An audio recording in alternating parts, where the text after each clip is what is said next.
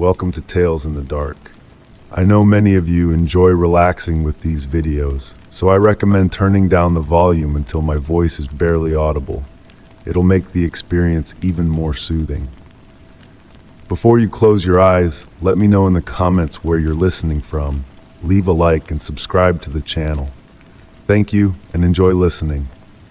Story 1, the house was old but solid. I had studied every inch of the floor plan before buying it. 2 bedrooms, 1 bath, a small attic. But as I was setting up my office, I found a door at the end of the hall that I couldn't remember seeing before. The wood looked newer than the rest of the house, as if it had been added recently. The air near it was cooler, carrying a faint scent of mildew and something metallic. My fingers hovered over the handle. I hadn't opened it, and yet it was unlocked. The door swung inward with a whisper, revealing darkness so complete it seemed to absorb the hallway light rather than be illuminated by it. I reached for a light switch, running my fingers along the unfamiliar wall. Nothing. My phone flashlight cut through the blackness, revealing plain white walls, bare wooden floorboards, and absolutely nothing else. Just an empty room roughly 10 feet square. No windows, no fixtures. No explanation for the cold that seemed to radiate from within. "This makes no sense," I muttered, stepping fully inside. My voice sounded wrong, somehow dampened. The echo I expected never arrived. I walked the perimeter, tapping the walls, looking for inconsistencies in the construction that might explain how this room existed when it hadn't been on any blueprint. I was almost back to the door when my light caught something on the floor near the center, a small dark spot on the otherwise unblemished wood. I knelt down and realized it was damp to the touch. Water. I brought my fingers to my nose. That metallic scent again, stronger now. I backed out quickly, pulling the door firmly shut behind me. My rational mind suggested a simple explanation. The previous owners had added the room and failed to update the plans. Nothing sinister about that. Still, something about it felt wrong. I decided to avoid it for the night and contact the real estate agent in the morning. Sleep eluded me. Every creak of the settling house brought me back to full alertness. Near dawn, I distinctly heard a sound like water dripping, rhythmic and persistent. I followed the noise down the hallway, stopping in front of the mystery door. The sound seemed to be coming from within. This time when I opened the door, my flashlight revealed the room was no longer empty. A wooden chair now sat in the center, directly above the dark spot I'd noticed earlier. The spot had grown, spreading outward in thin, branch-like patterns across the floor. I approached cautiously, circling the chair. It looked antique, hand-carved with intricate patterns along the back and legs. When I touched it, the wood felt warm, almost feverish, despite the chill permeating the room. The dripping sound continued, but I couldn't locate its source. Against my better judgment, I sat in the chair. The moment I did, the dripping stopped. The silence felt heavy, pressing against my ears until I could hear my own heartbeat. I closed my eyes, trying to calm my racing pulse, and when I opened them again, I noticed something I'd missed before. Words carved into the ceiling, barely visible in the beam of my flashlight. "Who are you?" I stumbled out of the chair and back into the hallway, slamming the door behind me. My hands trembled as I dialed the real estate agent's number.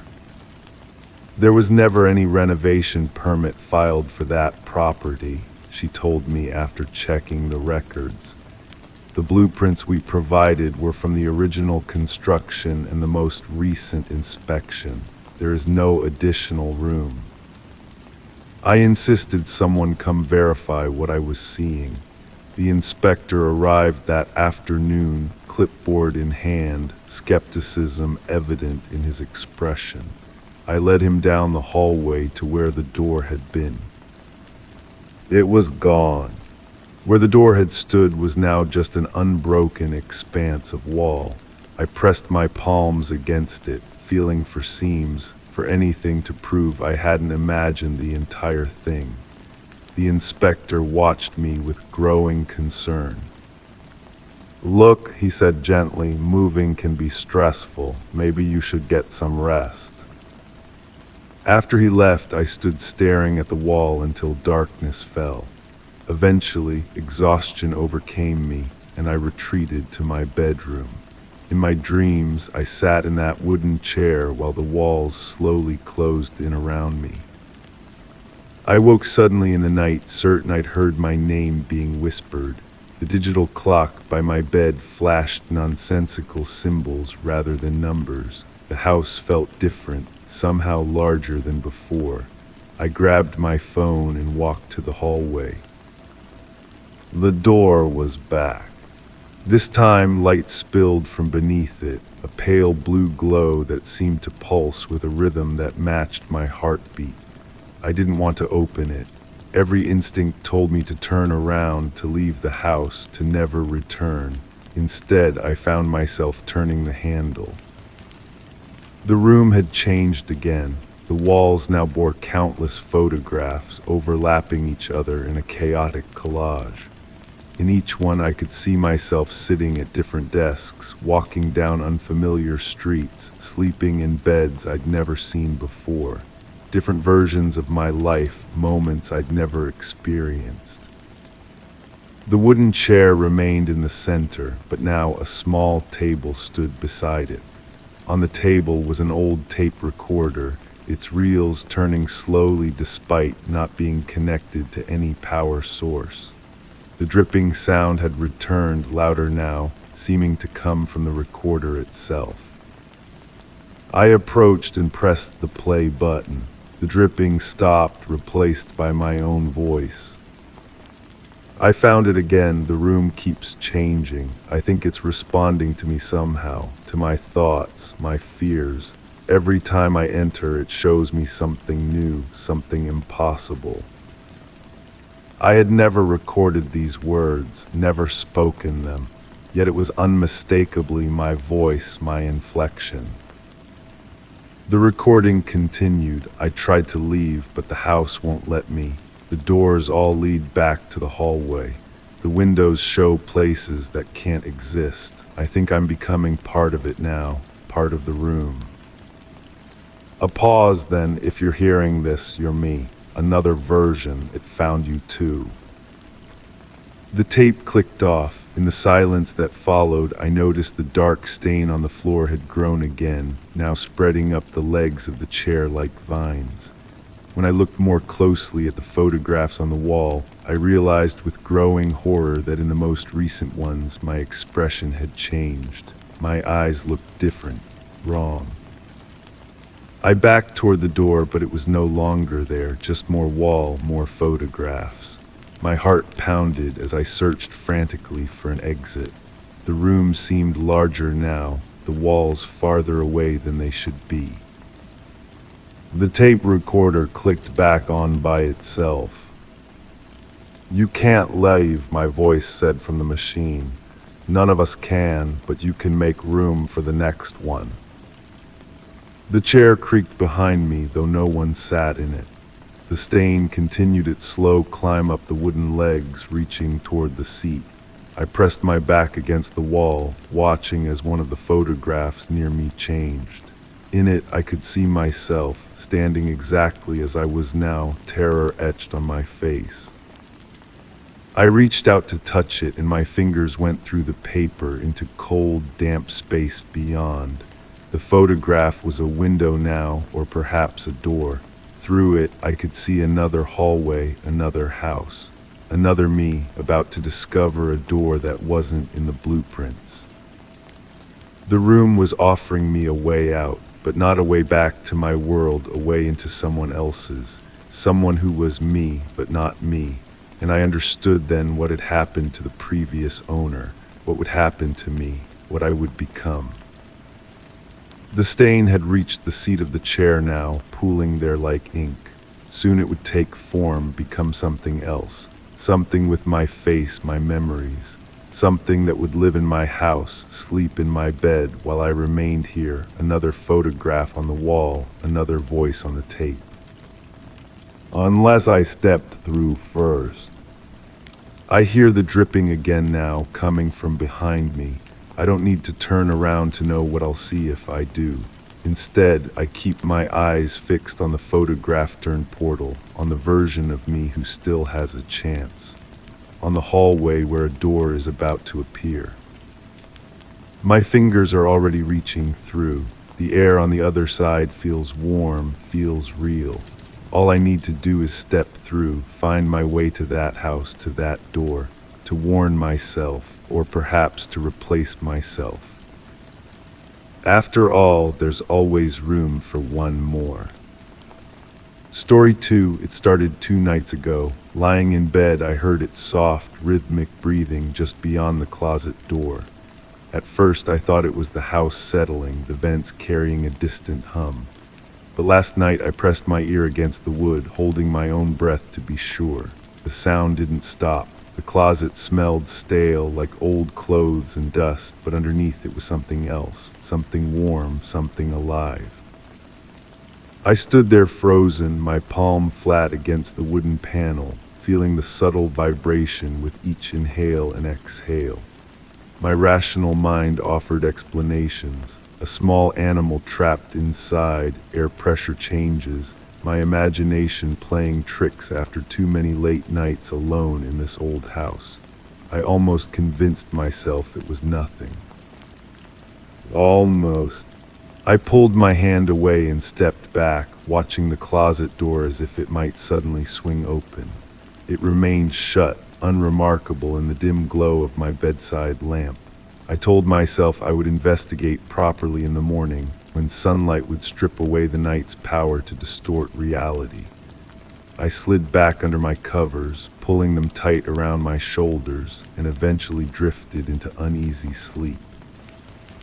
Morning came with its reassuring normalcy. Birdsong filtered through my curtains along with pale light. I approached the closet with confidence, swinging the door wide open. Clothes hung in neat rows. Shoes lined the floor. Nothing lurked in corners or behind hanging jackets. I ran my fingers along the back wall, knocked on the wooden panels, and searched for any gaps or hidden spaces. Nothing. I went about my day, working from my home office, answering emails, attending virtual meetings. The incident began to fade, becoming nothing more than an odd memory, a story I might tell someday about the tricks our minds play when darkness falls. Until that night. I was reading in bed when I heard it again. This time the breathing seemed deeper, more pronounced. I lowered my book and listened. The rhythm was unmistakable: inhale, pause, exhale, human-like, too human-like. I sat up, staring at the closet door across the room. "Hello," I called out, immediately feeling foolish. No one answered, but the breathing continued, uninterrupted, unaffected by my voice. I grabbed my phone, turned on its flashlight, and approached the closet. My hand trembled as I reached for the handle. The breathing grew louder as I drew closer, as if responding to my proximity. I pulled the door open quickly, phone raised high. Empty, just like the morning, only clothes and shoes and shadows. But the breathing continued, seeming to emanate from the back wall.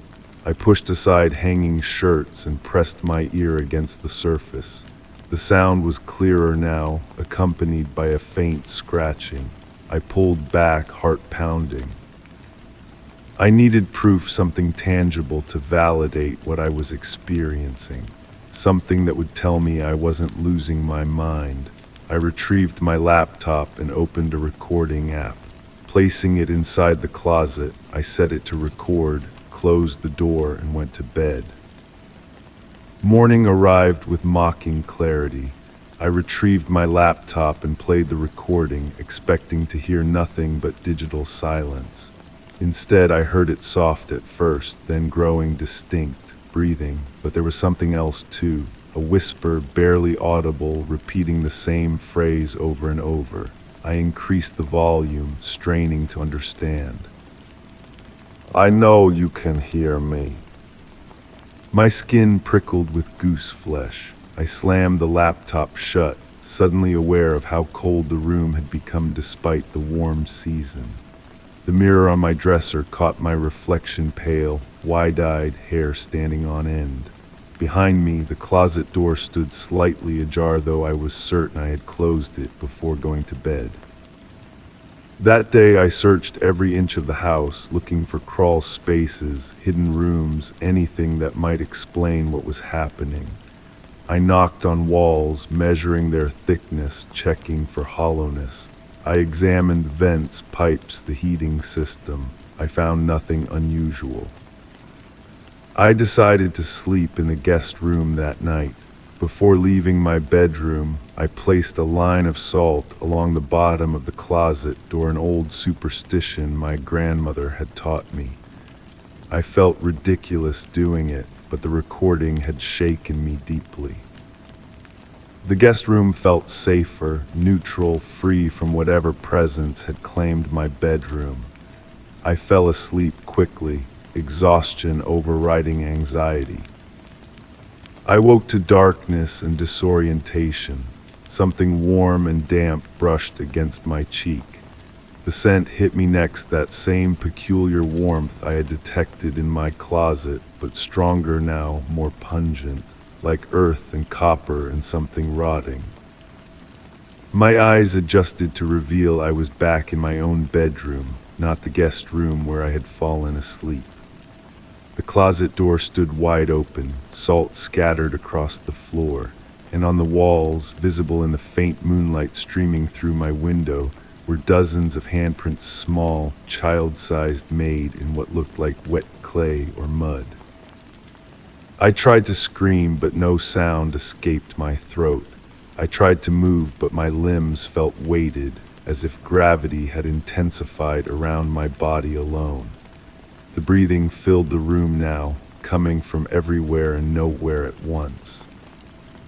Then a whisper directly in my ear. I know you can hear me. I know you can see me now. My paralysis broke suddenly. I scrambled out of bed, stumbling toward the door. The light switch didn't work when I flipped it frantically. I fumbled with the doorknob, but it wouldn't turn. Behind me, the breathing grew louder, closer. I pounded on the door, shouting for help, though I knew no one would hear me. The wood beneath my fists began to feel strange, softer, yielding, warm. I pulled my hands away in horror as the door's surface rippled like water. The ripples spread, moving across the walls, the ceiling, the floor. My bedroom was dissolving around me, revealing something else behind the reality I had known, a darker space filled with shadows that moved independently of any light source. In desperation, I grabbed my phone from the nightstand. The screen illuminated, showing dozens of missed calls from an unknown number. As I watched, a new call came through from that same number. My finger hovered over the answer button. The breathing synchronized with the pulsing ring. Something told me that answering would change everything, that there would be no going back. I rejected the call and instead opened the camera app, switching to video mode. If I couldn't escape, I would document. I would have proof. The camera showed my room normally, no rippling walls, no shadows. But as I turned it toward the closet, the image distorted. Digital artifacts blurred the screen before it went black. When the picture returned, it showed not my closet, but a tunnel stretching impossibly far back. And at its end, a figure stood watching, its features indistinct except for its smile, wide and unnatural. The figure began moving toward the camera, toward me. With each step, the breathing grew louder. With each step, reality seemed to bend further. I kept recording even as tears blurred my vision, even as my hands shook violently. Then my phone died, plunging me into darkness. I felt movement in the room, something circling me slowly. The air grew thick and difficult to breathe. The smell intensified earth and copper and rot. "What do you want?" I finally managed to ask. The whispering voice answered from right beside me, to be heard, to be seen.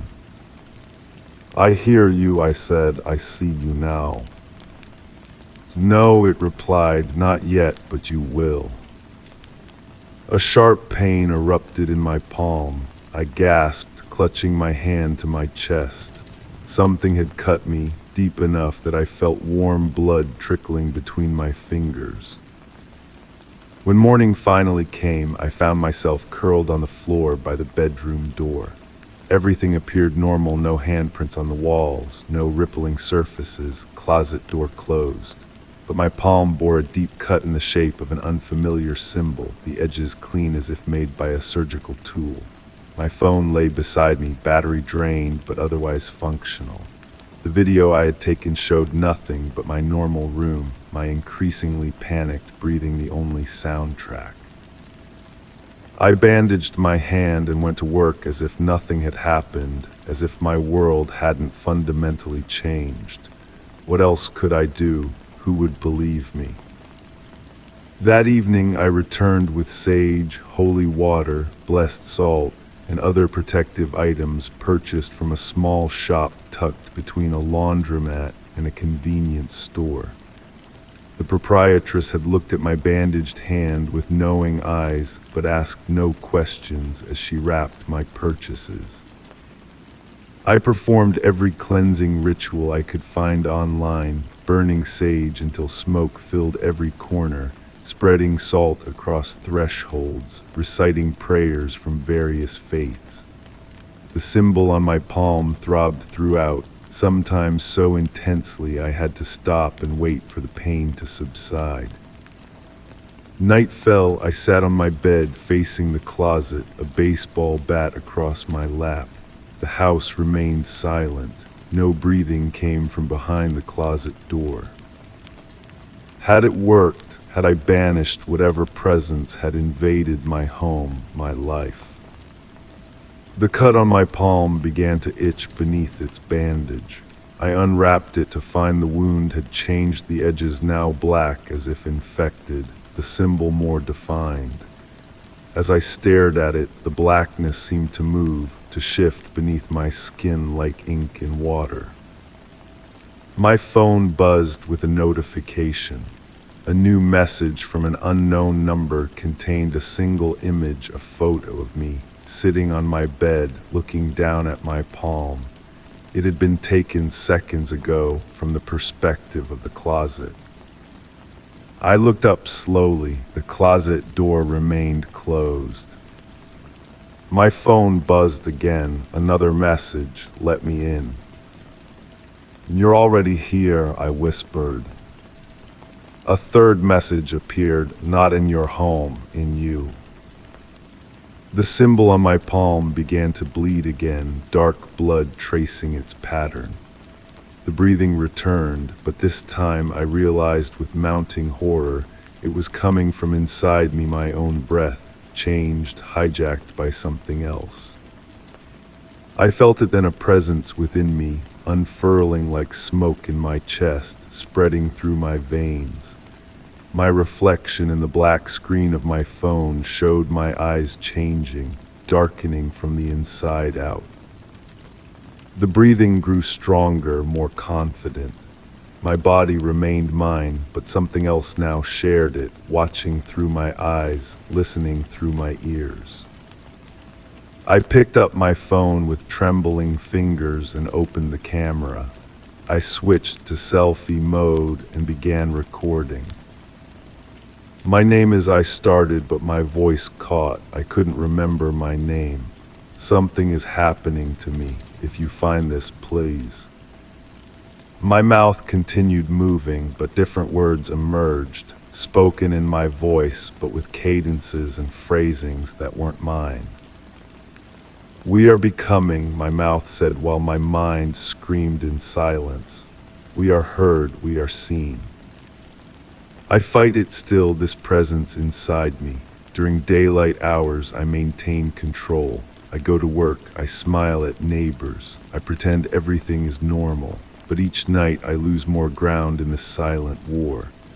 The symbol on my palm has begun to spread, thin black lines extending up my wrist, my arm, reaching toward my heart. I write this now as a warning, though I don't know who will read it or when. The breathing never stops anymore. It fills my ears constantly, my own breath transformed into something ancient and patient and hungry. Tonight I will make one last attempt to free myself. I've found references to a ritual that might help, might purge this thing from my body. I've gathered the necessary items, drawn the symbols on my floor. If you're reading this and the breathing starts in your closet, don't listen, don't record it, don't acknowledge it in any way. Because once you hear it, once you truly hear it, it knows you can see it too. And then it never leaves. Story 3, my backyard had always been small, a patch of grass, a weathered fence, the neighbor's dog barking through the gaps. But this morning when I stepped outside, the fence was gone. In its place stood a dense forest, trees stretching impossibly high, their twisted roots cracking through the pavement. The air smelled damp, thick with moss and something sharp, like burning leaves. I turned back toward my house, my pulse pounding. The door was still there, but the windows weren't. Where glass had been, now only rough bark grew, woven into the siding like it had always belonged there. I ran my fingers across it, cool, damp, alive. The texture shifted under my touch, little ripples moving away from my fingertips as if the house itself was breathing. I stepped back, trying to make sense of it. The neighbor's barking dog had fallen silent. In fact, I couldn't hear anything from the direction where houses should have been. Just the whisper of leaves and something else, a soft, continuous sound like rainfall, but wrong somehow. Too rhythmic, almost like breathing. "Hello," I called out, my voice sounding flat and muffled, as if the air itself was thicker. No one answered, not even an echo. I walked toward where my garden shed should have been, finding instead a narrow path winding between ferns taller than my head. The ground felt spongy beneath my shoes, giving way slightly with each step. I took out my phone, thinking to document this impossibility, but the screen showed only a swirling pattern of green and brown, pulsing gently. I tried to take a photo anyway, pressing the button repeatedly. Each click made the leaves around me shudder. The path curved deeper into the forest, and logic told me to stop, to go back inside, to call someone. But who would believe this? And the forest pulled at something inside me, a curiosity I couldn't ignore. I needed to understand what was happening, so I walked on, marking trees with my house key as I went, carving small notches to find my way back. The first time I noticed one of my marks disappearing, I thought I'd made a mistake. The second time I watched it happen, the bark flowing like liquid, sealing the wound I'd made. I tried again, cutting deeper, and the tree shuddered. A drop of something dark and viscous oozed from the cut. It smelled metallic, like blood. I wiped my fingers on my shirt, backing away, but something caught my ankle. A root had curled up through the soil, wrapping itself around my foot. When I yanked free, it retreated back into the ground, too quickly for any natural plant. My rational mind offered explanations, a dream, a hallucination, a breakdown, but my senses were too sharp, too vivid, the smell of decay and growth mingling, the distant sound of water that wasn't quite water, the weight of eyes I couldn't see. I decided to circle back toward my house, but no matter which direction I turned, the path seemed to lead deeper inward. Trees I didn't recognize loomed overhead, their branches creating patterns that almost resembled faces when viewed from certain angles. Their bark was textured with whorls that looked disturbingly like fingerprints. I found a clearing with a small pond at its center, its surface perfectly still despite the breeze that stirred the trees. I knelt beside it, thirsty now, but stopped before touching the water. My reflection was wrong, not dramatically subtle differences. My eyes looked darker, my mouth curved differently. When I tilted my head, my reflection moved a fraction slower. I backed away from the pond, heart racing, and bumped into something solid where nothing had been before. A stone structure stood in the center of the clearing, a rough column of stacked rocks that I was certain hadn't been there moments ago. Between two of the largest stones, something glinted. I reached for it, hesitated, then pulled it free. A key, old iron, heavy in my palm, not mine, yet somehow familiar. The forest seemed to hold its breath. The constant whispering of leaves paused. In that silence, I heard music faint, distorted, like an old record player. It came from deeper in the forest, ebbing and flowing on the edge of audibility. I followed it, clutching the key, no longer trying to mark my path. The forest floor became softer, damper, the air thick with spores that danced in shafts of green-tinted light. The music grew louder, resolving into a melody I recognized from childhood, a simple tune my mother used to hum while gardening. The path ended at a cottage that couldn't possibly exist. Small, wooden, with a thatched roof and smoke curling from a stone chimney. The door was weathered oak with an iron lock that matched my key perfectly. I stood before it, key in hand, knowing I should run, knowing this was wrong. The cottage waited, patient as the forest around it. I inserted the key. It turned with a click that resonated through my bones. The door swung inward, revealing darkness and the smell of old books, cinnamon, and something else, a scent from my own kitchen, my own home. Inside, everything was familiar yet wrong. Furniture I recognized from my house, but older, worn, adapted to this impossible space. Photos on the mantel showed faces that looked almost like my family, but with subtle differences, a scar that never existed, eyes a different color, smiles that didn't quite reach the eyes. On a table lay an open journal, the handwriting mine, but the content not detailed observations of a neighborhood, of families, of routines and habits, of weaknesses, of ways in.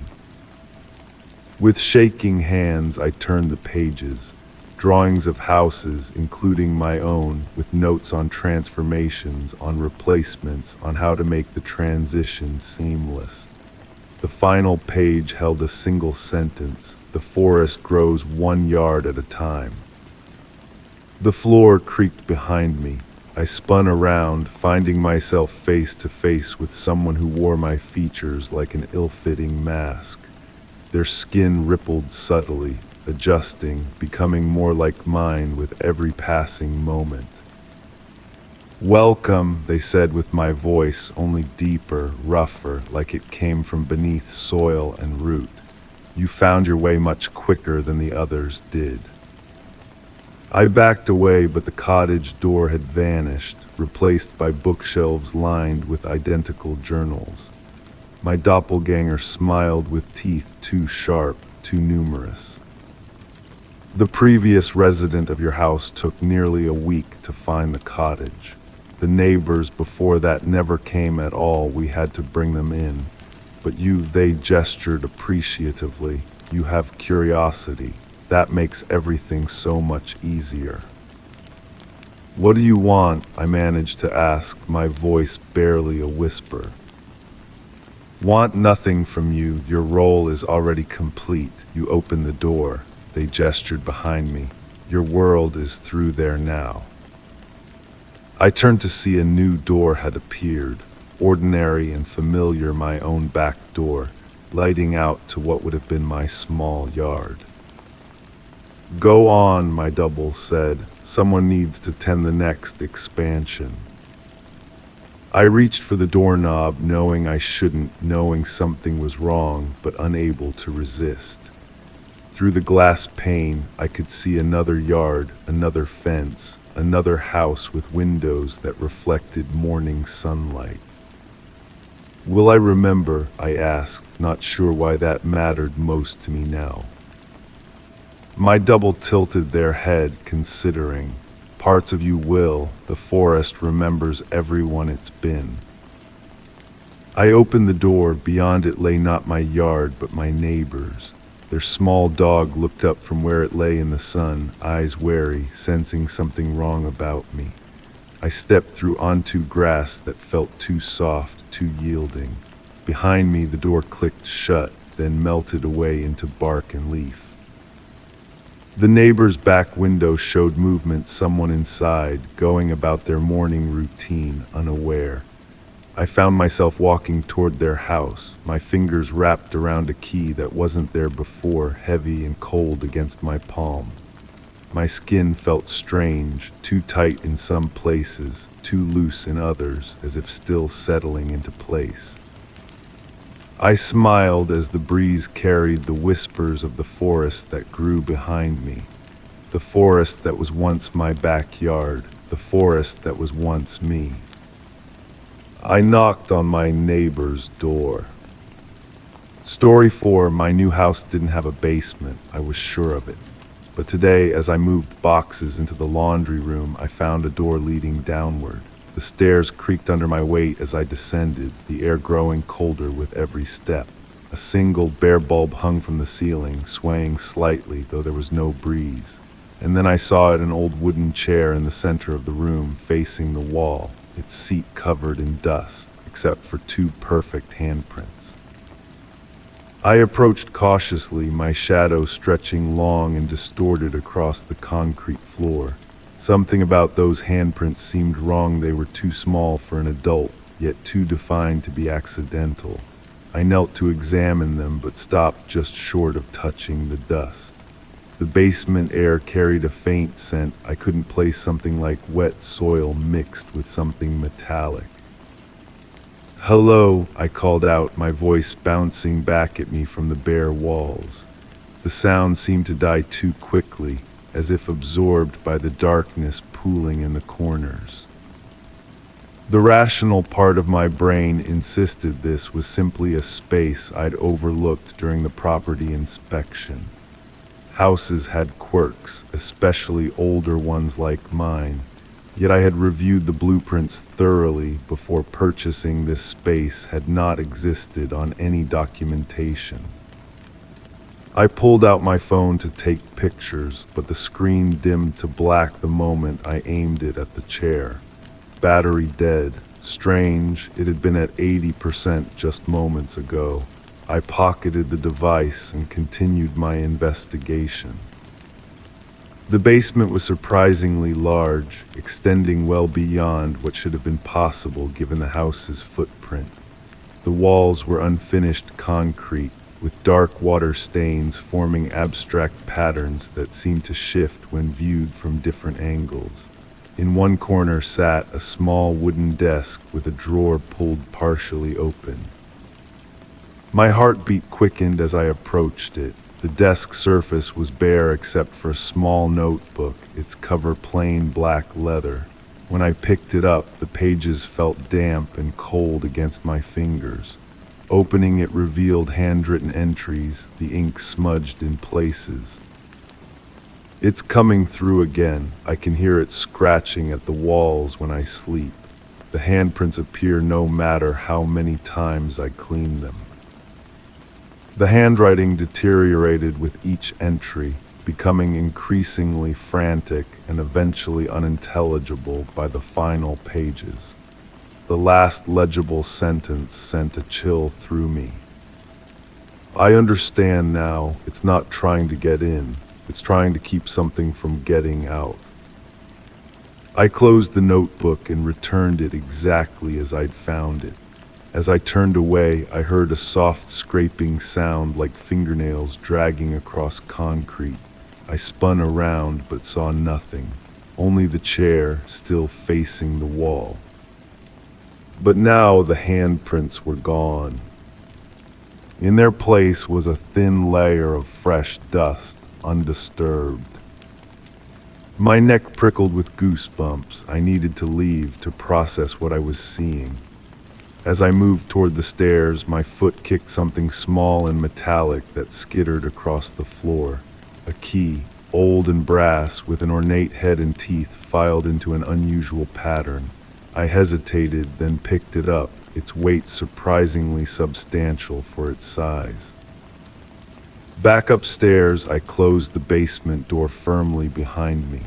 The familiar surroundings of my kitchen provided immediate comfort, bright light streaming through windows, the hum of the refrigerator, normality.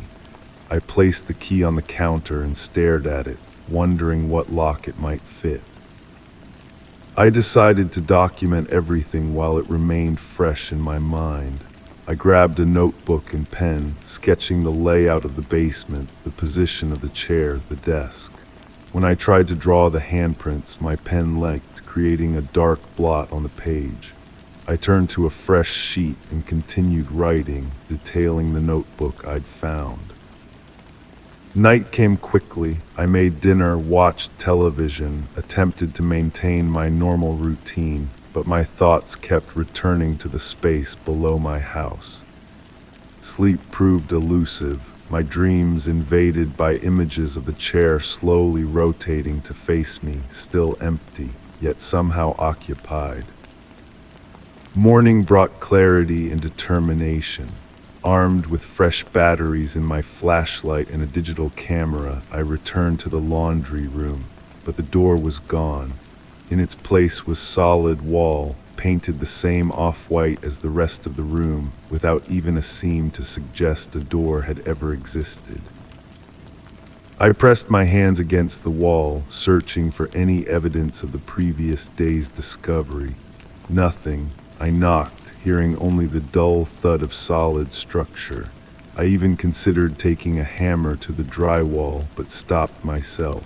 What would I tell someone if they asked why I was demolishing parts of my newly purchased home? Instead, I reviewed the pictures on my camera. They showed only blurry darkness, except for a partial image of the chair, but rotated 45 degrees from how I remembered it. The handprints now appeared on the backrest. Throughout the day, small anomalies began to accumulate. The kitchen faucet ran cold despite turning the hot water handle. Lights flickered momentarily when I entered rooms. The television turned itself on once, broadcasting only static, and beneath it all, barely perceptible, a constant low hum emanating from beneath my feet. That night I woke suddenly, drenched in sweat. The digital clock by my bed displayed only garbled segments. The humming had grown louder, now accompanied by a rhythmic tapping like someone gently knocking on a door, waiting to be invited in. My hand found the brass key on my nightstand. I'd carried it with me all day, its presence oddly reassuring. Now it felt warm, almost hot to the touch, vibrating slightly in sync with the tapping. I moved through the darkened house, following the sound to the kitchen. The refrigerator door stood open, casting rectangular light across the floor. I didn't remember leaving it that way. As I approached to close it, I noticed something on the linoleum, two small, damp footprints leading away from the appliance and toward the laundry room. The basement door had returned, now situated on the kitchen wall where my calendar had hung. It stood partially open, revealing only darkness beyond. The tapping stopped the moment I spotted it. Logic dictated I should call someone, the police, a friend, anyone. Instead, I found myself moving forward, key in hand, drawn toward the threshold by a compulsion I couldn't name. The door swung wider as I approached, though no hand pushed it. The basement beyond was transformed. The concrete walls now displayed intricate patterns, symbols, and letters from no alphabet I recognized, drawn in what looked like charcoal. The chair remained central, but now faced the bottom of the stairs directly. Behind it stood the desk, its surface now covered with candles, their flames perfectly still despite the cold draft flowing through the room. And there, carved into the floor around the chair, was a perfect circle filled with more symbols, their edges gleaming wetly in the candlelight. I noticed a keyhole on the back of the chair, right between where the shoulder blades of a seated person would rest. The brass key grew hotter in my palm, nearly burning my skin. A voice whispered from the darkest corner, "You found it, we knew you would." I spun toward the sound, but saw only my own reflection in a mirror I hadn't noticed before, except my reflection moved independently, its lips forming words mine didn't. "Every house needs a keeper," my reflection said, its voice somehow both mine and not mine. "The previous one served well, but all terms expire eventually." I backed toward the stairs, but they were gone, replaced by solid wall. The basement had become a sealed chamber. "The contract is simple," the reflection continued, gesturing toward the chair. "Sit, turn the key, maintain the boundary. In exchange, the house will provide everything you desire." "What boundary?" I managed to ask. My reflection smiled a stretched, unnatural expression. Between what is and what wants to be, between them and us, reality needs maintenance like any structure. Weak spots must be reinforced. The chair began to rotate slowly, revealing its seat now clean of dust. The handprints had moved to the armrests, perfectly positioned for someone sitting. "Why me?" I asked. "You chose this house," my reflection answered simply. "The house chose you back."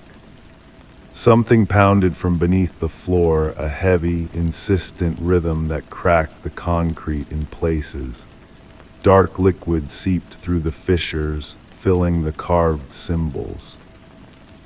The key in my hand burned brighter, my skin beginning to blister around it, yet I couldn't release it. "The choice remains yours," my reflection said, its form now wavering like heat distortion. "But a choice must be made. Doors opened require keepers, or else what waits beyond will find its way through." The pounding intensified. Cracks spread across the walls and ceiling. The symbols on the floor glowed with internal light. I approached the chair, my body moving with a certainty my mind didn't share. The key aligned perfectly with the lock in the chair's back. Everything in me screamed to run, to wake up, to reject this impossible scenario.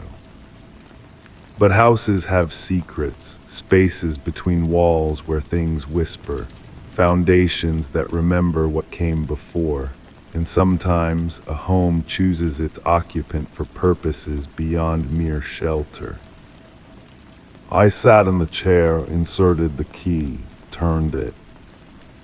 The basement door reappeared the next day, exactly where it had always been, in the laundry room.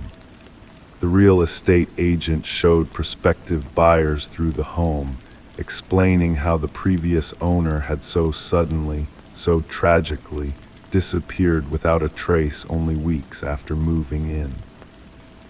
"The basement," she said, responding to a couple's inquiry. "This house doesn't have one, never did, according to the blueprints." But as they moved into the kitchen, the wife noticed something odd on the counter, a small brass key with an ornate head. When she picked it up, she swore it felt warm, almost like it had been recently held. And somewhere beneath the foundation, something continued to wait. Story 5, the house had been empty for years before I moved in. Every door had been stiff, rusted from neglect, except for one. The guest room door was pristine, its brass handle polished as if someone had used it recently. I turned the knob, expecting it to swing open. It didn't. It was locked from the inside. The air smelled faintly of old flowers and something else, something damp, like breath against my ear.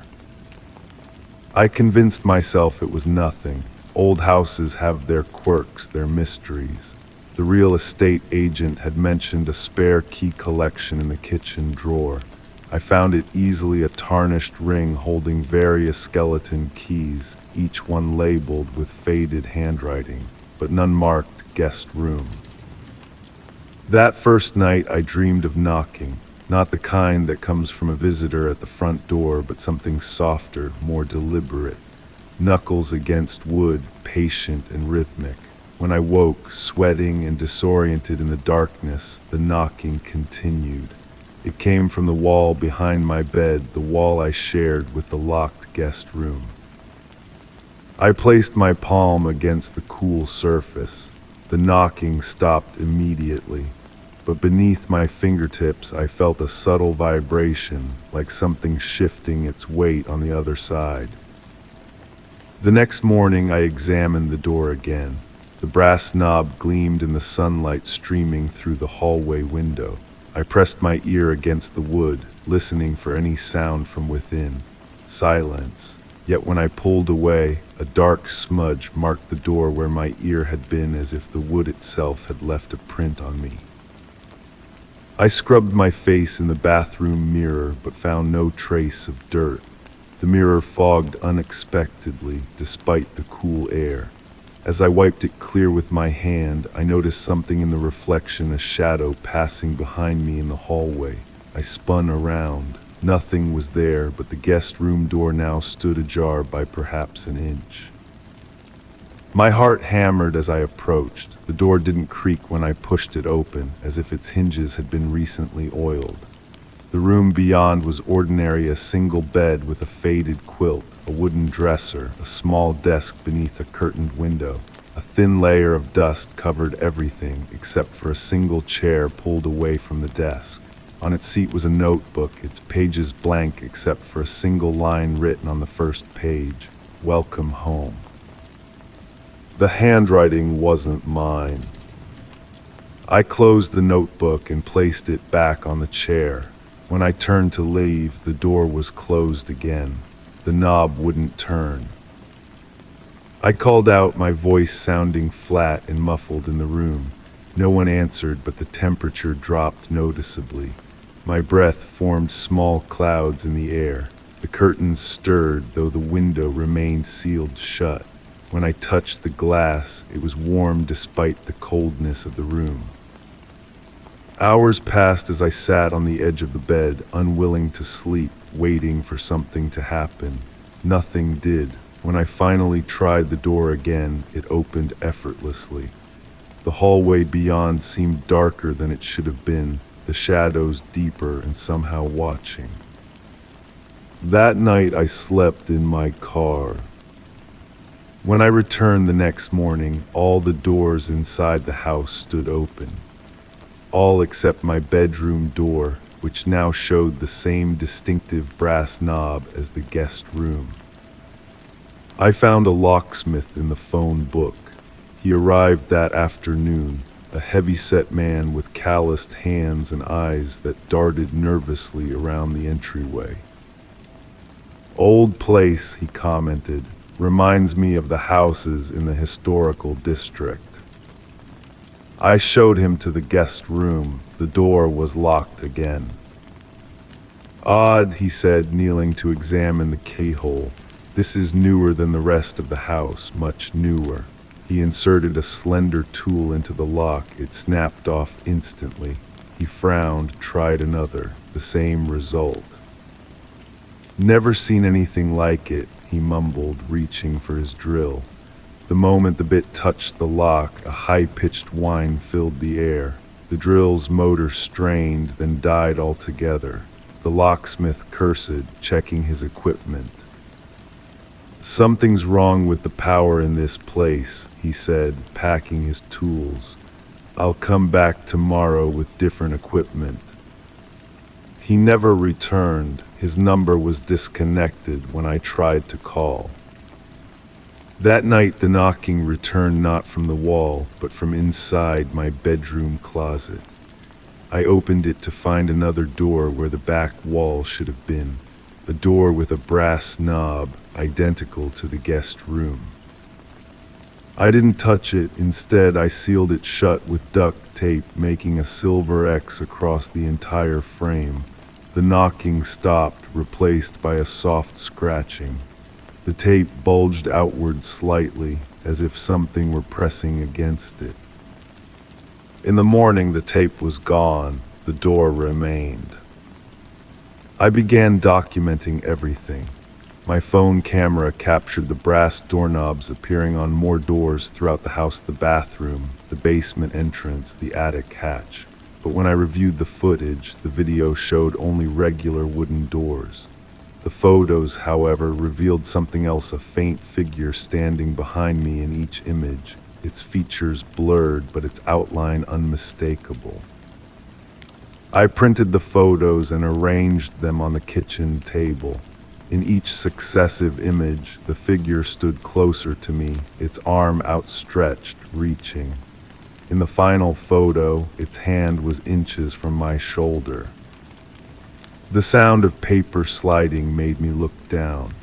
The photos were rearranging themselves, edges touching to form a larger image, a face composed of shadows and light, with eyes that seemed to follow me as I backed away. I ran for the front door. It wouldn't open. None of them would. Every exit now bore the same brass knob, warm to the touch like something alive. I broke a window with a chair. The glass shattered inward, the fragments dissolving into dust before they hit the floor. Beyond the window frame was not my front yard, but another room identical to the guest room, where a figure sat at the desk, writing in a notebook. It turned toward the broken window, its face hidden in shadow, and beckoned to me. I retreated to the kitchen. The photos were gone. In their place was the notebook from the guest room, open to a new page. The handwriting filled line after line, describing everything I had done since entering the house. The final lines described me standing in the kitchen, reading these very words, my hands trembling. I slammed the book shut and threw it across the room. It hit the wall and fell open, its pages now blank except for a single sentence: "The house remembers you." Water began seeping from beneath the guest room door, spreading across the hardwood floor, soaking into the carpet. Not water ink. Black and thick, it carried the faint scent of flowers and earth. Where it touched the walls, words appeared, scrawling themselves in an urgent hand. Names, dates, fragments of stories about previous residents. My name appeared among them, though I had never told the house who I was. I found myself drawn to the guest room door once more. This time there was a key in the lock. My fingers closed around it before I could stop myself. It turned easily. Inside, the room had changed. The single bed was now a canopy style, the quilt replaced with silk sheets. The dresser was taller, its mirror clouded with age. The desk remained, but now it faced the door instead of the window. The chair was occupied. A figure sat with its back to me, writing furiously in a notebook. It didn't turn when I entered, didn't acknowledge me at all. I approached slowly, the floorboards silent beneath my feet. I reached for its shoulder. My hand passed through empty air. The figure vanished, but the notebook remained, the pen still moving across the page by itself. I read the words as they appeared. I am not alone in this house. I hear something moving behind the walls. It watches me through the keyholes. It has taken my keys. The doors that should open don't. The doors that should be locked stand open. I found a notebook in the guest room today. The first page welcomed me home, though I've never lived here before, or have I? The memories feel just beyond my reach, like a word on the tip of my tongue. The house knows me, and I'm beginning to think I know the house. The handwriting was mine. I backed away, bumping into the desk chair. It toppled over with a crash that seemed to shake the entire house. The walls vibrated, plaster dust raining down. The floor shifted beneath my feet. The guest room door slammed shut. The walls began to bleed that same black ink, flowing upward now, defying gravity. The ceiling darkened with spreading stains shaped like hands reaching downward. I pressed myself against the wall, feeling it give slightly under my weight, soft like flesh. The room was breathing. I was inside something alive. The house had swallowed me. The notebook on the desk flipped to a new page. Words appeared. You've always been here. Memories flooded back, not of my life before the house, but of cycles spent within it. I had been the writer, the watcher. I had been the presence behind the walls, the knocking in the night. I had welcomed others, watched them, written their stories as they discovered the truth. Then I had become the discovered once more, forgetting everything until the cycle renewed. The room shrank around me, the walls pressing closer, not to crush me but to embrace me. The floor softened. I began to sink into it, not with terror but with a strange recognition. I was returning to the house, becoming part of it again. The notebook floated before me as I descended, its pages turning rapidly, showing me glimpses of what would come. A new resident, a locked door, a brass knob that never tarnished, a knocking from within the walls. My story wasn't ending, it was beginning again. I would be the guest now, waiting in the room that locks from the inside. I would be the writer of the welcome note for whoever came next. I would be the breath against their ear, the reflection behind them, the hand reaching through photographs. As the floor closed over me, my last thought wasn't of escape, but of anticipation. The cycle had turned once more. The house would remember even when I forgot.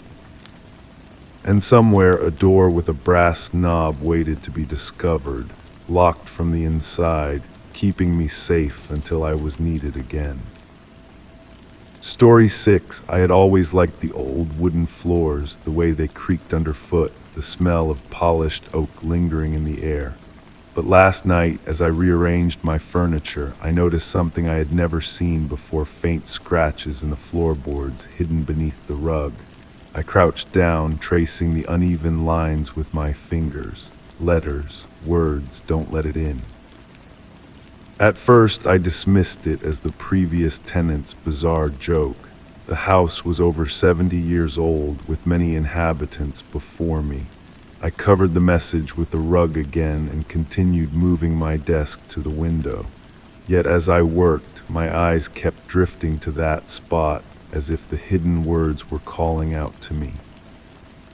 That night, the autumn wind whispered through the gaps in my window frames. I lay in bed, trying to ignore the subtle draft that seemed to circle my room. Sleep came eventually, but it brought strange dreams of scratching sounds and walls that breathed. I woke to darkness, disoriented, convinced I heard something moving across my floor, the soft slide of fabric against wood. Morning light erased my nocturnal fears. I made coffee, laughed at my imagination, and decided to examine the scratched message more carefully. Pulling back the rug, I found the warning exactly as before: don't let it in, but now I noticed faint additional marks extending beneath my bookshelf. Curiosity overtook caution. I emptied the shelf, sliding it away from the wall, revealing more scratched text. It whispers from the mirrors first, then comes through. A chill traced my spine despite the warm sunlight streaming through the windows. I took photos with my phone, ran my fingers over the grooves, confirming they were carved into the wood, not drawn with ink or paint. The cuts were deep, made with determination. I became obsessed with documenting the messages. I found more scattered throughout the house: under the bathroom sink, cover all reflective surfaces, behind the refrigerator, It learns your voice before speaking. Inside my bedroom closet, never answer when it calls your name. Each discovery deepened my unease. I started a journal, sketching the location of each message, copying the text precisely, noting the depth of the scratches and their apparent age. The wood had darkened in the grooves. These warnings were old. My research yielded nothing about the house's history that explained the messages. No tragic deaths, no reports of mental illness among previous owners. The property records showed only ordinary families living ordinary lives. The first anomaly happened while I was washing dishes. The water running over my hands suddenly felt wrong, too thick, too warm. When I looked down, it appeared normal, but the sensation remained. I shut off the tap and dried my trembling hands.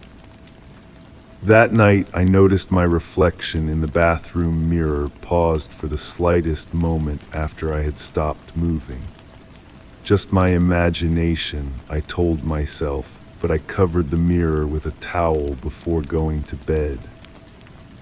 I began recording the sounds in my house, leaving my phone running while I slept or went to work. Most recordings captured nothing unusual: house settling noises, distant traffic, the refrigerator humming.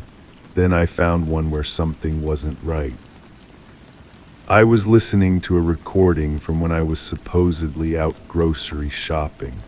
About 20 minutes in, there was the unmistakable sound of footsteps moving across my wooden floor, followed by the creak of my office chair. There was a sound like breathing, then silence for nearly an hour. I checked my security system. No entries or exits recorded during that time. I was definitely not home. My sleep deteriorated. I would jolt awake to the sensation of weight shifting on my mattress or fingers lightly touching my shoulder. When I turned on the light, I was always alone. The next message appeared without explanation. I had checked every inch of my bedroom floor the previous evening, but when I woke and stepped out of bed, there it was: fresh scratches in the previously unmarked wood. It's learning to become you. I photographed it immediately, my hands shaking so badly the image blurred. This wasn't some decades-old warning. This had happened while I slept. I installed more cameras, motion sensors, even scattered flour on parts of the floor to capture footprints. Nothing triggered the cameras. The motion sensors remained silent. The flour showed only my own tracks. Yet the phenomena increased. Electronics malfunction in specific patterns, my television turning on to static at random intervals, my phone displaying text messages that disappeared when I tried to read them. The house developed cold spots that moved from room to room. I began carrying a notebook everywhere, documenting every anomaly. The temperature changes, the sounds with no source, the peripheral movements just beyond my field of vision. I filled pages with increasingly frantic notes, convinced that understanding the pattern would somehow protect me. Then came the whispering. It started from my bathroom drain, faint sounds like distant conversation. I pressed my ear against the cold porcelain, straining to hear. The words were indistinct but somehow familiar, as if someone were calling me from far away. I plugged the drain. The whispering moved to my air vents. I covered the vents. It came from inside my walls. One night, half asleep, I distinctly heard my own voice call my name from the hallway. I froze, heart thundering in my chest. It called again, a perfect mimicry of how I sound when I'm trying to get someone's attention. "Is anyone there?" my voice asked from beyond my bedroom door. I stayed silent, remembering the warning. never answer when it calls your name. My doorknob turned slowly, then stopped. Whatever waited outside lacked either the strength or permission to enter. After what felt like hours, I heard retreating footsteps. The next morning, a new message was scratched into my kitchen counter. You're learning the rules. Good. I considered fleeing, abandoning the house and everything in it, but something told me it wouldn't matter. The scratches mentioned nothing about the entity being bound to this place. What if it had already attached itself to me? My documentation became more methodical. I mapped the house, marking every location where phenomena occurred, noting the time and nature of each incident. A pattern emerged. The manifestations were growing stronger, but also more confined. They clustered around reflective surfaces and thresholds, mirrors, windows, doorways. I covered every mirror, blocked every reflective surface. The phenomena subsided briefly, then adapted. The whispers now came from my own possessions, books, dishes, clothing. Objects would be warm to the touch for no reason. My journal pages turned overnight with certain words circled in pencil. Last night things escalated. I was writing in my journal when my pen began to move differently. My handwriting subtly changed, becoming angular and unfamiliar. I watched, paralyzed, as my hand wrote words I wasn't composing. Let me in. I can protect you from what's really coming. I dropped the pen, backing away. The room temperature plummeted. My breath clouded the air. Every light in the house brightened to blinding intensity, then went dark. In the sudden blackness, I felt a presence standing directly behind me, cold breath against my neck. A hand, almost identical to a human one but wrong in subtle ways, appeared over my shoulder, reaching toward my face. I didn't move, didn't breathe, remembered another scratched message. It can't touch you unless invited. The presence remained, its hand suspended inches from my skin. We stayed locked in the standoff until dawn broke, sending pale light through my curtains. The presence receded, but I felt its lingering attention. Today I found the final message, scratched into the wooden headboard of my bed while I was in the shower. I'm patient. Everyone lets it in eventually. I understand now. The original warnings weren't left by previous tenants. They were left by me, or will be left by me for myself. This cycle has happened before, will happen again. Whatever watches me is playing a long game. It whispers promises one moment, threats the next. It wears my voice like a borrowed coat. It's been here before I arrived and will remain after I'm gone. I continue documenting everything. Someday, when this entity finds its way in, and I fear it will, perhaps another version of me will find these warnings. Perhaps that version will be stronger, smarter, more capable of resistance. For now, I keep all reflections covered. I speak to no one who calls from another room. I never invite anyone in after dark. And every night before sleeping, I trace my fingers over the first message I found, reminding myself of the most important rule. Don't let it in. Story 7, I found the old radio at a flea market, its wooden frame smooth under layers of dust. It shouldn't have worked, but when I turned the dial, static filled the air. And then voices, familiar voices, my mother laughing softly. My own voice answering a question I couldn't quite make out. The scent of burning dust curled around me as the voices faded, replaced by silence. The radio clicked off on its own. The vendor hadn't noticed my reaction.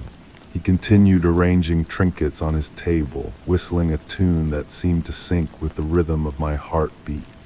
When I asked about the radio's origins, he simply shrugged, mentioning something about an estate sale, never looking directly at me.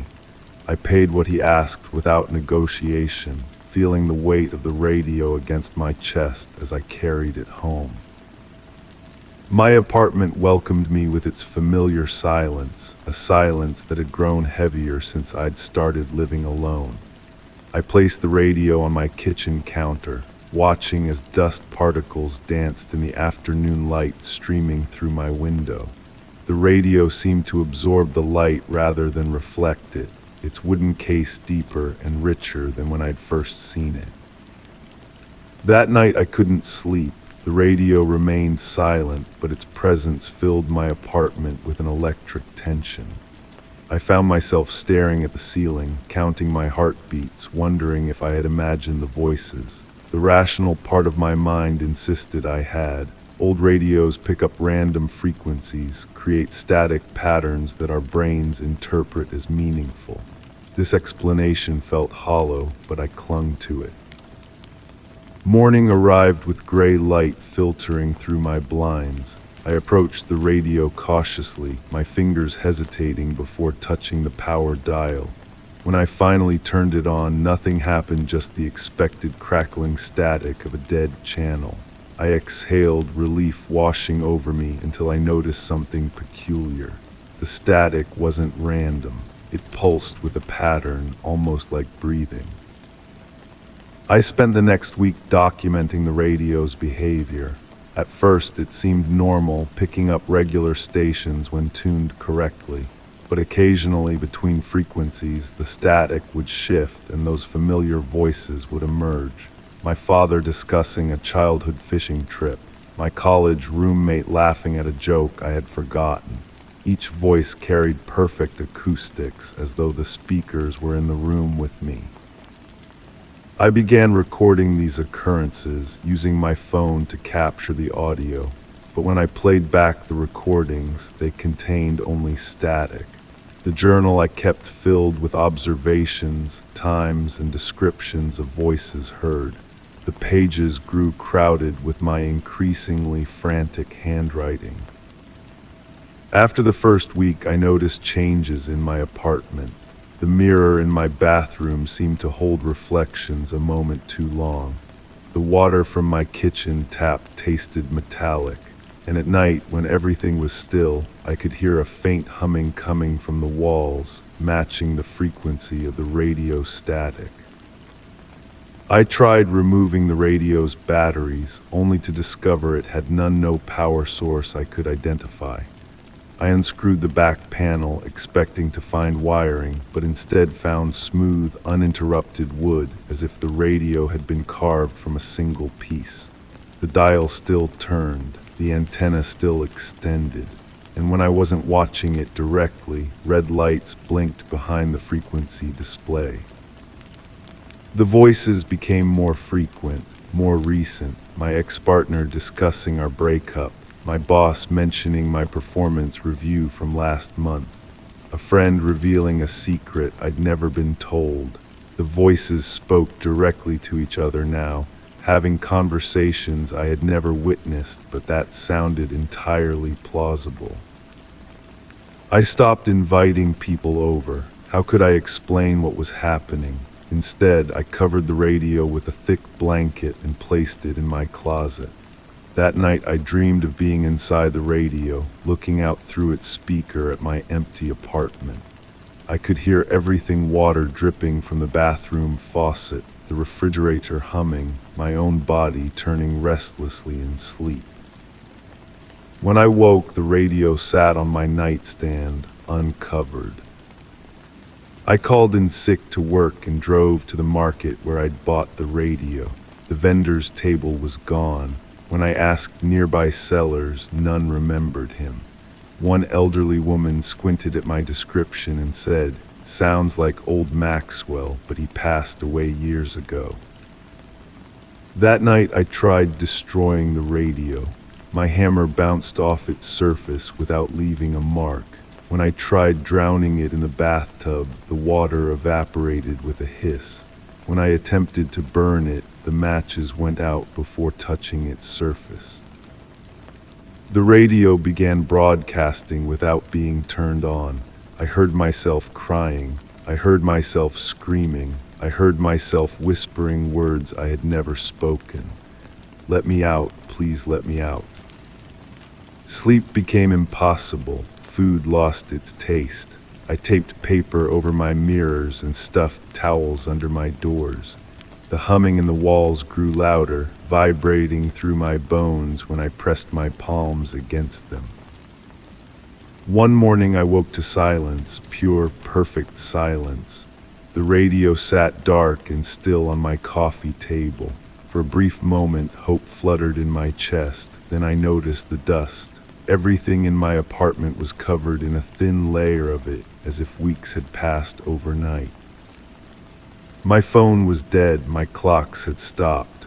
Outside my window, the world continued, oblivious to whatever was happening inside my walls. I touched the radio gently, feeling its surface warm beneath my fingertips. It clicked on by itself, the dial turning slowly to an empty frequency. Static filled the room, but underneath it I could hear a new voice, my voice from now, describing everything as it happened. "I'm touching the radio," the voice said as my fingers traced the wooden edge. "I'm pulling my hand back," it continued as I did exactly that. My words broadcast a second before I could think them. I grabbed my journal and wrote frantically, "Help me." The radio voice narrated my actions, emotionless and precise. I'm writing in my journal. The pen is pressing too hard. The page is tearing. That night, or what felt like night in the timeless space my apartment had become, I had a moment of clarity. I sat before the radio and spoke directly to it. "What do you want from me?" The static cleared, and through the speaker came a voice, my voice, but older, wearier. "Recognition," it said, "acknowledgement." "Of what?" I whispered. "That we're the same," the voice replied. "That time isn't what you think." The radio fell silent, but the air around me felt charged, waiting. I looked down at my hands and noticed something I hadn't before, a splinter embedded in my index finger, dark and sharp. The same finger I had cut on the radio's wooden edge when I first picked it up at the market. I pulled the splinter out and watched as a drop of blood welled up, dark against my skin. Without thinking, I pressed my bleeding finger against the radio's surface. The wood absorbed the blood like thirsty soil taking water. The radio warmed, glowing faintly from within. The static cleared completely, and I heard my own breathing, perfectly synchronized with the sound coming from the speaker. My reflection appeared on the polished wooden surface of the radio, but it wasn't quite right. The eyes were mine, but held memories I didn't recognize. The mouth moved with words I hadn't formed yet. "We've always been connected," my reflection said. "From the moment you found me, from the moment I found you." I understood then in a way that transcended explanation. The radio hadn't been broadcasting from elsewhere. It had been broadcasting from within memories, fears, futures, all contained in its wooden frame and in my mind simultaneously. I still have the radio. It sits silent now, watching. Sometimes when I'm alone, I press my ear against it and hear a heartbeat matching my own. The voices have stopped, or perhaps they've simply become so integrated with my thoughts that I can no longer distinguish them. My journal entries continue, though I'm no longer certain whose hand writes them. The world outside my apartment exists at a distance, as if viewed through thick glass. People speak to me and I respond, but part of me remains attuned to frequencies they cannot hear. At night, I dream of wooden rooms with knobs for doors and dials for windows. I dream of static snowstorms and voices calling across vast distances. I wake with splinters in my fingertips and the taste of dust on my tongue. The radio needs no power source. It never did. We feed each other now, the radio and I, exchanging signals across the barrier between object and observer, past and future, reality and perception. If you find an old wooden radio at a market, its surface smooth beneath layers of dust, walk away. But know this: somewhere, someone is listening to your voice through a speaker, hearing words you haven't spoken yet. And somewhere I'm still sitting in my apartment, turning a dial, trying to find a frequency where the static finally makes sense. Story 8. I had placed the mirror across from my bed, just a simple antique I'd picked up from a second-hand store. It was heavy, the frame carved with delicate patterns of vines and leaves. Last night, as I reached to turn off the lamp, my breath caught in my throat. My reflection wasn't there. The mirror showed my room, my bed, my walls, but it was empty. And then, just as I blinked, something moved in the reflection. At first, I convinced myself it was exhaustion playing tricks on my mind. I rubbed my eyes, looked again, and saw myself staring back, tired, confused, but definitely there. A momentary glitch in perception, nothing more. I turned off the light and drifted into an uneasy sleep. Morning came with a sense of relief. Dreams and shadows belonged to the night, and daylight brought rationality. I avoided looking at the mirror as I dressed, though I couldn't explain why. It was only when I reached for my coffee mug that I noticed something wrong with my hand. The movements in the mirror didn't perfectly match my own. A split-second delay, barely perceptible. I raised my arm quickly, and my reflection followed a breath too late. I stepped closer, watching my face in the glass. My reflection blinked when I didn't. "Just my imagination," I whispered, but the lips in the mirror remained still as the words left my mouth. I backed away, heart pounding against my ribs. The reflection matched my movement, but something about its eyes seemed wrong, vacant, yet somehow observant. I forced myself to look away, grabbing my keys and leaving without breakfast. Work provided a welcome distraction, though I found myself avoiding reflective surfaces, computer screens, windows, the polished metal of the elevator doors. Each glimpse of my distorted image sent a cold sensation crawling up my spine. That evening, I returned to find the air in my apartment different, heavier, with a subtle scent like damp soil and something metallic. The mirror seemed to dominate the room now, though it hadn't moved an inch. I approached it cautiously, watching as my reflection did the same. Everything seemed normal until I noticed my reflection's shirt. The color was slightly darker than the one I wore. I raised my hand to touch the glass, and my reflection did too, but its fingers stopped just short of meeting mine.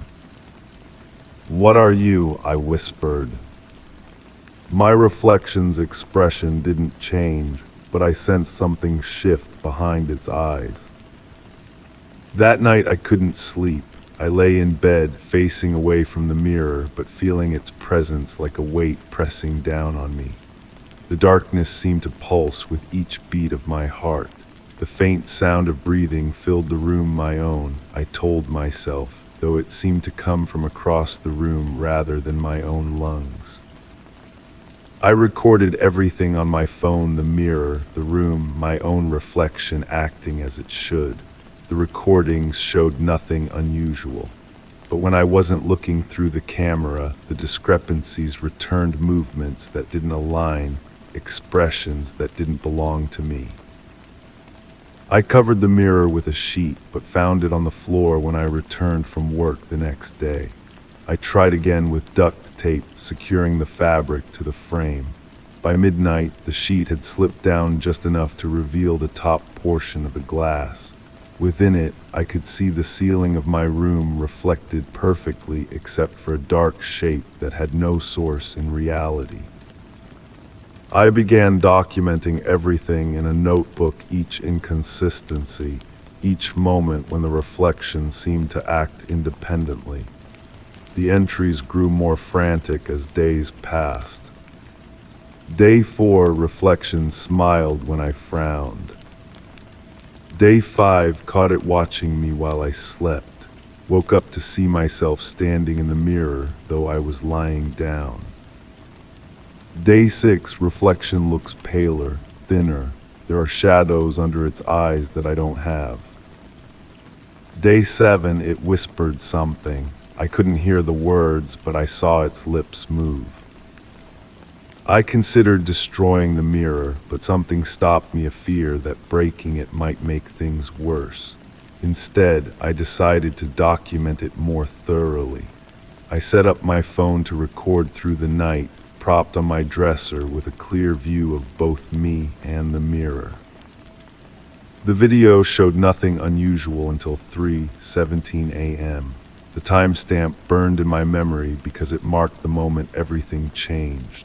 On the recording, I lay still in my bed, sleeping.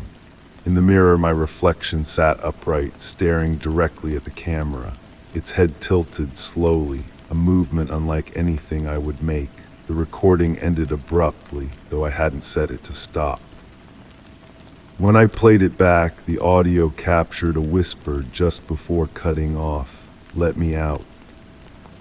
I tried to leave the apartment that day, packing a bag, determined to never return.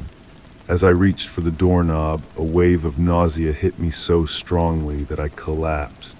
Each step away from the mirror seemed to pull something essential from my body. After the third attempt ended with me vomiting blood, I accepted that I couldn't leave. The mirror had bound itself to me somehow. My reflection continued to change. Its skin grew pallid, eyes sunken into dark circles. When I moved, it followed with jerky, unnatural motions, as if it had forgotten how a human body should work. Sometimes, when I walked past, it would remain still, watching me move through the room. I stopped sleeping. Each time I drifted off, I'd wake to find myself standing before the mirror without remembering how I got there. My hands would be pressed against the glass, and for brief moments, I could swear I felt something pressing back, something cold and damp. The smell in the apartment grew stronger, earth and metal and something rotting. It seemed to emanate from the mirror itself. I stuffed towels under my door to keep my neighbors from complaining. One night, delirious from lack of sleep, I found myself drawn to the mirror again. My reflection stood waiting, but now it looked almost nothing like me. Its skin had taken on a grayish hue, its eyes black from edge to edge. When it moved its hand, I felt my own arm rise in response. We had switched places. It was controlling me now. Panic surged through me as I tried to pull away, but my body wouldn't respond. I stood there, paralyzed, as my reflection smiled, a wide, unnatural stretch of lips that revealed too many teeth. "Thank you for the invitation," it said, my mouth moving with its words, "for seeing me when no one else would." With tremendous effort, I managed to move my fingers just slightly, but enough to know I hadn't lost all control. My reflection noticed and frowned. It pressed its hand against the glass from its side, and pain shot through my chest like fire. "Don't fight," it whispered. "The transfer has already begun." In desperation, I focused all my remaining strength into my right arm. While the thing in the mirror was distracted by my fingers, I managed to wrench my arm up and strike the glass. The mirror rocked on its wall, hanging, but didn't fall. My reflection's face contorted with rage, and suddenly I could move again, but only to mirror its actions. We were locked in a strange dance, each mimicking the other, neither fully in control. When it stepped back, I stepped back. When I moved forward, it moved forward. We circled the room this way, looking for advantage. I felt something changing inside me, a coldness spreading from my center outward, as if my internal organs were slowly freezing. The thing in the mirror was trying to take more than my reflection. It wanted to hollow me out completely. In our strange orbital dance, I managed to bring us near my bedside table. My reflection couldn't see what lay on its version of the table, a heavy bronze bookend I'd placed there days ago, when I still had moments of freedom. With a sudden movement that caught us both by surprise, I grabbed it and hurled it at the mirror. The glass cracked, not shattered, but split into a web of fractures that distorted the image within. My reflection screamed, a sound that came from both its mouth and mine. The pain was excruciating, as if the cracks had formed in my own body rather than the glass. Through the fractured surface, I saw my reflection still moving, but now it looked broken too, its body splitting along the same lines as the mirror, black fluid seeping from the cracks in its skin. It pressed against the glass from its side, its distorted face pleading. "We are connected now," it hissed. "Break me completely, and you break something in yourself." I fell to my knees, feeling as fractured as the glass looked. The coldness inside me receded slightly, but I could still feel the thing's presence diminished but not gone. The mirror continued to hang on the wall, cracked but intact, and within it, my broken reflection watched me with hatred. Days have passed since then. I still can't leave the apartment. The mirror remains cracked, and through its splintered surface, I sometimes catch glimpses of my reflection moving independently. I've learned to live with limited motion. Certain movements cause pain now, as if the fractures in the glass have mapped themselves onto my nervous system. Sometimes I wake to find new scratches on my skin that match the pattern of cracks in the glass. Other times, I notice the fractures in the mirror have shifted slightly, forming new patterns overnight. I know it's still there, waiting. I know we're still connected. The strangest part is that I've started to miss seeing my true reflection. I catch myself wondering what I really look like now. Has my appearance changed to match what I see in the broken mirror, or is the corruption only internal? I write this as a warning. Be careful what you invite into your life. Some things once seen cannot be unseen. Some connections once formed cannot be broken. And if you ever find a mirror that shows an empty room when it should show you, run. Run before it notices you noticing it. Run before something steps into your place. Because I didn't run, and now I'm never alone. Even as I write these words, I can feel it watching through the fractured glass, waiting for the cracks to heal, waiting for another chance to step through. From its side to mine. Story 9. I came home late, tossing my keys onto the counter, already thinking about sleep. But as I stepped into the hallway, I froze. A figure stood at the end of the corridor. My height, my build, my clothes, the air smelled of my own shampoo, my own cologne. I took a step closer, so did he. And when I spoke, his mouth moved, but no sound came out. At first, I assumed it was exhaustion playing tricks on my mind. Working late shifts at the research facility had been wearing me down. I blinked hard, expecting the apparition to vanish. It didn't. Instead, it tilted its head slightly, mirroring my confusion with unsettling precision. "Who are you?" I asked, my voice barely above a whisper. The figure's lips formed the exact same words, yet remained silent, a perfect mimicry of my movements. I raised my hand. It raised its hand. I stepped back. It stepped back. That night I slept with my bedroom door locked, convincing myself I had experienced a stress-induced hallucination.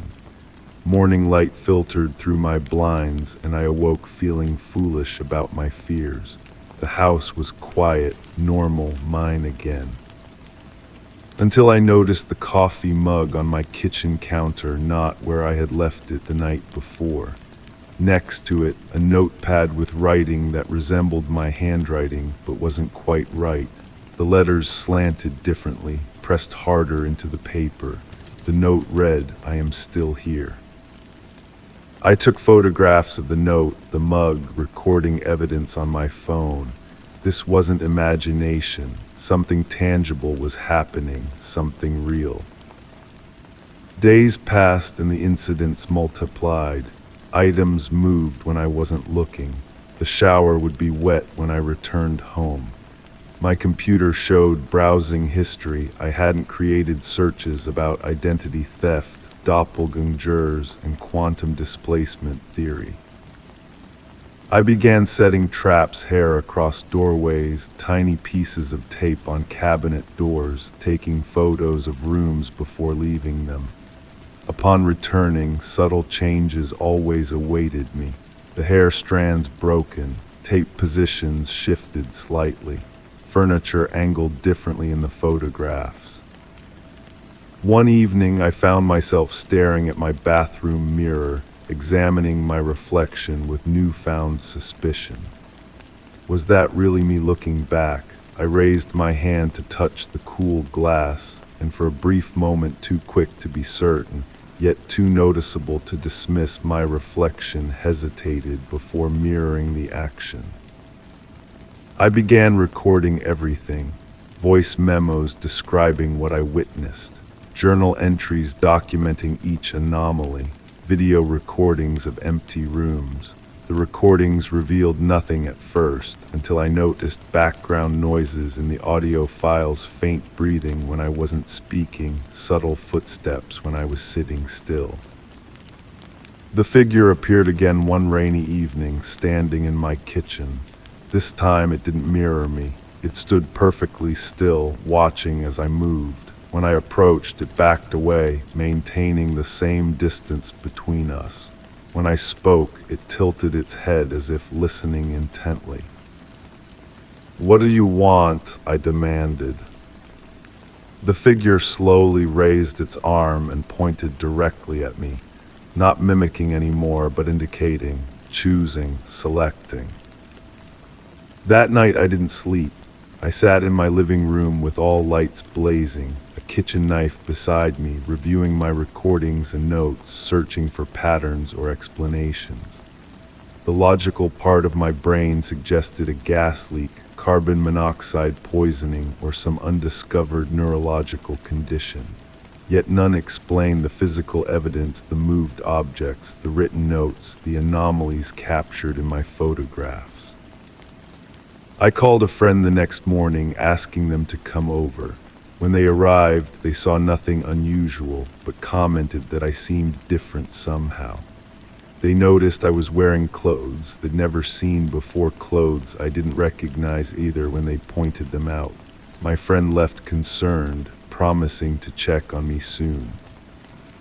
After they departed, I rushed to my closet and found items I didn't remember purchasing, similar to my style but slightly off.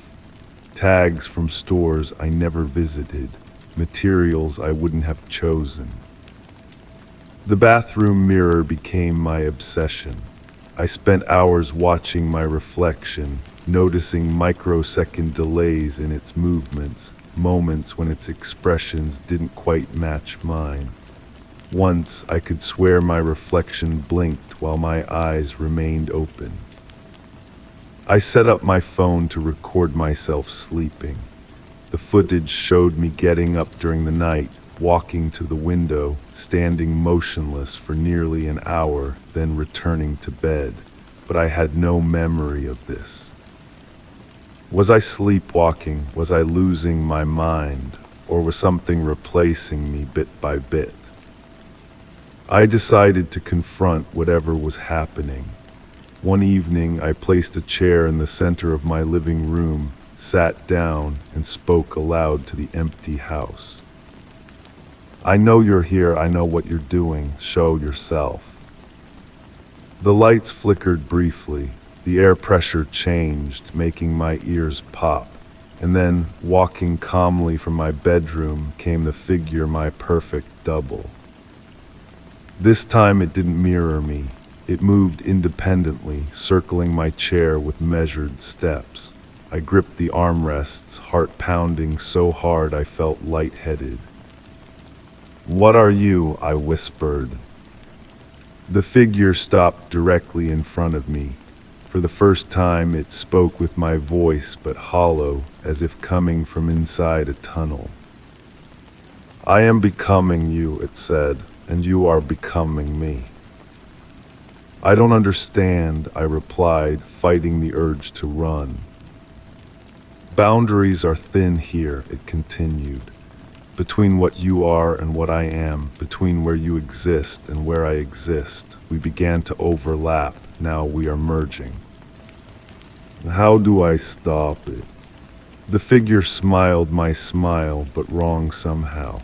"You already tried the experiments at your facility, the tests you conducted. You opened something that cannot be closed." My mind raced to my work at the research facility. We had been conducting experiments on quantum entanglement, theoretical models of parallel realities, nothing that could cause this, nothing real. The figure stepped closer, its features becoming slightly blurred as if not fully solid. Every choice creates branches, every decision splits reality.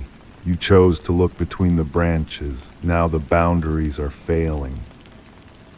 I stood up suddenly, backing away. "You're not real, this isn't possible." "Check your phone," the figure said. With trembling hands, I took out my phone and opened the photo gallery. There were hundreds of pictures. I didn't remember taking selfies in places I'd never been, with people I didn't recognize.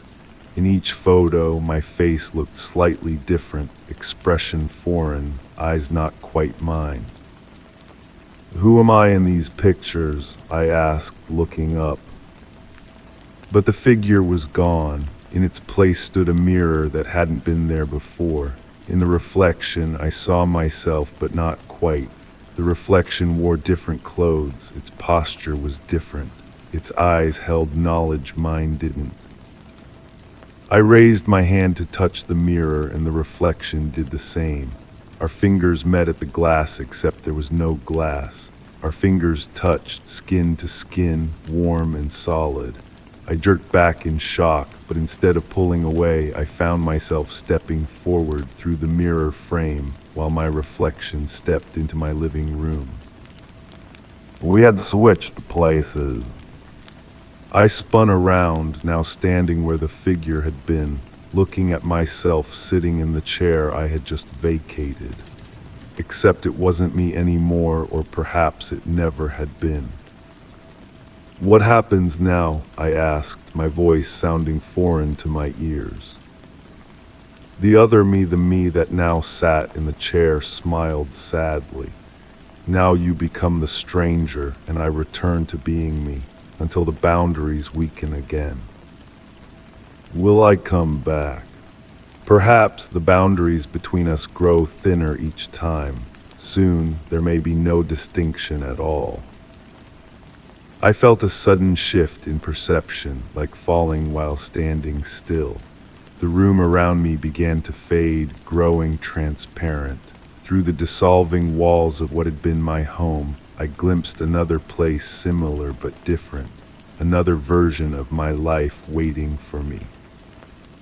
As this reality faded and a new one solidified around me, I understood what had happened. I hadn't been haunted by a doppelganger. I had been experiencing the collision of parallel versions of myself, bleeding through weakened barriers between realities.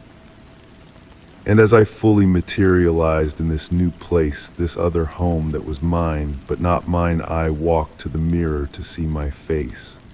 It was mine, yet somehow different. I raised my hand. The reflection matched perfectly. For now, I took out my phone and began recording. "This is day one," I said to the camera. "I need to document everything before it happens again." Because somewhere in another reality just adjacent to this one, another version of me was doing exactly the same thing. Waiting, watching, preparing for when the stranger who looked like me would return. And deep down, I wondered if I was truly the original, or if I had always been the stranger.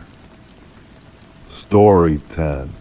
Amidst a sudden downpour on a tranquil night, I ventured outside to retrieve my umbrella and came upon a trail of muddy footprints leading away from my doorstep. The rain fell steadily, its rhythm on the pavement creating a soothing white noise that veiled the usual evening sounds. The damp air carried a mysterious presence, an unspoken visitor whose silent passage left me both curious and uneasy. Standing beneath the porch light, I observed as water droplets slowly erased the outlines of each footprint, turning them into soft, indistinct shapes against the wet concrete. The footprints, not quite matching any of my own shoes, yet strangely familiar, seemed to have been made with deliberate care, each step purposeful. What intrigued me the most was how they shimmered faintly in the dim light, as if holding fragments of reflected moonlight within them. Compelled by an inexplicable curiosity, I followed the trail, my own footsteps whispering against the wet ground, accompanied by the gentle patter of rain on my coat. The air carried the rich scent of wet earth, intertwined with a faint, sweet fragrance reminiscent of old books and dried flowers. The footprints led me through my garden with unusual precision, weaving between plants without disturbing a single stem or leaf. Droplets clung to leaves and petals like delicate pearls, and the night-blooming jasmine released its ethereal perfume into the misty air. Continuing along the trail, I noticed a peculiar phenomenon with the raindrops falling around the footprints. They appeared to hesitate for a fraction of a second before touching the ground, creating tiny, fleeting spheres of suspended water. The effect was subtle, almost imperceptible, enhancing the mysterious aura surrounding the footprints. The path guided me to a small clearing where the footprints formed a perfect circle, as if their creator had stood turning slowly in place. Within this circle, the grass seemed different, almost silvered, and each blade appeared to sway in an unseen breeze. Kneeling down, I touched the ethereal grass, feeling a gentle vibration that seemed to hum through my fingertips. The raindrops within the circle sang a subtle melody as they fell, adding to the enchantment of the moment. As I rose, the footprints continued beyond the circle, now lighter and barely discernible against the dark earth, as if their maker was gradually fading away. The sweet, strange scent intensified, mingling with the rain-soaked air, instilling a sense of tranquility within me. Following the fainter trail led me to the ancient oak tree at the edge of my property, its branches outstretched like protective arms. The footprints ended at the base of the oak, or perhaps they continued up its trunk, blending with the natural patterns of the bark in the dim light and rain. Placing my hand against the wet bark, I felt a subtle vibration, akin to a sleeping heart beating in slow motion. Water cascaded down the trunk, forming patterns that almost resembled written words before dissolving into the rain. In that moment, the atmosphere shifted, charged with a gentle electricity akin to the anticipation before a rainbow emerges.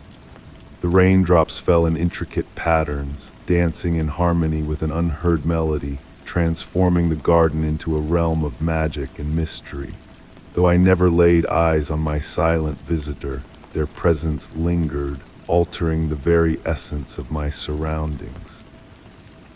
Even upon returning indoors, the echoes of their passage remained in the air, and the sweet, strange scent clung to my clothes for days, a reminder of the mystical encounter. On quiet, rainy nights, I find myself drawn outside, hoping to discover new footprints weaving through my garden.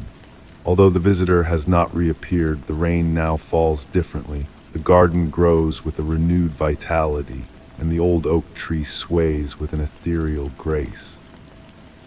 The silent visitor left behind more than footprints. They left a gentle mystery that unfolds with each raindrop. As I pen these thoughts by lamplight, another storm on the horizon, I ponder if the visitor didn't just pass through, but instead left a part of themselves intertwined with this place. Sometimes, as I drift to sleep to the soft patter of rain, I swear I hear distant footsteps moving in sync with the raindrops, as if the visitor still wanders through the garden, leaving only their ethereal presence behind. Story 11. While sorting through forgotten treasures tucked away in the shadows of my dwelling, I stumbled upon a locked compartment nestled within an ancient writing desk. With a touch of determination, the drawer yielded to my efforts, revealing a meticulously folded note resting inside. The paper, aged and delicate, bore the traces of time in its yellowed hue, while the graceful script inscribed upon it hinted at a concealed narrative from the house's bygone days. A subtle aroma of cedar and faded ink wafted from the note, weaving a spell of intrigue around me, beckoning me to explore its secrets. As I gingerly unfurled the fragile parchment, a soft susurration, like the whisper of aged memories, filled the hushed chamber. Evening's dwindling light filtered through lace curtains, casting ethereal shadows that pirouetted across the weathered surface of the desk. An atmosphere pregnant with anticipation enveloped the room, yet bore a tranquil quality akin to the serene moments preceding a gentle rainfall. The note commenced with a date hearkening back to a distant era, penned in a flowing hand that evoked a sense of nostalgia. "My dearest friend," it began, "I must unburden my heart of a long-held secret." Each sentence drew me deeper into its enigmatic tale, the author recounting a series of enigmatic occurrences within those very walls, phantom footfalls echoing through empty corridors, objects shifting of their own volition, and most peculiarly, fresh blooms materializing in a specific vase under the light of each full moon. I found myself sinking into the embrace of my chair, captivated by the unfolding narrative. The writer divulged the existence of a hidden chamber concealed somewhere within the house, veiled behind walls privy to myriad clandestine truths. Within this clandestine space lay not riches of gold or jewels, but treasures more profound, a repository of memories frozen in time. The grandfather clock's soft ticking provided a steady cadence as I delved further into the missive, its pendulum's hypnotic swing lulling me deeper into the writer's tale.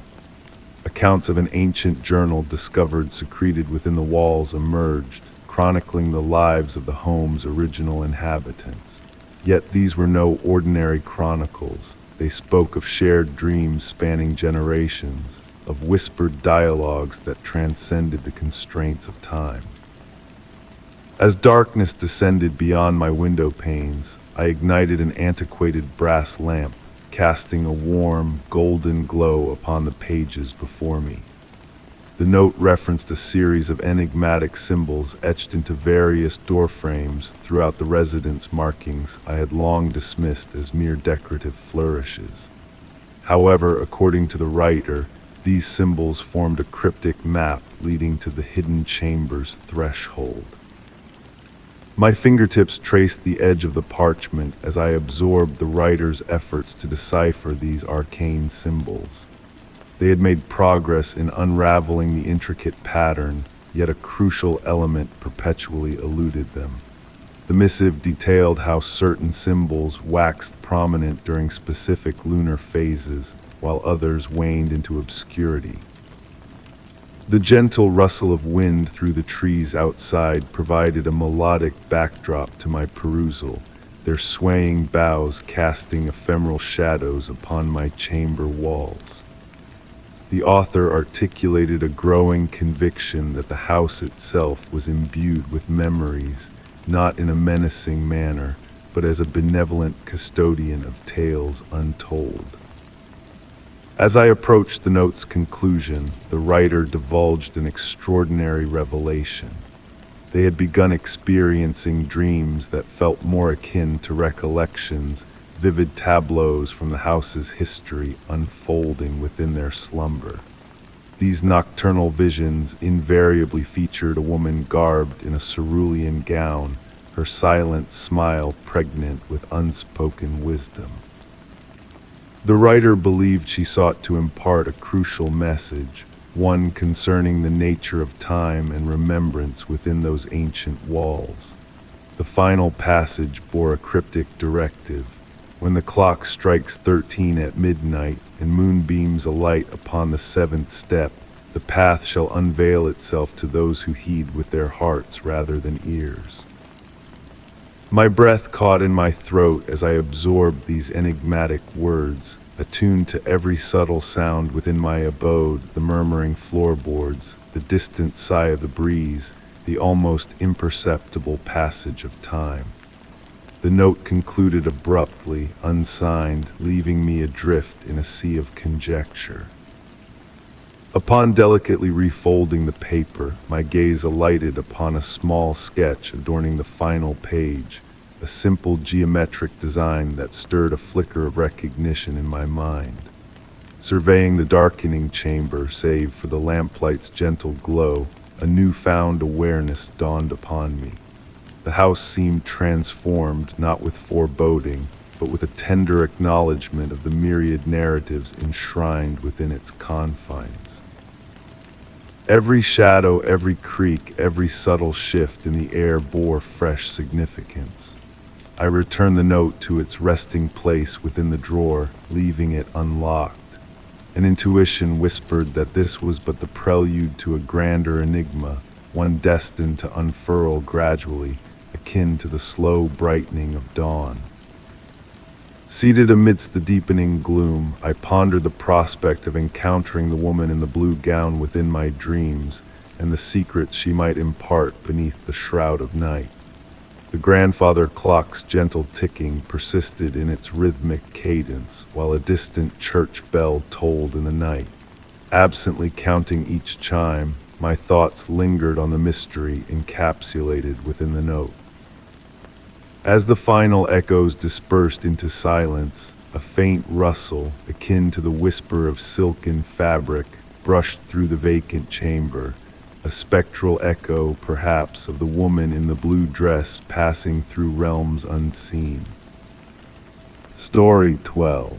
As I sifted through the forgotten treasures tucked away in my attic, a faded photograph caught my eye, nestled within a weathered album. The image depicted a bygone era, its essence seeming to shift subtly as I held it in my hands. A delicate fragrance of aged roses and yellowed parchment enveloped me, sparking a sense of intrigue. Were the figures frozen in time within the picture whispering a tale long forgotten, waiting to be unraveled?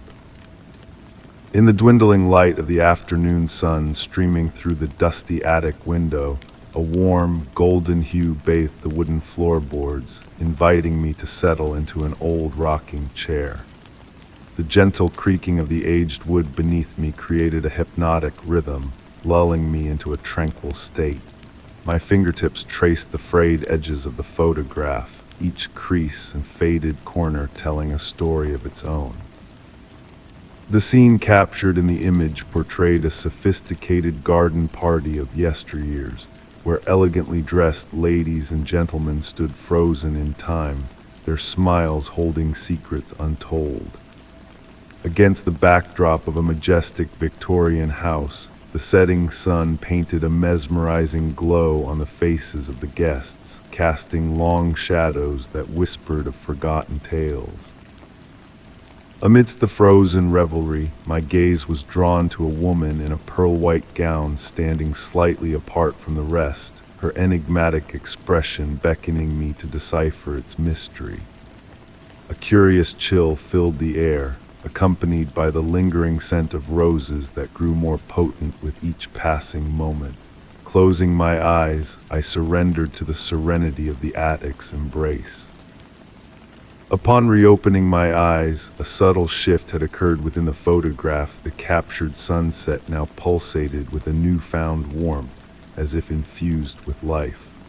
The woman in the pearl-white dress seemed to have moved, her outstretched hand reaching towards an unseen horizon beyond the frame. Enthralled by the unfolding enigma, I delved deeper into the captivating image. The ambient sounds transformed around me, blending the rocking chair's creak with distant melodies reminiscent of vintage gramophones. The scent of roses mingled with notes of Earl Grey tea and the aroma of freshly baked pastries, evoking a sense of nostalgia that transcended time.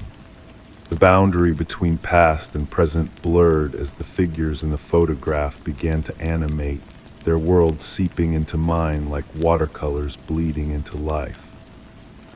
The woman in the pearl-white dress emerged with striking clarity, a pendant around her neck catching the light in a mesmerizing dance. The attic's temperature dipped, prompting me to pull my sweater tighter around my shoulders as shadows danced across the room. Details once hidden now surfaced: a swirling teacup, a fluttering butterfly suspended in time, each element adding to the enchantment that enveloped me. Lost in the timeless dance of the garden party, I found myself locked in a silent exchange with the woman in the pearl-white dress, her eyes holding a cryptic message that transcended the years. The pendant gleamed once more, resonating with a piece from my grandmother's jewelry box, igniting a connection that whispered of forgotten bonds. As evening descended, the attic's light dimmed, yet the photograph retained its ethereal glow, guiding my gaze towards a small door in the background of the grand house. What mysteries lay concealed behind its weathered facade, waiting to be unveiled? The distant waltz that had lingered on the edge of perception grew clearer, as if beckoning me to join the timeless dance of the garden party guests. The woman in the pearl-white dress, a mirror image of my grandmother in her youth, held a secret within the curve of her smile, a secret that intertwined our destinies across generations. Memories of summers past flooded my mind, intertwining with the fading light of the attic as night descended outside the window. Returning the photograph to its rightful place within the album, I descended the attic stairs, the weight of my grandmother's pendant a comforting presence against my chest. In the hushed stillness of the evening, the distant echo of the waltz lingered, a whisper of the timeless bond that transcended the boundaries of reality. Some secrets, I realized, are best left veiled in mystery, existing in the liminal space between the tangible and the imagined. The woman in the pearl-white dress had imparted her enigma to me, a tale suspended in time, waiting to be rediscovered when the stars align. And so I embraced the gentle mysteries that intertwined our fates, allowing them to fade into the soft twilight of memory until the moment was ripe for their revelation. Story 13. In a hidden courtyard, I ascended a set of ancient, crumbling stone steps. There I beheld an unfamiliar symbol etched deeply into the worn surface. This mark emitted a subtle, ethereal glow under the dappled light, while the essence of moss-covered stone filled the air, adding a cool, earthy fragrance to my senses. Intrigued, I paused, drawn in by the enigmatic carving as if it held the key to a long-buried secret. The symbol itself was like nothing I had ever seen, a complex interweaving of intricate swirls and angular lines that seemed to subtly shift and dance with the changing light. As I knelt to inspect it closer, the stone beneath my touch radiated a surprising warmth, contrasting the crisp autumn chill surrounding me. A gentle breeze whispered through the trees, carrying the sweet scent of fading flowers and aging leaves, creating a serene atmosphere that enveloped me. Each evening I found myself drawn back to those weathered steps, mesmerized by how the fading sunlight played upon the symbol, causing it to pulsate with a soft inner light. The more I studied it, the more peculiar details of the courtyard revealed themselves to me. The ivy creeping along the walls appeared to avoid the area surrounding the marked step, leaving a perfect circle of exposed stone. On silent nights, a faint humming seemed to emanate from beneath the surface, a distant melody akin to crystal glasses being played. During one visit, I brought my sketchbook to capture the symbol's essence. As I sketched its lines, my hand moved with an uncanny fluidity, guided by an unseen hand. The resulting drawing unveiled intricate details I had not consciously observed before, tiny markings surrounding the main symbol that formed what looked like cryptic words in an unknown script. Strangely, upon my return the next day, these additional markings had subtly shifted, akin to constellations in slow rotation across the night sky. With the arrival of shorter autumn days, I began timing my visits to coincide with the enchanting sunset. The golden hour cast elongated shadows over the courtyard, and in that mystical light, a remarkable revelation unfolded. At the precise angle of the sun, the symbol cast a shadow stretching across the courtyard, pointing towards a hidden alcove previously unnoticed by my eyes. Within this shadowed nook, barely discernible, lay a cluster of similar symbols, each unique yet somehow connected to the original. As winter approached, cloaking the world in early darkness and frost, I observed how the symbols seemed to repel the icy embrace that coated the surrounding stone. While each morning brought a delicate white frost to the steps, the marked area remained untouched, as if insulated from the cold within. On frosty nights, a wispy mist would rise from the symbol, coiling into shapes resembling letters before vanishing into the wintry air. In my slumber, dreams of the symbol enveloped me, transforming it into gateways and pathways leading to elusive destinations that faded upon waking. These dreams left me with a profound tranquility, despite their enigmatic nature. In my waking hours, a mysterious melody lingered in my mind, connected to the symbol, a soft, melodic tune evoking the distant lull of waves and wind rustling through ancient trees. One evening, as I sat upon the steps watching the light fade from the sky, an elderly woman materialized in the courtyard. Wordlessly, she seated herself beside me and traced the symbol with a weathered finger. The humming that often accompanied the symbol grew louder, and for a fleeting moment, the air shimmered with myriad points of light resembling stars brought down to earth. When I turned to address her, she had vanished as silently as she had arrived. Yet her enigmatic departure evoked no fear or surprise within me, only a profound connection to something ancient and boundless. In her absence, she left a small, smooth stone in my hand, perfectly fitting within my palm. When held up to the light, I discerned a miniature rendition of the symbol etched upon its surface. Now I continue my daily pilgrimages to the steps, carrying the stone as a talisman in my pocket. The mystery of the symbol remains unsolved, yet I've come to realize that some secrets are meant to be felt rather than unraveled, experienced rather than articulated. The mark upon those ancient steps has become a portal to introspection, a gentle reminder that within the most familiar surroundings, magic and mystery lie just beneath the surface, awaiting those who pause long enough to observe. At times, in the tranquil moments between day and night, I fancy I can hear the old woman's voice carried upon the evening breeze, humming that strange and beautiful melody. And though the full significance of the symbol eludes me, I have discovered a peculiar serenity in its presence, a gentle assurance that not every enigma needs solving to be cherished. Story 14. In the hush of a tranquil afternoon stroll through a neglected courtyard, an unusual scent captured my senses. It was a rich, exotic blend of spices mingling with the essence of ancient stone, creating an atmosphere of intrigue amid the surroundings of decay. The aroma floated through the air like a whispered secret, beckoning me to follow its elusive trail. The courtyard, a sanctuary lost in time, was embraced by weathered walls veiled in ivy from centuries past.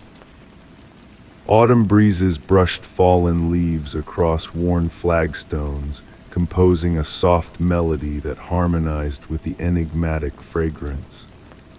The sunlight, filtering through the canopy above, cast intricate shadows that danced lazily across the ground, adding to the mystique of the place.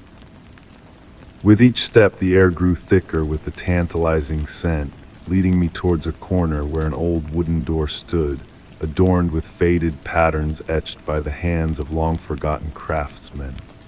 The aroma evoked distant memories, fragments of winters long gone or dreams fading upon waking.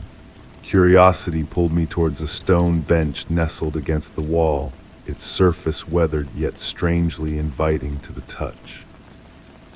As I settled onto the bench, the scent seemed to pulsate gently, creating a comforting rhythm in the stillness of the courtyard. From my vantage point, hidden details revealed themselves, the intricate symbols carved into the bases of columns, their meanings lost to time, seemed to shift as if alive. The ivy on the walls stirred sporadically, as if responding to a presence unseen. Time itself seemed to warp within the courtyard, minutes blurred into hours, and shadows stretched at an unnatural pace, casting a veil of otherworldly enchantment over the space. The spicy fragrance guided me through an ethereal dance, each wave unveiling new layers of scent, hints of cinnamon, whispers of cardamom, and echoes of something ancient and profound. One evening, an elderly gardener appeared in the fading light, tending to the foliage with a knowing smile when I inquired about the scent. Her cryptic response lingered in the air. Some places hold memories we have forgotten, before she vanished behind a hedge, leaving me to ponder her enigmatic words. As weeks passed, the courtyard revealed its mysteries in subtle ways. Objects materialized on the bench beside me, an unfamiliar brass key, a dried flower of unknown origin, a scrap of paper inscribed with a language foreign to my eyes only to vanish before my next visit, replaced by new enigmas. Drawn back to the courtyard day after day, the fragrance became a constant companion, evolving with each encounter yet retaining its enigmatic core. Whispers of movement teased the edges of my perception, fleeting and elusive, adding to the intrigue of the place. On a quiet evening suffused with the amber glow of twilight, a wisp of fragrant smoke spiraled from between the flagstones near the bench, forming ephemeral shapes that hinted at forgotten tales. As I reached out to touch the smoke, a warmth enveloped my fingers, connecting me to a timeless narrative woven by generations past, entwining their stories with mine in a tapestry of shared experiences. As winter descended upon the courtyard, the fragrance shifted once more, becoming more elusive, more enigmatic. The chill in the air lent a different aura to the space, yet the sense of mystery persisted. The scent now appeared at specific times, marking the passage of dawn, dusk, and those suspended moments when time itself seemed to pause in anticipation. To this day, I return to the courtyard, drawn by the allure of the spicy fragrance that has become a familiar companion. Its origin remains shrouded in mystery, ever elusive, ever changing. Each visit brings new revelations that deepen the enigma, reminding me that some mysteries are not meant to be unraveled but embraced as part of a larger, incomprehensible narrative. The words of the elderly gardener linger in my mind, a cryptic echo. Some places hold memories we have forgotten. And in the quiet embrace of the ancient bench, amidst the enigmatic scent that lingers in the air, I find myself wondering if perhaps it is not the place remembering, but the memories themselves seeking to share their untold stories with a willing listener. Story 15. In the depths of a grand library, cloaked in shadows and silence, a hidden enclave beckoned me with its ancient allure. Nestled behind forgotten manuscripts and towering shelves, this secret nook exuded a mystique that whispered of bygone wisdom and untold tales. The soft, filtered glow from a cracked window bathed the space in a gentle light, revealing a collection of dusty tomes and relics that seemed to hold the very essence of lost knowledge. As the night watchman of this hallowed place, I had grown accustomed to the library's nocturnal symphony, the soft creaking of wooden shelves, the whisper of wind through aged ventilation shafts, and the distant echo of the grand clocks ticking. But within this hidden sanctuary, time seemed to ebb and flow in its own mysterious rhythm, untouched by the modern world outside. Night after night, I found myself drawn to this enigmatic corner, where moonlight wove intricate patterns through an ornate leadlight window, casting dancing shadows that hinted at forgotten symbols and alphabets. In the hush of stillness, I fancied I heard the faint rustle of pages turning, though I stood alone in this sanctuary of whispers. One evening, as I perused the ancient books that lined the walls, a peculiar realization dawned upon me. The leather-bound spines, weathered by centuries of hands, seemed to align in a deliberate pattern when viewed from certain angles. The subtle variations in height and color, the way they stood in silent formation, these details could not be mere chance. I devoted hours to studying these mysterious volumes, observing how the moonlight caressed their gilt lettering, revealing cryptic texts in unfamiliar languages that seemed to shift with the passing hours. The air in the nook grew heavy with the weight of untold stories, each book exuding a sense of secrets waiting to be unveiled. One fateful night, I chanced upon a book unlike any other. It radiated warmth as if freshly held, its pages blank to the eye. Yet beneath the beam of my flashlight at the stroke of midnight, ghostly words materialized and danced across the paper, elusive and ever-changing like whispers in the wind. As I delved deeper into the mysteries of the nook, subtle shifts began to manifest. A book displaced here, a view of the night sky altered there, an unshakable sensation of unseen company. My fellow guards noted a transformation in me, as if the library's ancient history had woven itself into my very being, unlocking doors to languages long forgotten and realms beyond the tangible. One winter night, under the luminous gaze of a full moon, a book descended from its shelf and opened at my feet. Its pages divulged the existence of a clandestine society of librarians who had harnessed the power to embed knowledge not just in words, but in the very fabric of space. They had crafted sanctuaries like my own, where the boundaries between reader and text blurred and past and present intertwined. In that moment, I realized that I had been chosen by the Nook, welcomed into a legacy that transcended time. The whispers I heard were not mere echoes, but the voices of countless souls who had sought solace and enlightenment in this very spot, contributing to the tapestry of wisdom woven within the library's walls. As I pen these words by the warm glow of my flashlight, I acknowledge the enigma that surrounds me. The Nook remains a mystery, unfolding its secrets at its own pace, like riddles slowly unraveled on blank pages.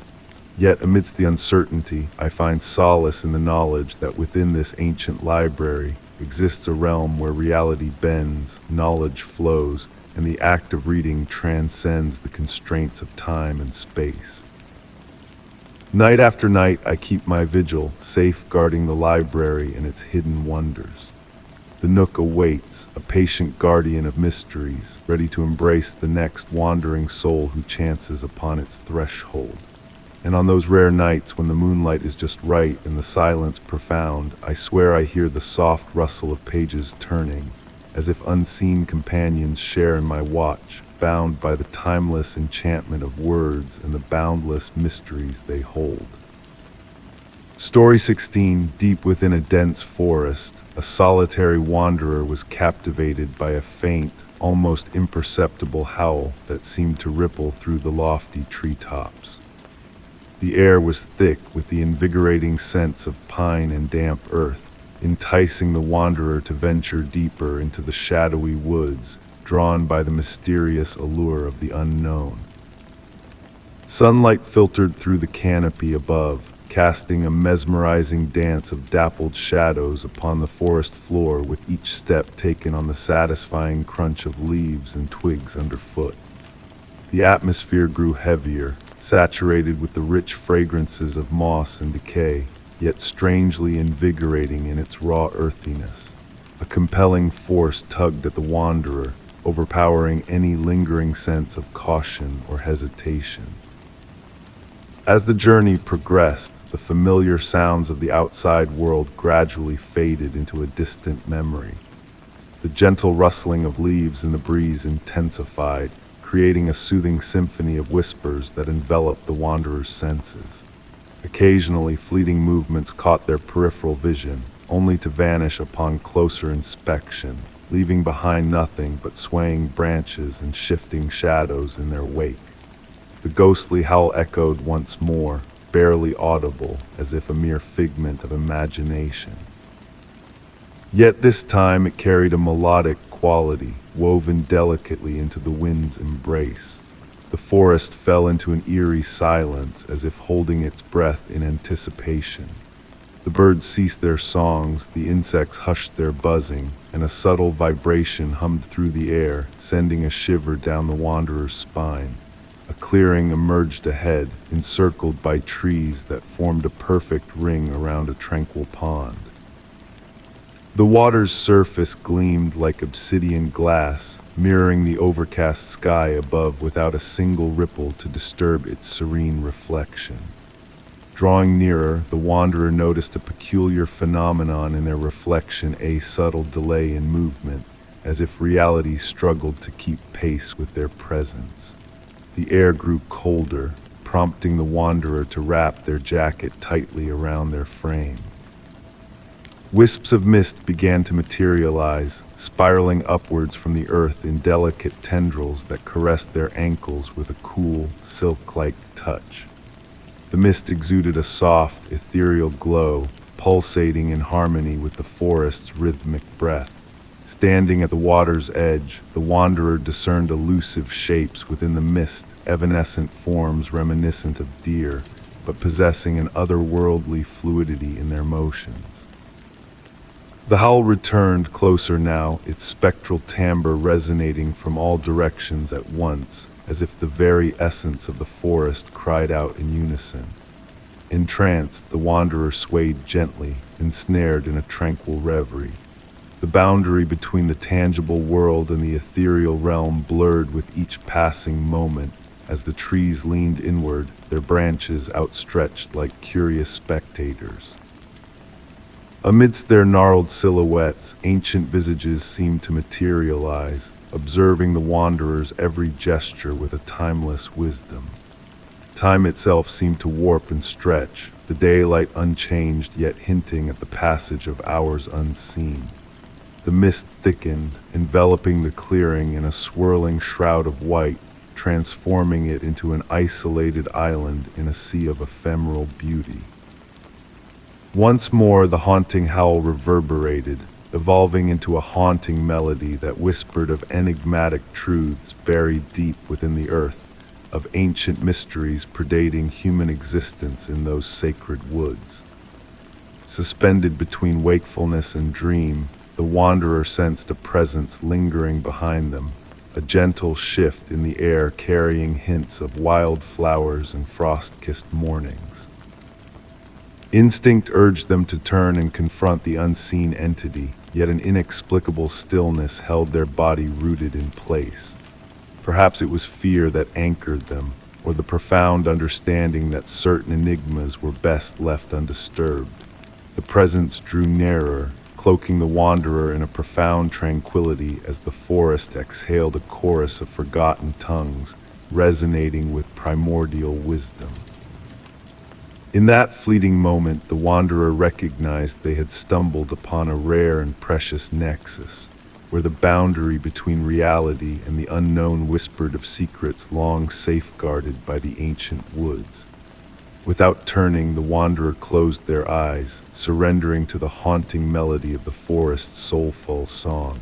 When they reopened their eyes, the mist had dispersed, unveiling the clearing in its mundane guise once more. Yet as they retraced their steps through the woods, a profound certainty lingered within them, an assurance that they had encountered something extraordinary, a revelation that would forever alter their perception of the world. Even now, on hushed evenings when the wind weaves through the trees in a gentle murmur, the distant echo of that silent howl lingers in the wanderer's ears, beckoning them to remember the enduring allure of mystery and wonder that patiently await those who dare to heed their enchanting call. Story 17. High above the vibrant city below, a hidden rooftop garden revealed itself to me, tucked away on a forgotten building. Softly glowing lanterns illuminated the lush greenery and blooming flowers, casting an ethereal light that seemed to transcend the ordinary. The mingling scents of city rain and fresh blossoms created an atmosphere of quiet wonder, where the chaos of urban life met the gentle touch of magic. One autumn evening, as the sky turned to velvet and the air carried the scent of falling leaves, I first glimpsed the mysterious glow from my apartment window. It pulsed softly, drawing me in with its enchanting radiance, like a beckoning breath in the stillness of the night. Night after night, I found myself captivated by the garden's gentle luminescence, watching from afar as it danced among the shadows with a mesmerizing grace. After weeks of silent observation, I uncovered a hidden stairwell leading to the rooftop sanctuary. The metal door opened with a whisper, revealing a world suspended between reality and dreams. Mist curled around me as I stepped onto the weathered wooden planks of the garden path, each creak releasing the scent of rain-soaked cedar into the air. The garden itself defied explanation, with unfamiliar flowers swaying in an unseen breeze, their petals emitting a soft glow that painted the surroundings in pastel hues. Ancient lanterns hung from iron posts, their light reminiscent of starlight captured in morning dew, a light that was neither electric nor flame, but something altogether mystical. As I ventured deeper into this enchanted realm, I noticed the plants reacting to my presence, their leaves subtly shifting to follow my movements. The air filled with the sweet perfume of night-blooming flowers, their shapes elusive and ever-changing, as if defying comprehension. A tranquil pond reflected the mysterious lights, its surface rippling without a discernible cause, revealing fleeting patterns that dissolved like fleeting thoughts. Time itself seemed to warp within the garden's confines, minutes stretching into hours, yet hours passing like fleeting moments. Drawn back night after night by an unexplainable sense of comfort, I found solace among the magical flora and gentle lights, letting myself be enveloped by the peaceful ambience like a warm embrace. One evening I stumbled upon a weathered stone bench hidden behind shimmering vines, its surface adorned with intricate symbols that seemed to shift and tell stories beyond my grasp. The garden's ambient music, a ghostly melody that danced on the edge of perception, added to the mystical allure, emanating from unseen sources and filling the air with a soothing presence impossible to define. Occasionally, I discovered small trinkets left behind by unknown visitors: a glowing pearl button, a warm brass key, a script-covered paper that changed languages when I glanced away. These artifacts hinted at others who had known the garden's secrets, yet I never encountered another soul within this ethereal realm. As the seasons changed, so did the garden, defying natural laws with blooms of impossible colors in winter and swirling leaves in spring. The constant mist and gentle glow remained, drawing me back time and again to this sanctuary where reality blurred with dreams. Embracing the mysteries of the garden, I learned to let go of the need for answers, finding peace in the gentle wonderings that surrounded me. Sitting amidst the luminescent blooms, I caught glimpses of reflections that hinted at other secret gardens, similar havens existing between the known and the unknown. Perhaps this rooftop sanctuary was just one of many scattered throughout the world, waiting to be discovered by those in need of solace. The pulsing glow against the night sky continued to call out, a beacon of tranquility and magic that transcended understanding. In this enchanted space high above the bustling city, I found that true peace came not from unraveling the mysteries, but from embracing the questions that lingered in the air like whispers of a forgotten dream.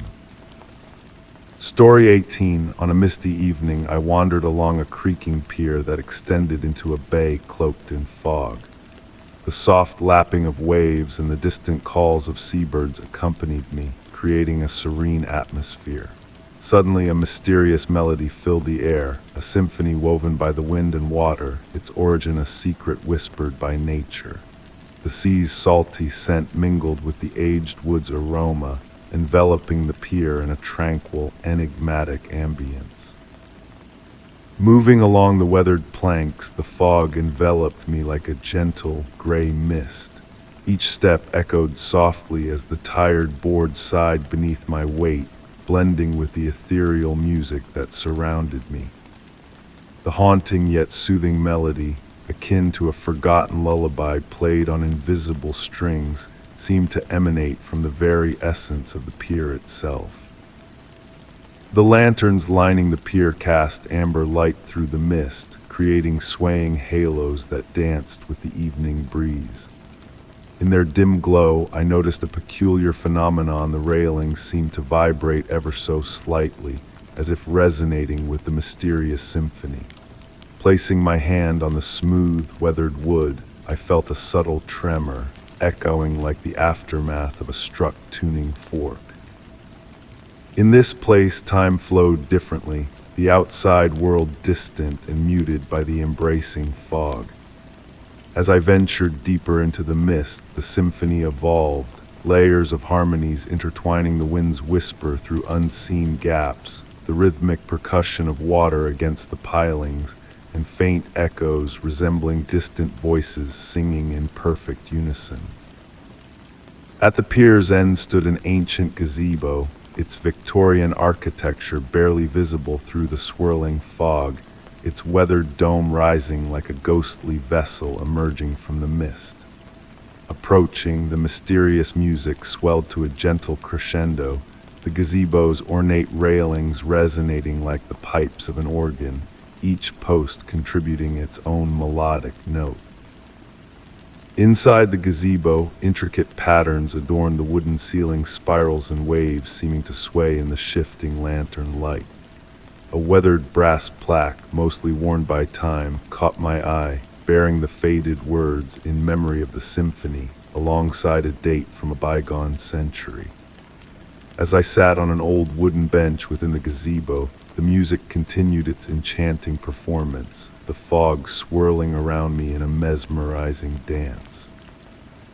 As night descended, the air retained an unexpected warmth, the lantern light pulsing in harmony with the mysterious melody.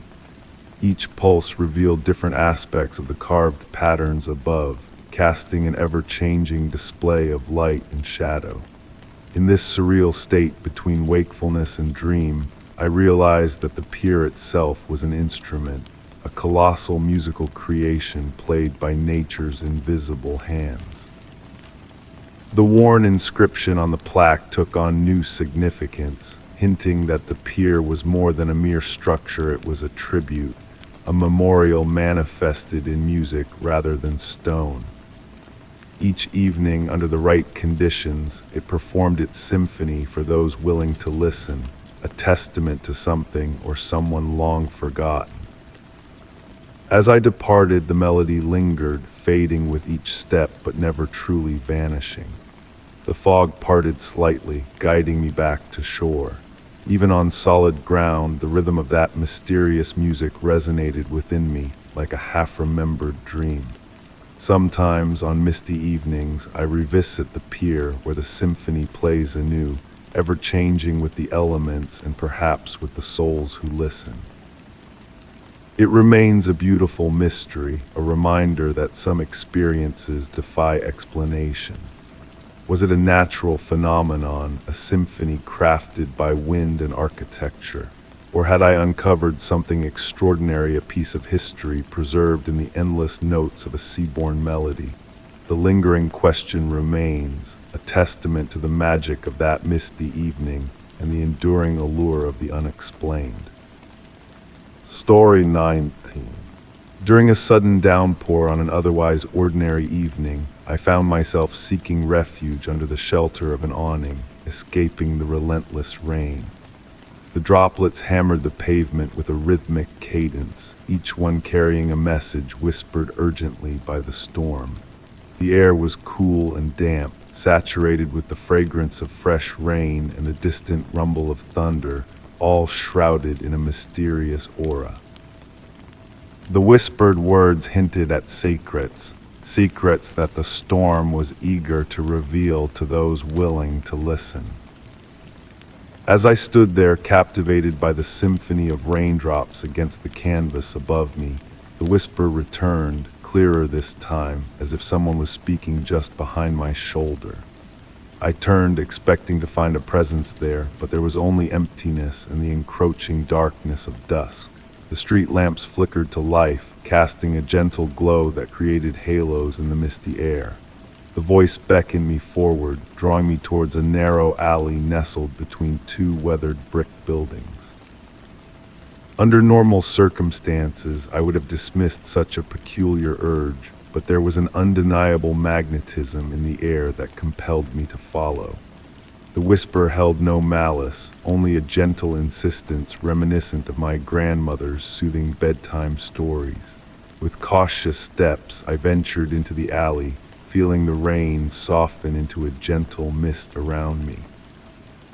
The warmth emanating from the brick walls seemed to defy the coolness of the evening, as if they held the essence of centuries past within their very structure. My footfalls created soft splashes in the puddles that mirrored the shifting light from above, casting mesmerizing patterns on the ground. The alley widened into a secluded courtyard, shielded from the outside world by the surrounding buildings. At its heart stood an ancient fountain, weathered by time yet exuding a timeless grace. Water trickled from its spout in a melodic cascade, merging with the rain to form a harmonious melody that filled the air. The whisper, now seemingly emanating from the fountain itself, grew stronger as I drew nearer. Clusters of small blue flowers adorned the fountain's base, their petals aglow with a mystical light that pulsed in harmony with the falling water. These flowers, unlike any I had seen before, appeared to straddle the realms of the ancient and the newly blossomed, existing in a state beyond time itself.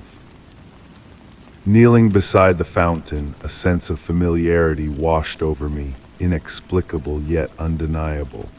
Faint markings etched into the stone resembled a cryptic language, ever shifting beneath my touch as if written in liquid. The whisper evolved into discernible words, weaving tales of memories, promises, and the cyclical nature of time, mirroring the spiraling water within the fountain. Visions danced in the water's reflection, glimpses of bygone eras and lives intertwined with my own. Each fleeting image dissipated like morning mist, leaving behind a lingering essence of what once was. The blue flowers continued their gentle pulsing, casting ethereal shadows that danced across the courtyard walls as time itself seemed to slow to a honeyed pace. In this hidden sanctuary, enveloped by the gentle rainfall, I felt no urgency to depart, no apprehension of the encroaching darkness. The whispers became a comforting embrace, akin to a lullaby from childhood, echoing in the recesses of my mind. As I lingered by the fountain, the rain persisted in its delicate descent, forming a curtain that separated this tranquil space from the bustling world beyond. The secrets whispered to me in that hidden courtyard were ones I knew I could never fully grasp, yet their essence would forever linger in the depths of my dreams. When I finally rose to leave, a single blue flower detached itself, drifting into my open palm. Its radiant glow had dimmed to blend with the natural world, yet it retained its inherent beauty.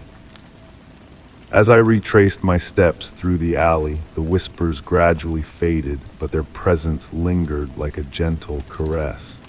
Emerging onto the street, I found the rain had ceased, though the air remained thick with moisture. The familiar glow of street lamps illuminated the glistening pavement, marking the return to normalcy. Yet deep within me, I knew I had been touched by the enigmatic magic of that hidden courtyard. On rainy evenings since, I have caught fleeting echoes of those whispers carried on the breeze. The blue flower now rests on my windowsill, appearing unremarkable to the casual observer. However, in the hushed hours of night, it pulses with a soft light, a reminder of the promises whispered in the rain, of the mysteries that lie just beyond our perception, patiently awaiting discovery by those attuned to the whispers in the storm. Story 20.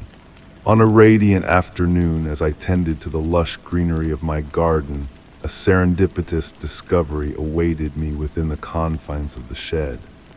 While organizing my tools in terracotta pots, a loose floorboard caught my attention, leading me to an unexpected revelation.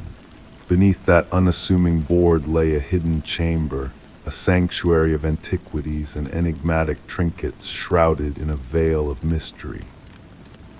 The air within was heavy with the earthy aroma of damp soil and the essence of aged wood, infusing the atmosphere with a sense of ancient secrets longing to be unraveled. As I ventured further into the concealed room, the warm sunlight streaming through the dusty window painted gentle shadows upon the weathered implements and vessels that adorned the space. The artifacts strewn about whispered tales of a forgotten era, beckoning me to delve into the past and reconstruct a narrative long obscured by time. The peculiar board that had led me here, emitting a hollow resonance when disturbed, revealed a hidden staircase descending into the depths of darkness.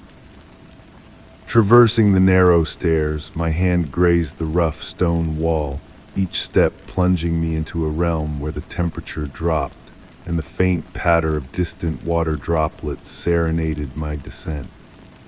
Illuminated by the beam of my flashlight, the shelves lining the walls displayed a trove of curious objects hailing from diverse epochs and realms. Delicate porcelain dolls with knowing eyes, leather-bound journals chronicling tales of yesteryears in elegant script, and dulled brass instruments exuding a silent melody of forgotten tunes all beckoned for my inspection. Amidst the array of curiosities, a peculiar music box captured my attention, its intricate marquetry depicting a garden scene eerily reminiscent of my own verdant oasis. Upon lifting its lid, instead of the anticipated melody, A gentle breath of air wafted forth, carrying the delicate fragrance of spring blooms, a scent inexplicably fresh and vivid despite the passage of time. Intrigued, I continued my exploration, each object challenging my preconceptions of familiarity and reality. Notions of the room's dimensions expanding beyond the shed's physical boundaries, celestial markings adorning the walls akin to unknown constellations, and photographs capturing individuals from various epochs in my garden stirred a profound sense of wonder within me. The journals, with their enigmatic drawings of unfamiliar flora and cryptic references to celestial rhythms, hinted at a world intertwined with nature's cyclical patterns and cosmic harmonies. As the day waned, the play of light filtering through hidden crevices transformed the room into a shifting canvas of illumination, casting a mesmerizing spectacle upon the artifacts that seemed to dance with the passage of time. Discovering a peculiar key of intricate design within a hidden drawer, its purpose elusive and its symbolism profound, I pondered the nature of mysteries left unsolved and the wisdom in embracing the unknown. Emerging from the clandestine chamber, I found the garden bathed in the same golden light as when I had descended, time within its confines bending and flowing in a manner unfathomable. The shed's floorboard whispered back into place, concealing the hidden trove of wonders with a shared understanding of secrecy. Contemplating the profound impact of my discovery, I realized that the hidden room had bestowed upon me a newfound perspective on the world, unveiling layers of enigma and enchantment woven into the fabric of my existence. Through the ensuing days, as I tended to my garden with a renewed sense of purpose and reverence, the echoes of the hidden chamber lingered in the air, weaving a tapestry of quiet mystery into the tapestry of my life. The garden flourished with an otherworldly vitality, occasionally gifting me with remnants from the subterranean realm, bridging the gap between past and present in subtle manifestations. The secret room beneath the garden shed remains a sanctuary of tranquility and wonder, a testament to the boundless depths of the unseen world awaiting those with eyes to see and hearts open to the mysteries that lie beneath the surface of ordinary existence. In the hushed moments of twilight, when the shed's window catches the fading light just so, I glimpse ethereal reflections hinting at a realm beyond our own, where time flows languidly and questions dissolve into the mysteries of the universe. Story 21. On a chilly, misty evening, I sought refuge at a forgotten bus stop hidden on a quiet street. Beneath the dim glow of a single streetlight, a soft, rhythmic murmur began to stir within the shadows surrounding me.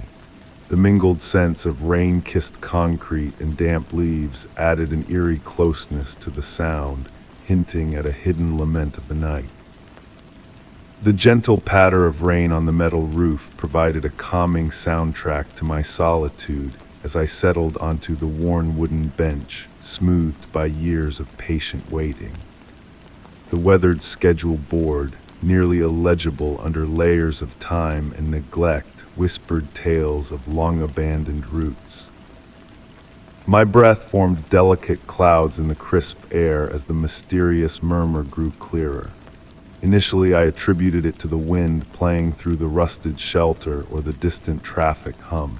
Yet there was an intentional quality to its rhythm, like a hushed conversation just beyond comprehension. Fragments of words and incomplete phrases floated in the air, teasing the edges of understanding. Above me, the streetlight flickered, casting fleeting shadows that seemed to move with purposeful intent. In that fleeting moment, I noticed something peculiar about the bench beneath me. Intricate patterns, barely visible, had been carved into the wood, revealed only when caught in the right light. They resembled numbers or dates etched with meticulous precision by unknown hands.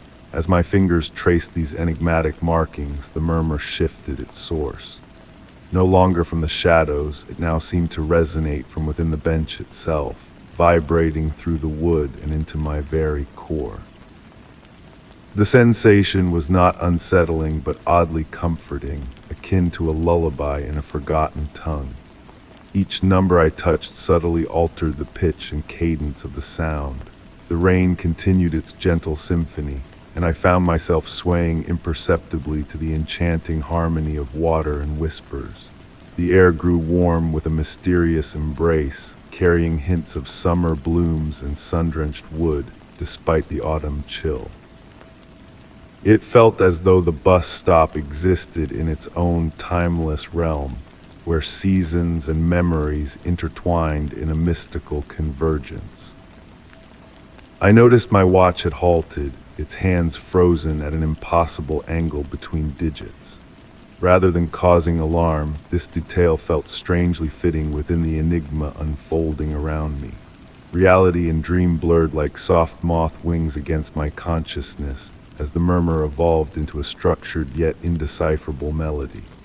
It resembled the overlapping chatter of multiple conversations in a crowded room, each voice a fragment of a singular speaker across disparate moments in time. Closing my eyes, I surrendered to the whispers cascading over me like gentle waves. In that serene state of awareness, visions materialized in my mind, fleeting glimpses of past passengers, each leaving an unseen imprint on this humble shelter. Their stories seemed to seep from the very walls, carried by the enigmatic murmur that had drawn me into its embrace. An elderly woman with eyes brimming with kindness, clutching a letter close to her heart. A young man in an antiquated uniform, anxiously checking his watch. A child in a yellow raincoat, tracing patterns in the glass fog. Each apparition felt as tangible as my own presence, yet as ethereal as morning mist. The streetlight's glow took on a liquid quality, pooling around my feet in mesmerizing patterns. The carved numbers on the bench emitted a faint glow, casting intricate designs that danced across my skin. Time flowed differently in this sanctuary, like honey trickling from a spoon, leisurely and sweet. When I opened my eyes, I realized the rain had ceased, though I couldn't recall when. The murmur had softened to a mere whisper, a lingering echo of a dream. The air retained its peculiar warmth, and the glowing numbers on the bench persisted, but a shift had occurred in the atmosphere. Rising from the bench, I sensed a change within me, as if I had been initiated into a shared secret of all who had waited in this place before me. The mysterious murmur divulged no concrete message or meaning, yet its presence left me enriched, touched by something ancient and perpetually new. As I prepared to depart, my reflection in the rain-streaked glass momentarily overlapped with ghostly images of past travelers, our features blending in the faint light. I reached out to touch the cool surface, and the murmur rose once more, a fleeting embrace bidding farewell. As I walked away from the bus stop, an unshakable feeling of having encountered something profound yet indefinable lingered. The murmur may have faded, but its echo remained a gentle reminder that some mysteries are meant to be experienced and cherished in their exquisite uncertainty.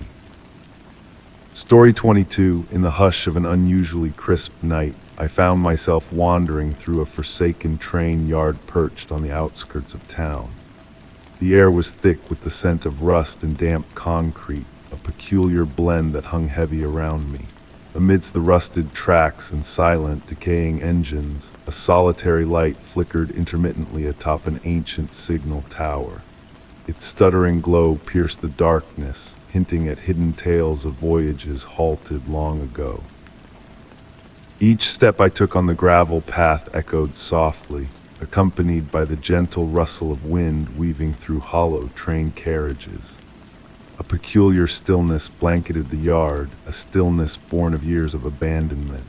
Moths pirouetted around the few working lampposts, casting delicate shadows that danced upon the worn metal surfaces. But it was that lone blinking light in the tower that beckoned me, its irregular pulse stirring something within me, a memory just beyond reach.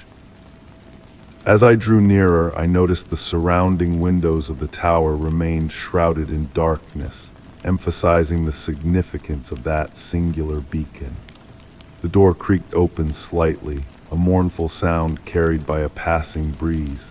Stepping inside, the very air seemed to shift, charged with an electric energy that sent shivers down my spine. Each creak of the wooden stairs released the scent of aged timber and decades-old dust, guiding me upwards. At the top floor, an antiquated control room greeted me, adorned with obsolete equipment from a bygone era. Switches, levers, and dial gauges adorned the walls, their once shining surfaces now dulled by the passage of time. And there, at the heart of it all, stood the enigmatic source of light, an ancient signal lamp, its pulse holding an inexplicable allure. As I watched, a revelation unfolded before me. The light's rhythm seemed to synchronize with my own breath, as though acknowledging my presence in that forgotten space. The room whispered echoes of conversations long faded, of trains long departed, and of travelers lost to time. Seating myself in an old operator's chair, I became entranced by the interplay of light and shadow across the control panel. The rhythmic blinking felt like a silent narrative of solitary nights, of signals sent out into the unknown, of connections forged and severed. My fingertips traced the worn surfaces, and a phantom warmth lingered, a ghostly remnant of hands that once toiled here. Time slipped away as I sat there, enveloped in the gentle cadence of light and the nocturnal symphony outside. The distant hoot of an owl blended with the whisper of wind, crafting a lullaby of solitude that cradled me. The light's pattern began to evolve, morphing into a complex design, akin to a cryptic code.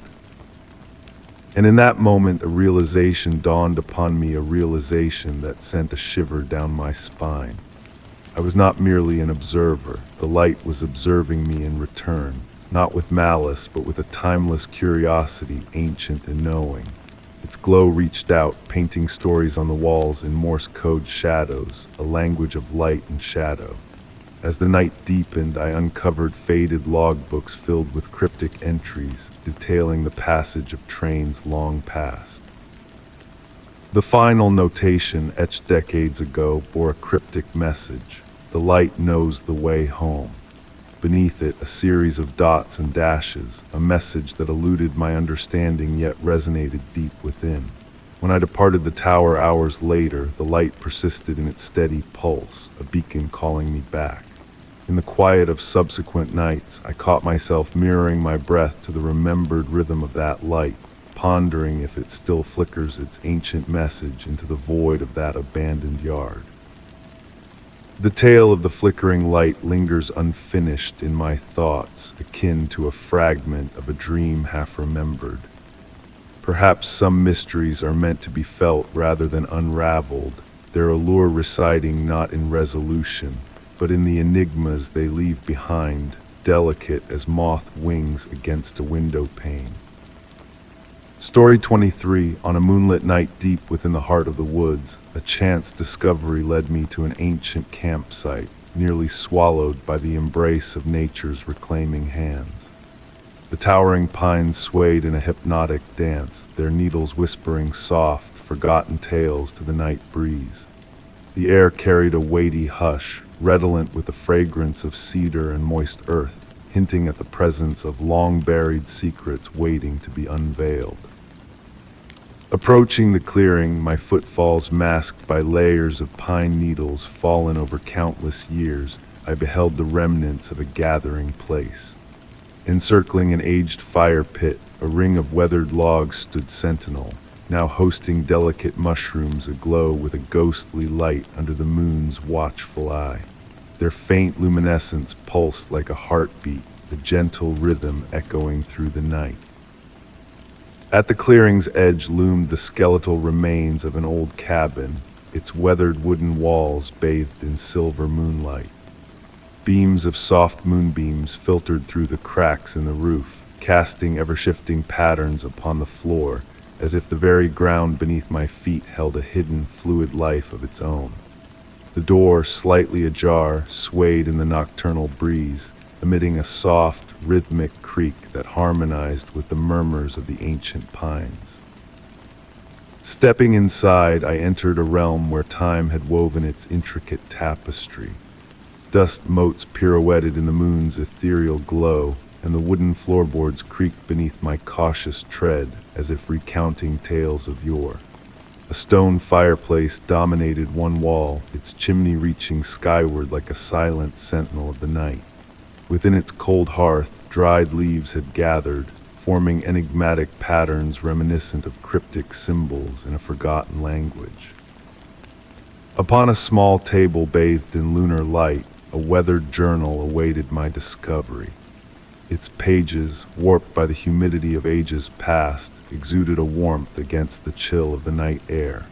As I gingerly unfurled the journal, its spine whispered secrets long forgotten, its elegant script recounting tales of strange lights flickering amidst the trees and melodies carried by winds that memory failed to retain.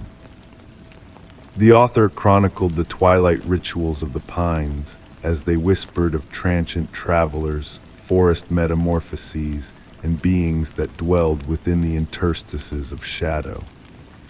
The writer spoke of nights when the mushrooms in the fire pit would radiate a brighter glow, their luminescence pulsing in synchrony with elusive echoes on the edge of perception.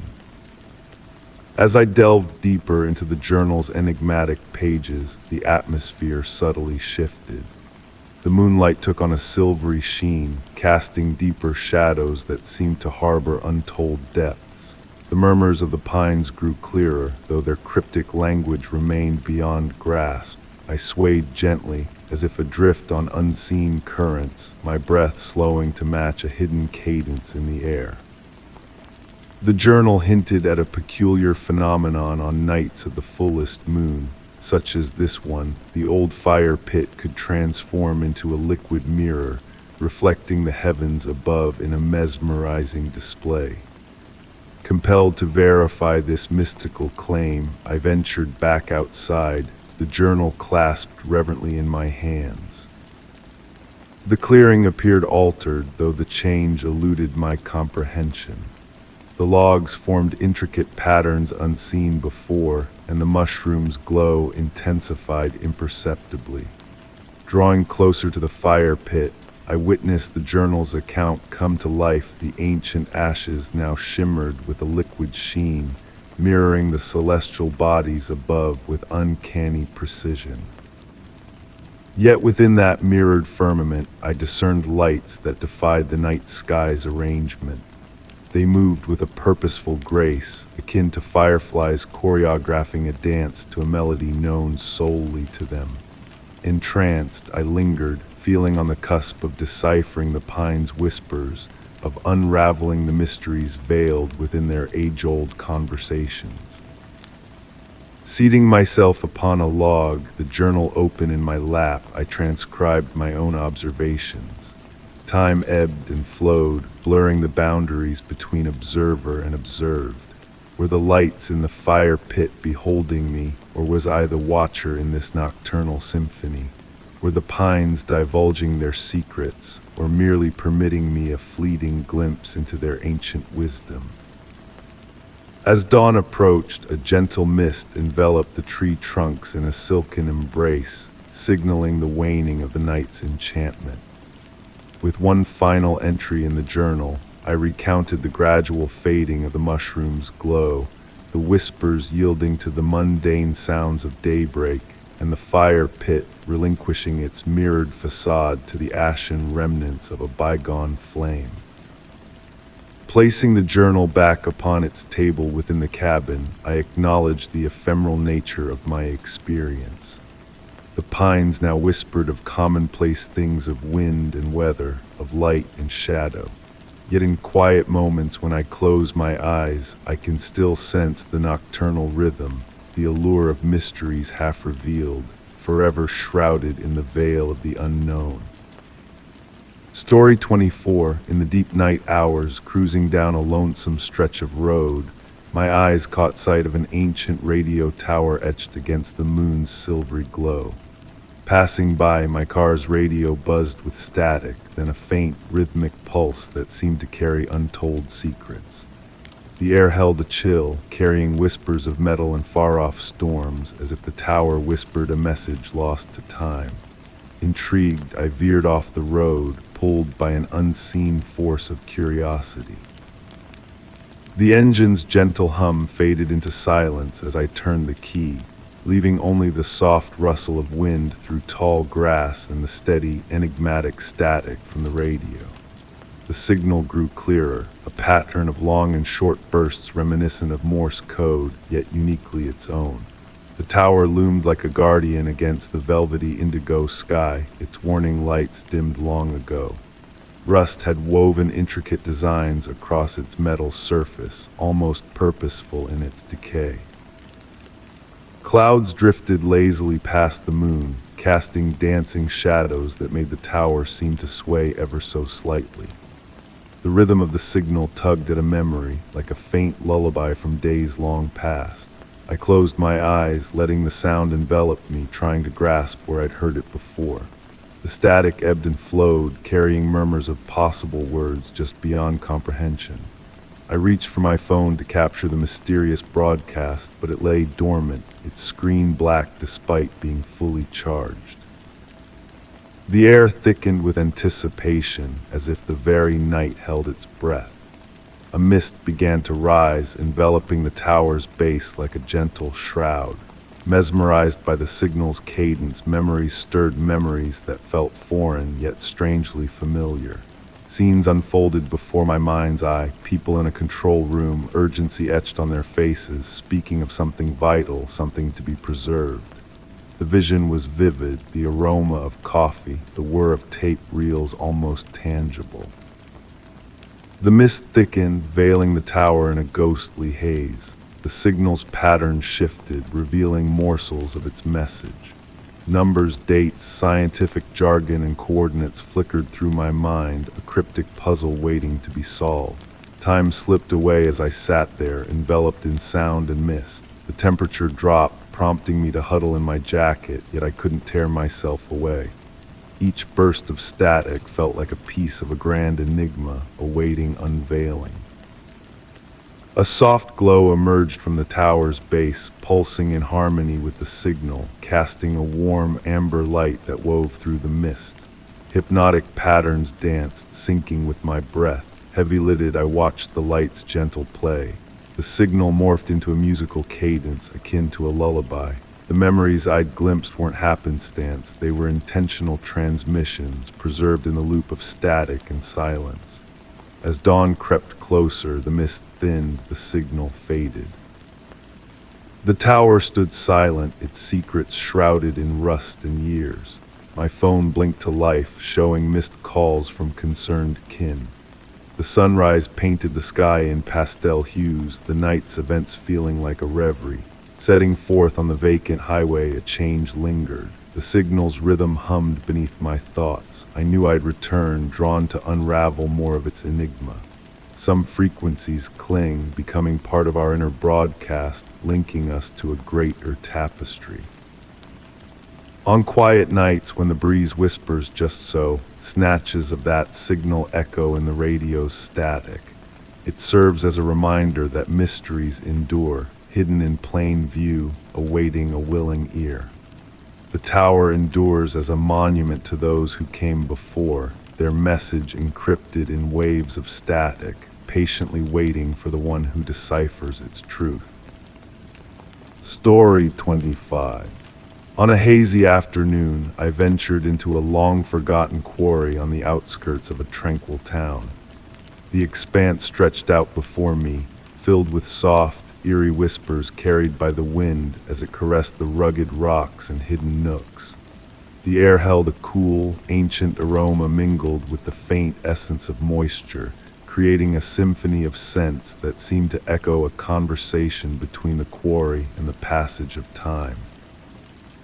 I pondered the enigmatic tales these silent walls had borne witness to as I delved deeper into the quarry, my footsteps creating a gentle echo against the weathered stone paths. Each step stirred up wisps of pale dust that pirouetted in the subdued light filtering through the overcast sky above. The atmosphere grew noticeably cooler as I descended, carrying with it a mysterious sweetness reminiscent of rain-soaked blossoms. Abandoned places had always beckoned to me, but this quarry held a unique allure. A subtle pulse of energy seemed to emanate from its very core. The towering stone walls, standing guard like ancient sentinels, bore the marks of countless years of human toil, yet they now whispered of something far more profound and ancient. Turning a corner, I spied something peculiar. An old wooden door, partially obscured by a curtain of climbing vines, nestled against one of the walls. Its surface, weathered to a soft gray, appeared remarkably well preserved despite its age. What captivated me was not just its unexpected presence, but the mesmerizing way the vines nearby moved not with the wind, but in a slow, rhythmic dance resembling a breath. Approaching the door cautiously, my fingertips grazed the cool stone beside it. The sweet fragrance in the air intensified, mingling with an earthy undertone akin to freshly turned soil. I sensed subtle shifts in the quarry's ambience. The natural echo now bore a musical quality, as if the very stone hummed a melody just beyond the reach of conscious hearing. The door lacked a handle, only a smooth, worn surface where one might have been. Upon closer inspection, intricate patterns adorned the wood's spirals and curves that seemed to shift and evolve when viewed from different angles, weaving an endless dance of geometric elegance. Time seemed to ebb and flow within that space. The sky above dimmed imperceptibly, leaving me uncertain whether minutes or hours had slipped by.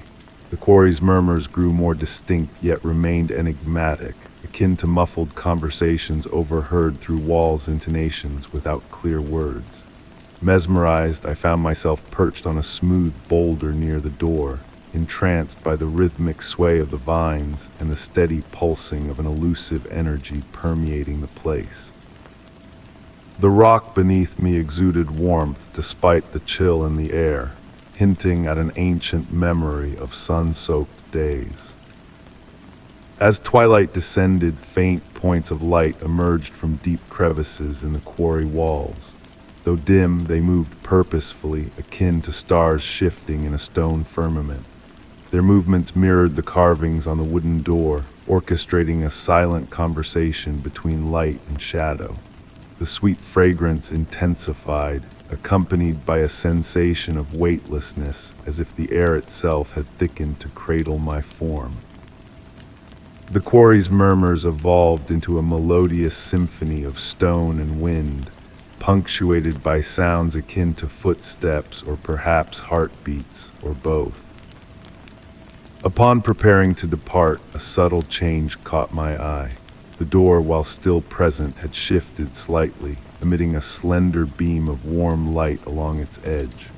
The vines continued their gentle undulation, now growing ever so slowly, extending delicate tendrils that faintly glowed toward me in the encroaching dusk.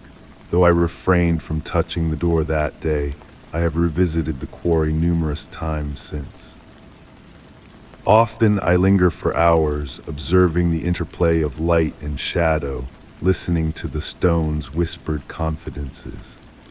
The door remains, neither opening nor closing, perpetually transforming in subtle ways that elude my grasp. What lies beyond? The query lingers in my thoughts during tranquil moments, yet I have come to accept that certain enigmas are destined to remain unsolved. The quarry guards its mysteries, divulging them solely through whispers and clues, in the gentle sway of vines and the soft gleam of hidden lights. True magic, perhaps, lies not in uncovering what lies behind the door, but in quietly contemplating its existence. In my dreams, I revisit that spot, feeling the warmth of the stone beneath me and the cool caress of the breeze on my skin. The quarry's murmurs accompany me into slumber, a lulling ballad of stone and time, affirming that certain places exist in the ethereal spaces between knowledge and imagination, between sight and sensation. The door abides, nestled amidst its breathing vines, neither beckoning nor barring entry. And the quarry persists in its age-old dialogue with time, articulating in whispers and luminance, in shadows and fragrances, narrating tales to those who come to listen with open hearts and tranquil minds. Story 26. Late one night, I found myself drawn to an abandoned movie theater, its marquee a faded echo of a glamorous past.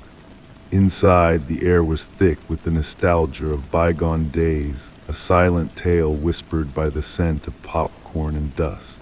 In the darkness, a solitary projector flickered to life, casting eerie shapes upon the worn screen.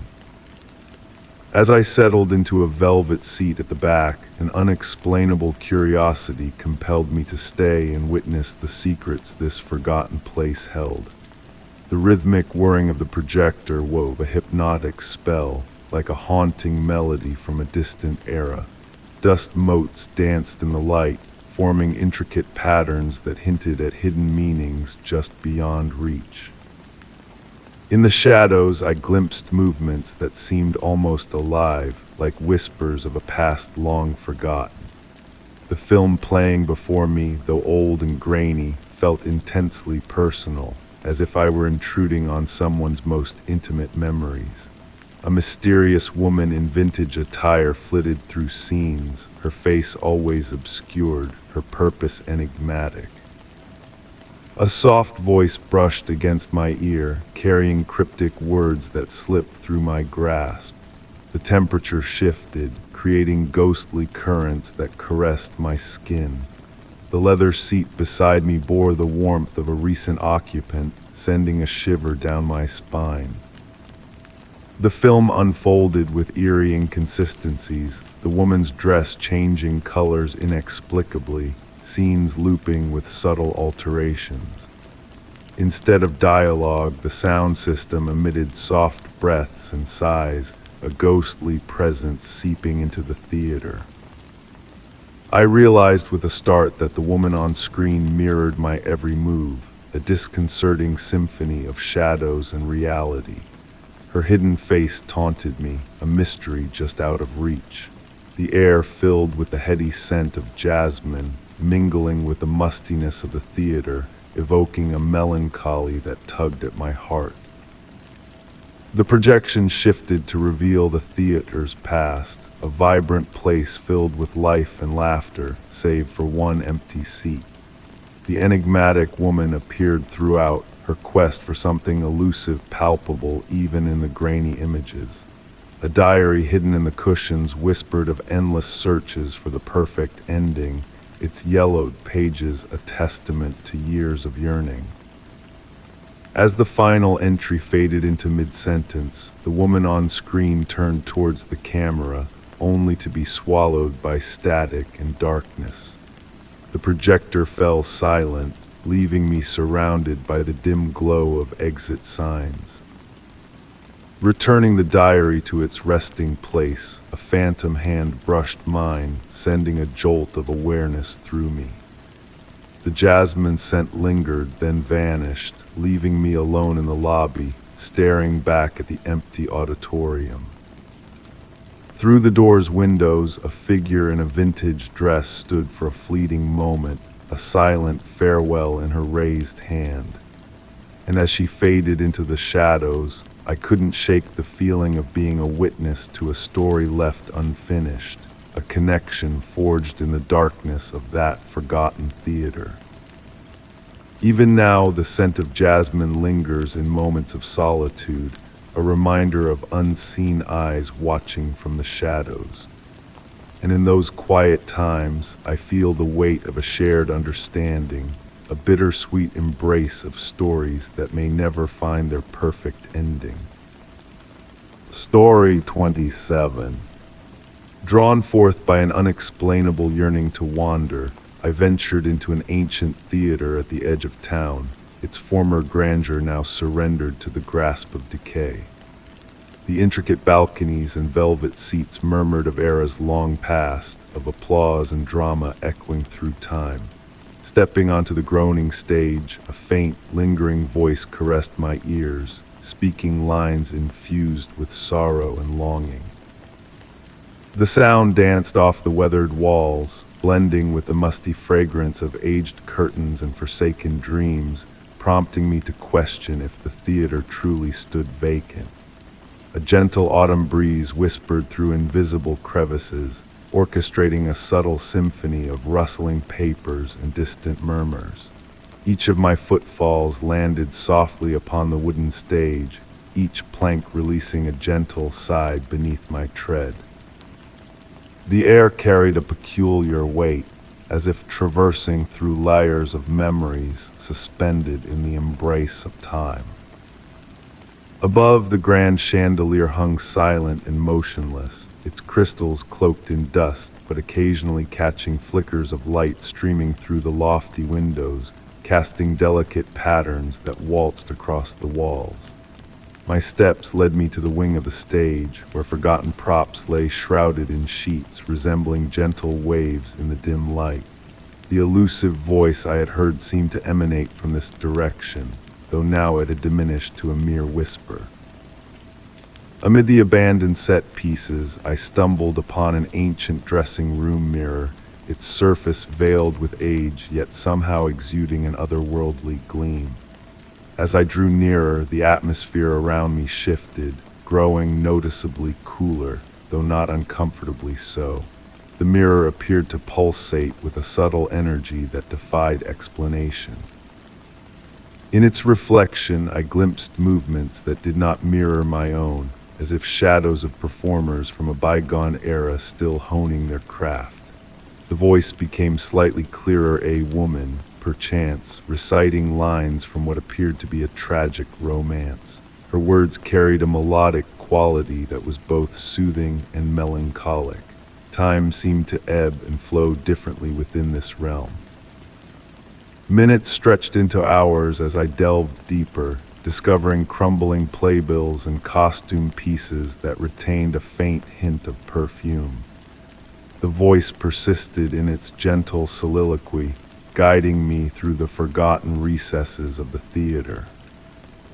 In the orchestra pit, sheet music lay scattered across ancient stands, the notes faded yet still visible, as if awaiting musicians to return and breathe life into them once more.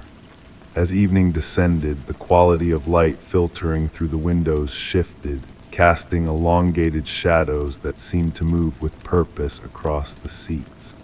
The voice grew more pronounced, though never rising above a soft murmur. I found myself settled in one of the better preserved velvet chairs, observing as dust particles pirouetted in the waning sunlight. The theater appeared to inhale and exhale around me, its walls expanding and contracting beneath the weight of myriad tales. In this moment of serenity, I began to comprehend that the voice was not directed at any individual. It was the essence of the theater itself, reminiscing.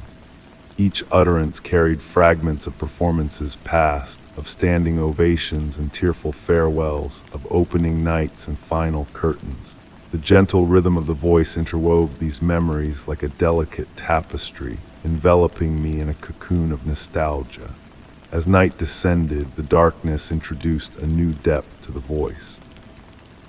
It appeared to emanate from all directions simultaneously, filling the space with a warm resonance that caused the very air to vibrate with a gentle energy.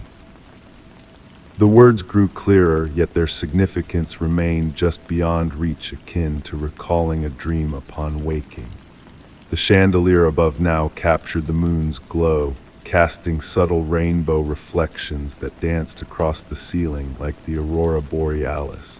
I found myself drifting between wakefulness and slumber, the voice acting as a soothing lullaby. The boundary between reality and dream blurred increasingly. In these moments of twilight awareness, I could almost discern the phantom audience, their forms hinted at by the interplay of moonlight and shadow. They sat in reverent stillness, as captivated by the voice as I was. As the night deepened, a profound tranquility settled in. The voice began to fade, not abruptly but gradually, like a tide withdrawing from the shore. As it waned, it left behind a sense of gratitude, as if my presence had acknowledged and validated all the stories held within these walls. The theater settled into repose, groaning and sighing like an aged companion preparing for slumber. When I finally roused to depart, the voice had dwindled to naught but a memory, a faint echo in my mind. Yet the theater felt altered, more vital somehow, despite its forsaken state. As I made my way towards the exit, each step accompanied by the soft protest of weathered floorboards, I realized that certain places never truly empty themselves. They simply bide their time, cradling their narratives close until someone arrives willing to listen. Even now, months later, I find myself drawn back to that theater in the twilight hours. The voice remains ever present, though at times it is a mere whisper, a gentle nudge that behind every curtain and beneath every layer of dust, stories await those willing to lend an ear. The theater endures as a sanctuary, where the boundary between yesteryear and present blurs, and where memories frolic like dust motes in the moon's glow, forever preserved in the soft echoes of that enigmatic voice. Story 28. In a forgotten nook of an overlooked library, I stumbled upon a fragile manuscript with aged, yellowed pages adorned with enigmatic footnotes. Each minuscule annotation, scripted in a mysterious hand, hinted at a hidden tale waiting to be unveiled. The faint scent of ancient parchment and ink intermingled with an aura of intrigue, beckoning me to unravel the concealed lore woven within. With a gentle crackle, the leather binding yielded as I turned the delicate pages, feeling the weight of centuries of dust beneath my fingertips. The main text appeared mundane, a scholarly discourse on medieval folklore, yet the footnotes whispered a different narrative. Beginning innocently with academic citations and concise explanations, the annotations evolved as I delved deeper into the manuscript. The script in the margins grew urgent, the ink seeping darker into the weathered paper. References to obscure texts transitioned into personal reflections, then morphed into what seemed like intimate diary entries. The unknown annotator penned of eerie echoes in silent corridors, of shadows dancing in defiance of light, of murmurs lingering in empty spaces. Hours slipped by in that tranquil corner of the library, surrounded by towering shelves leaning in as if eavesdropping on my every breath. The soft golden glow of the desk lamp bathed the pages in warmth, yet shrouded the gaps between the bookcases in velvety darkness. As dusk approached, the shadows stretched and slithered across the floor like inky tendrils.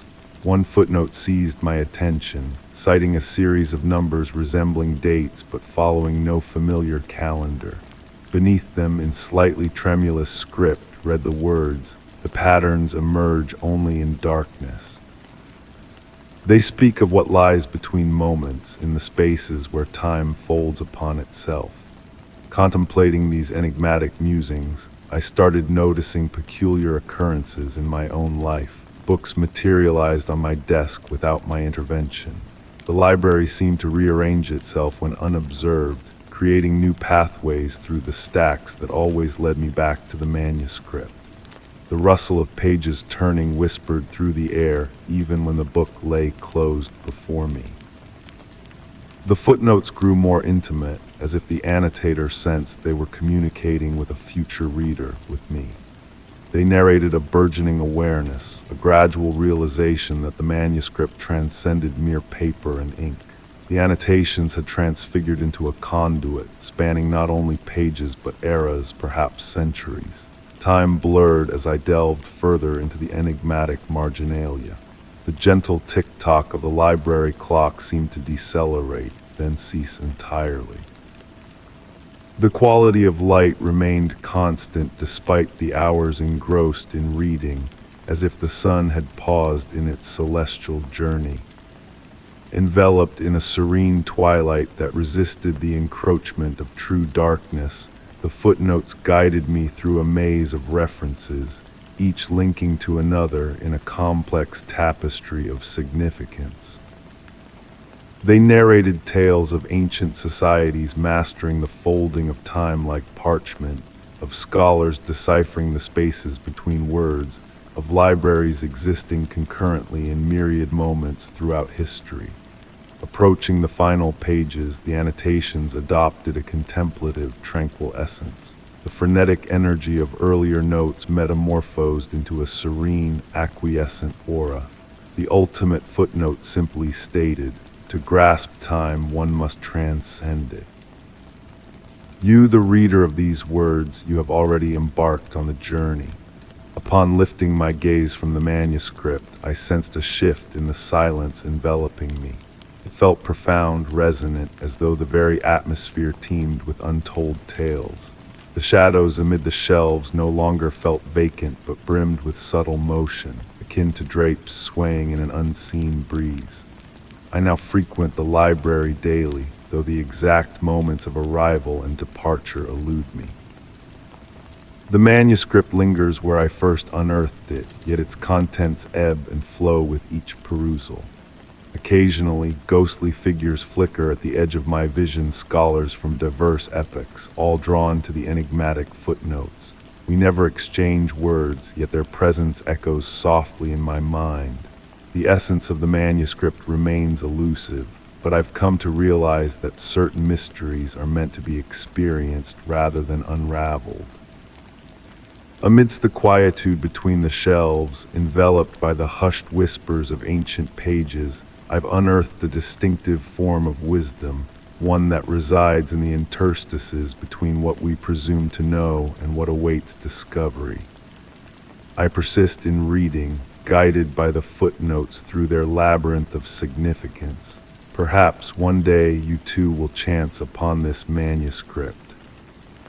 And when you do, remember that the most profound mysteries are those that reshape us not through revelation, but through the gentle enchantment of curiosity. Story 29. As I sifted through a dusty box of forgotten art supplies in a quaint thrift store, my fingers brushed against something unexpected, a weathered sketchbook, its pages filled with intricate blueprints of a structure unknown to me. The scent of graphite and aged paper wafted up, familiar and comforting, as I turned each delicate page with reverence. The lines on the yellowed paper seemed to whisper of a hidden purpose, a design that blurred the line between artistry and enigma. Night after night, I found myself drawn into the depths of these mysterious blueprints in the quiet glow of my study, where the soft light of my lamp danced upon the pages, casting gentle shadows. The rain tapping against my window provided a soothing rhythm as I traced my fingertips over the intricate drawings. Each detail, meticulously rendered, revealed corridors that twisted in impossible ways, staircases leading to rooms defying spatial logic, and windows capturing light from inexplicable angles.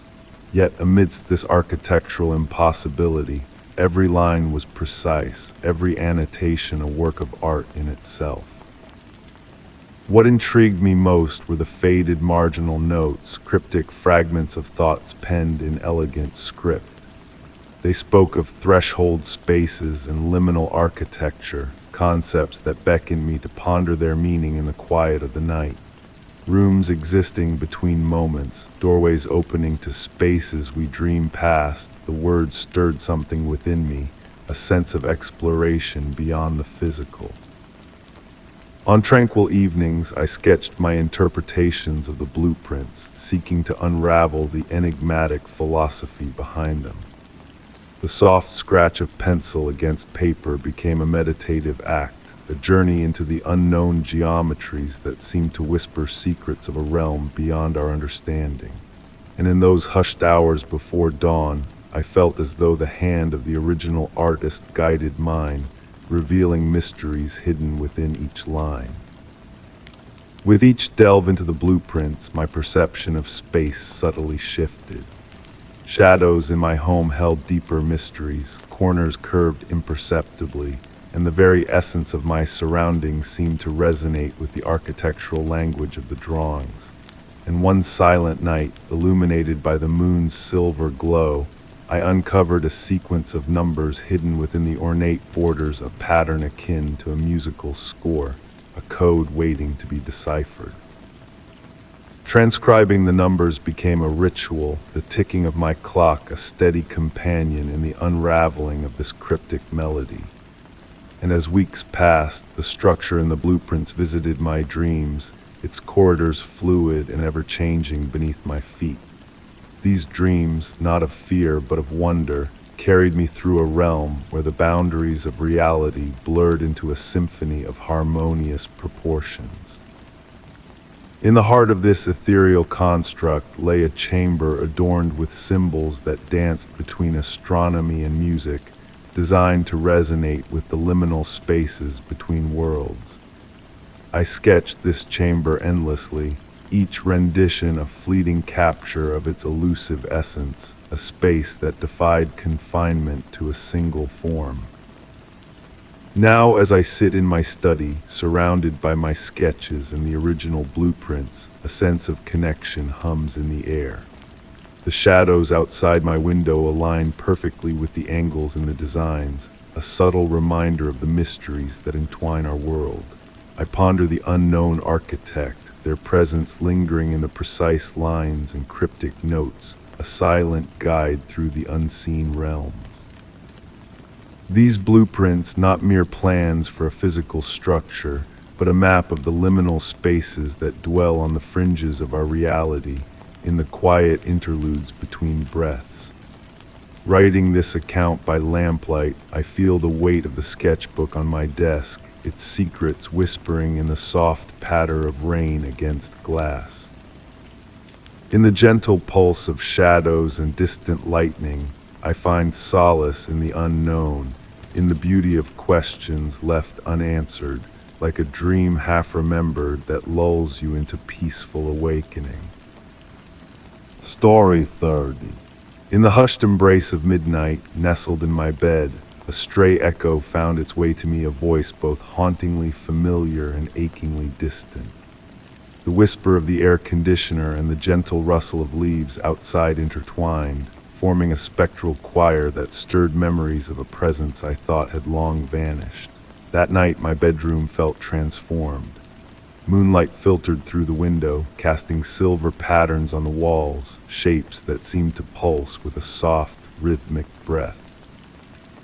The air held a weighty stillness, akin to the pregnant pause before a storm, where anticipation hangs heavy in the atmosphere.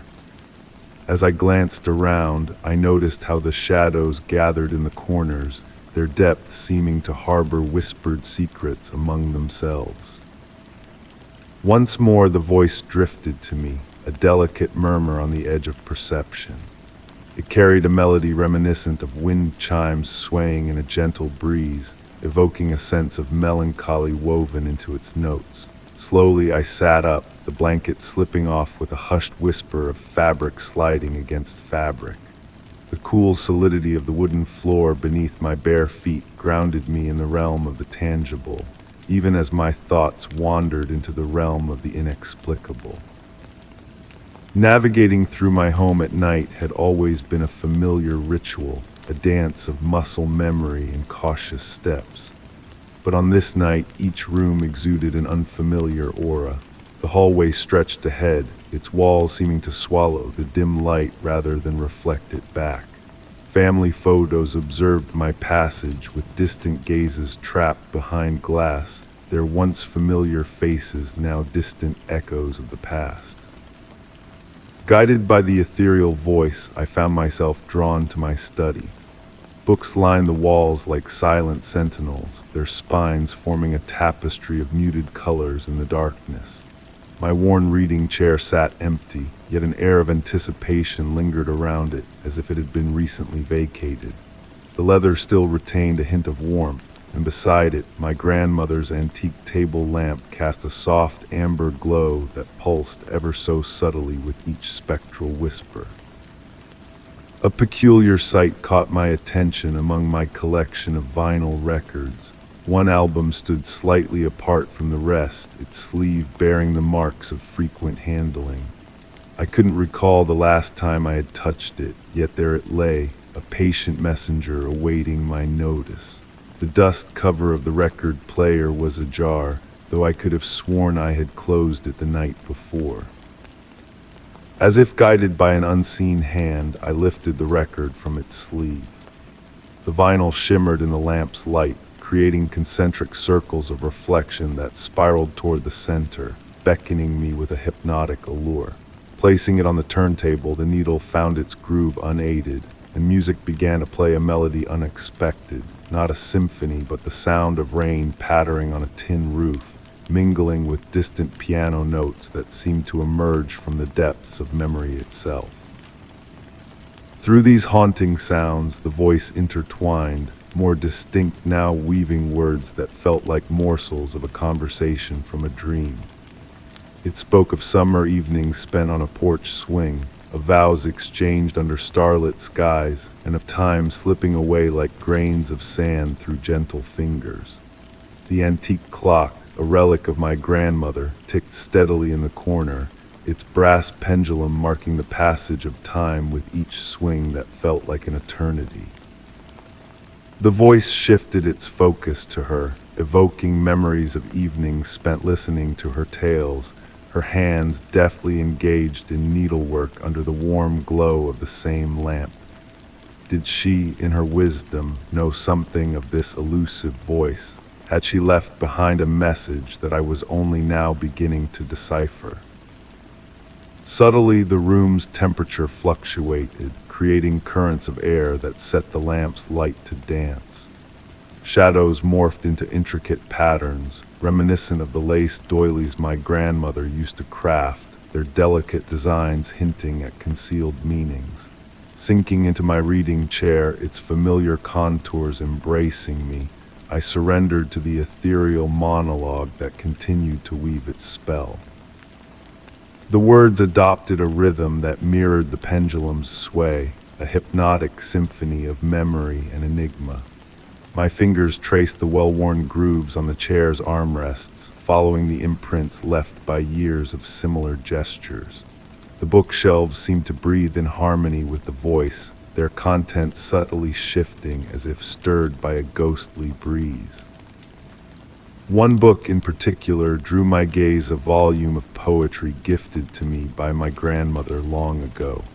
Its spine glimmered faintly in the lamplight, and I realized that the voice recited verses I had once read aloud to her in her final days. Time flowed like honey in winter, thick with significance yet eluding precise measurement. With each passing moment, the voice grew clearer, its words hovering just beyond the realm of complete understanding. It spoke of connections that transcended the boundaries of time, of love echoing through generations, of memories that lingered in the spaces between heartbeats. As the gray tendrils of dawn stretched through the window, the voice began to fade, its ethereal presence slowly dissipating. The record continued its silent rotation, the needle tracing endless circles on the vinyl. The lamp's glow pulsed one final time, and in that fleeting instant, a profound realization dawned on me about the essence of memory and loss. Some voices, it seemed, never truly depart, they merely bide their time, waiting for the opportune moment to whisper their truths. When morning bathed the room in light, I found myself still ensconced in the reading chair, the record player dormant, the lamp extinguished. There was no tangible evidence of the nocturnal odyssey I had embarked upon, except for a solitary book of poetry resting open on the side table, its pages adorned with my grandmother's delicate annotations. Whether the experience had been a dream or a tangible reality seemed of little consequence compared to the lingering resonance. It imparted a profound sense of connection to something vast and inexplicable, yet intimately known. Though the voice had faded with the night, its echo lingered, a gentle reminder that certain mysteries were meant to be felt rather than unraveled, experienced rather than explained. In the tranquil moments that ensued, I found solace in the uncertainty, in the liminal space between comprehension and wonderment, where the most exquisite enigmas found their dwelling place. Story 31. On a misty evening, I wandered past an abandoned playground where the swings swayed gently, emitting a soft, eerie creak in the breeze. Among the chilly air, a faint, almost imperceptible laughter lingered, a distant echo of joyful voices long gone. The mingling scents of damp grass and aged metal wafted through the air, leaving behind an unsettling feeling that the playground still held onto memories of laughter lost in the passage of time. A weathered bench near the slide beckoned me, its worn wooden slats a testament to the countless parents who had sat there watching their children play. In the dim light, the playground equipment's metal frame cast elongated shadows that seemed to dance and shift when viewed from the corner of my eye. A gentle wind rustled the leaves of the surrounding trees, carrying the sweet, earthy aroma of autumn in its embrace. Initially, I convinced myself that I was merely exploring a different path home, seeking solace and reflection after a taxing day. Yet there was something about the tranquil solitude of the playground that drew me in, prompting me to return night after night, each visit unraveling new layers of its enigmatic aura. The playground had transformed into my sanctuary, a realm where time flowed with a subtle, mysterious cadence. One exceptionally serene evening, as I sat on my familiar bench, I noticed an odd occurrence with the carousel. Despite no one touching it, the metal horse figures gleamed with an unusual warmth, as if recently caressed by small, eager hands. A peculiar static lingered in the air around them, reminiscent of the aftermath of children's laughter suspended in the void between sounds. With passing weeks, I began to discern subtle alterations within the playground. Sometimes I would arrive to find the swings swaying gently without a breath of wind. Other times, faint footprints would materialize in the morning dew, only to vanish as the sun ascended higher in the sky. The metal slide, typically cold and dew-covered in the evening mist, occasionally felt warm to the touch, as though someone had just slid down its length. I started carrying a notebook, meticulously documenting these small mysteries. The more I observed, the more intricate patterns emerged. The elusive laughter I had initially heard appeared to adhere to a schedule, almost becoming audible at certain evening hours, particularly under the full moon's glow and when mist drifted in from the neighboring woods. The sound never crescendoed enough to be distinctly heard, perpetually hovering at the edge of perception like a whisper in a dream. The other park visitors, mostly dog walkers and joggers, seemed oblivious to any peculiarities. They passed by swiftly, their gazes gliding past the playground equipment as if it were invisible. But I knew differently. I had come to realize that this place harbored something extraordinary, something that unveiled itself solely to those willing to truly listen and observe. One twilight, I encountered a small red ball resting motionless atop the carousel platform. As I drew closer, it shifted slightly, as if nudged by an unseen force. An air of anticipation thickened, and for a fleeting moment, I swore I heard faint children's melodies hummed just beyond my auditory range. The ball rolled in a perfect circle around the carousel's central pole. That night, I lingered longer than usual, gazing as the moon ascended high above the treetops. The playground equipment's shadows appeared to move independently, and the swings swayed in harmonious unity, creating a mesmerizing rhythm that synchronized with my heartbeat. The imperceptible laughter intensified, not in volume but in presence, enveloping me like a warm embrace. A profound realization washed over me as I sat there.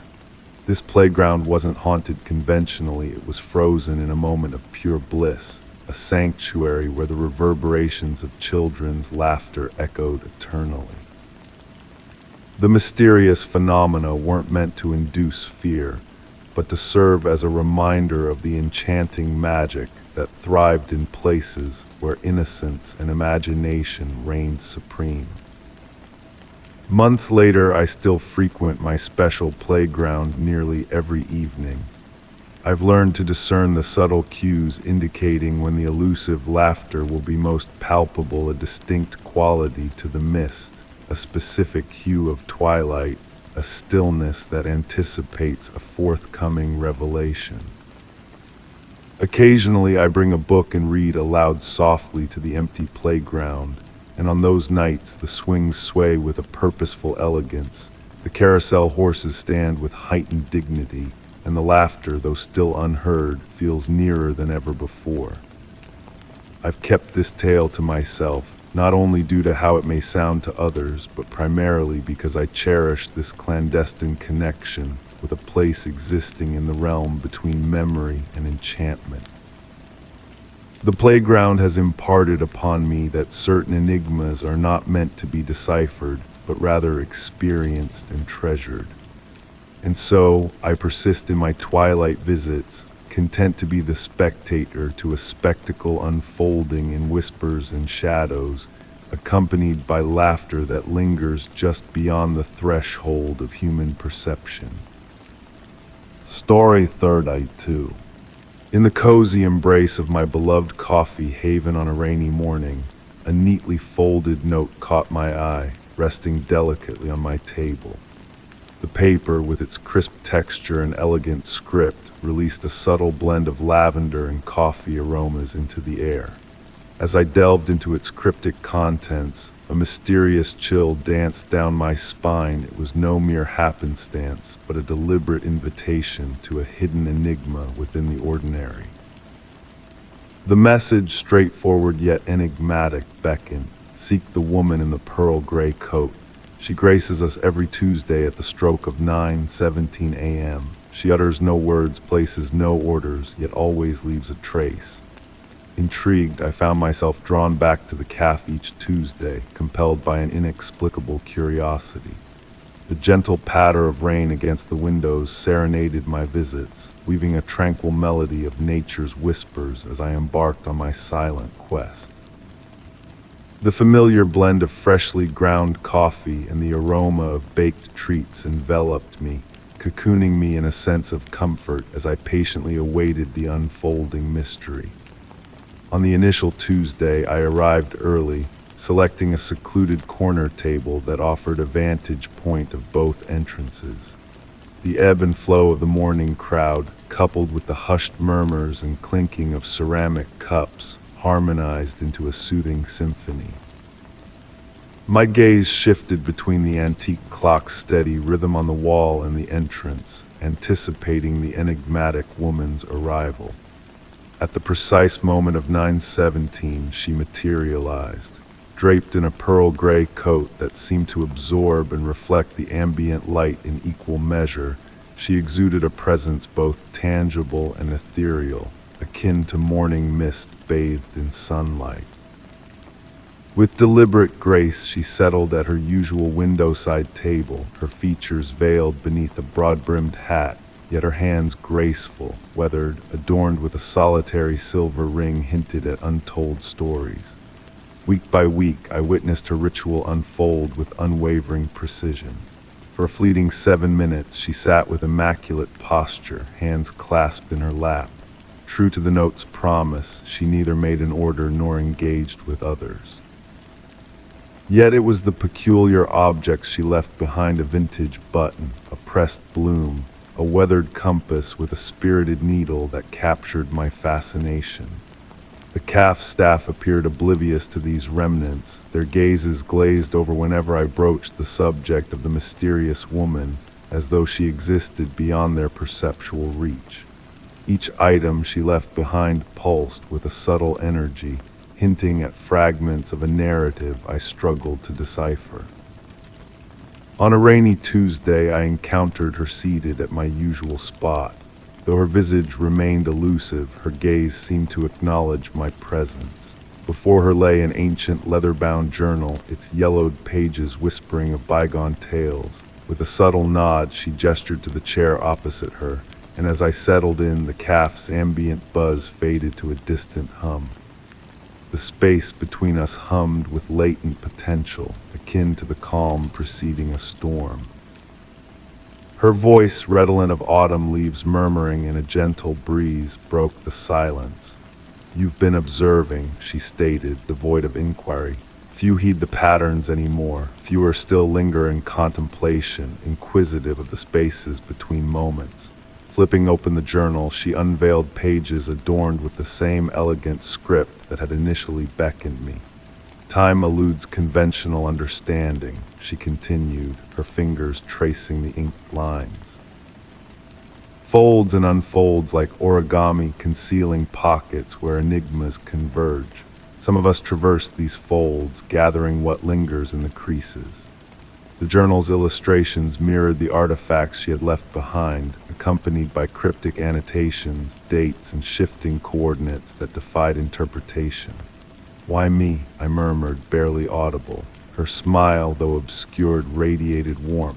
"You possess the patience for patterns, the willingness to dwell in uncertainty without craving resolution. Most importantly, you grasp that certain enigmas are to be experienced, not unraveled." With her parting words, she left the journal on the table. "The mantle is yours now," she whispered. "Watch for those attuned to the patterns, offer them breadcrumbs back to wonder." When I glanced up, she had vanished. The calf's ambient sounds flooded back, a gentle tide reclaiming the space. The rain persisted in its rhythmic lull against the panes, the fragrance of coffee lingering in the air. The journal, tangible beneath my touch, now bore blank pages, the script erased. Each Tuesday at 9:17 a.m. I returned to the calf. Occasionally I glimpsed kindred observers, quietly contemplating. At times I leave behind tokens: a weathered key, a pressed leaf, a smooth sea glass, witnessing the spark of curiosity in their eyes as they discover these gifts. The woman in the pearl gray coat may never reappear, yet her essence lingers in the pregnant pauses between heartbeats, in the rain's soft melody against the glass, in the tendrils of steam caressing coffee cups. I've learned that some mysteries transcend resolution. They beckon to be witnessed, revered, and passed on, like whispered secrets lingering in the interstices of time. Story 33. In a rare visit to a crumbling, desolate theater, I settled into a seat within the dimly lit auditorium. A profound silence draped the room, only to be gently disrupted by a soft, nearly imperceptible laughter that drifted through the aisles. The faint chuckles intertwined with the musty aroma of velvet curtains and decaying props, as if the forsaken theater still held onto echoes of past nights filled with applause and happiness, now reduced to spectral whispers. My presence in this aged place was driven by a quest for inspiration in my writing, lured by whispers of the building's peculiar ambience. The sturdy wooden doors had creaked open at my touch, inviting me into a realm suspended between bygone eras. Dust particles pirouetted in slender rays of light that filtered through lofty windows, painting ethereal patterns that waltzed and swirled like phantasmal dancers on an unseen stage. Crimson velvet seats, though faded with time, retained a certain gracefulness. Tracing my fingers along their weathered fabric, I sensed the countless stories woven into their fibers, endless evenings of entertainment, romance, and enchantment. The air carried a subtle sweetness beneath its aged exterior, evoking memories of vintage perfume and makeup powder. akin to the lingering essence of performers long gone. As my eyes acclimated to the subdued light, I perceived subtle movements at the edge of my vision. The hefty stage curtains would occasionally sway, despite the absence of any breeze. The gentle rustle of fabric was accompanied by soft footsteps that appeared to traverse the stage, their rhythm mirroring the beat of a forgotten dance. Amid the hush, I discerned more sounds, the faint creaking of floorboards, as if invisible actors were taking their places, and the whisper-soft rustle of pages turning, like an unseen prompter perusing a script.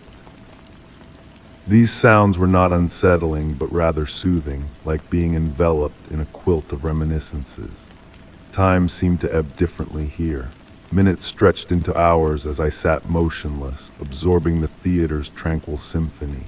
The afternoon light gradually shifted, casting elongated shadows across the vacant seats. These shadows seemed to morph into shapes, silhouettes of an attentive audience, their forms hinting at elegant evening attire and meticulously styled hair.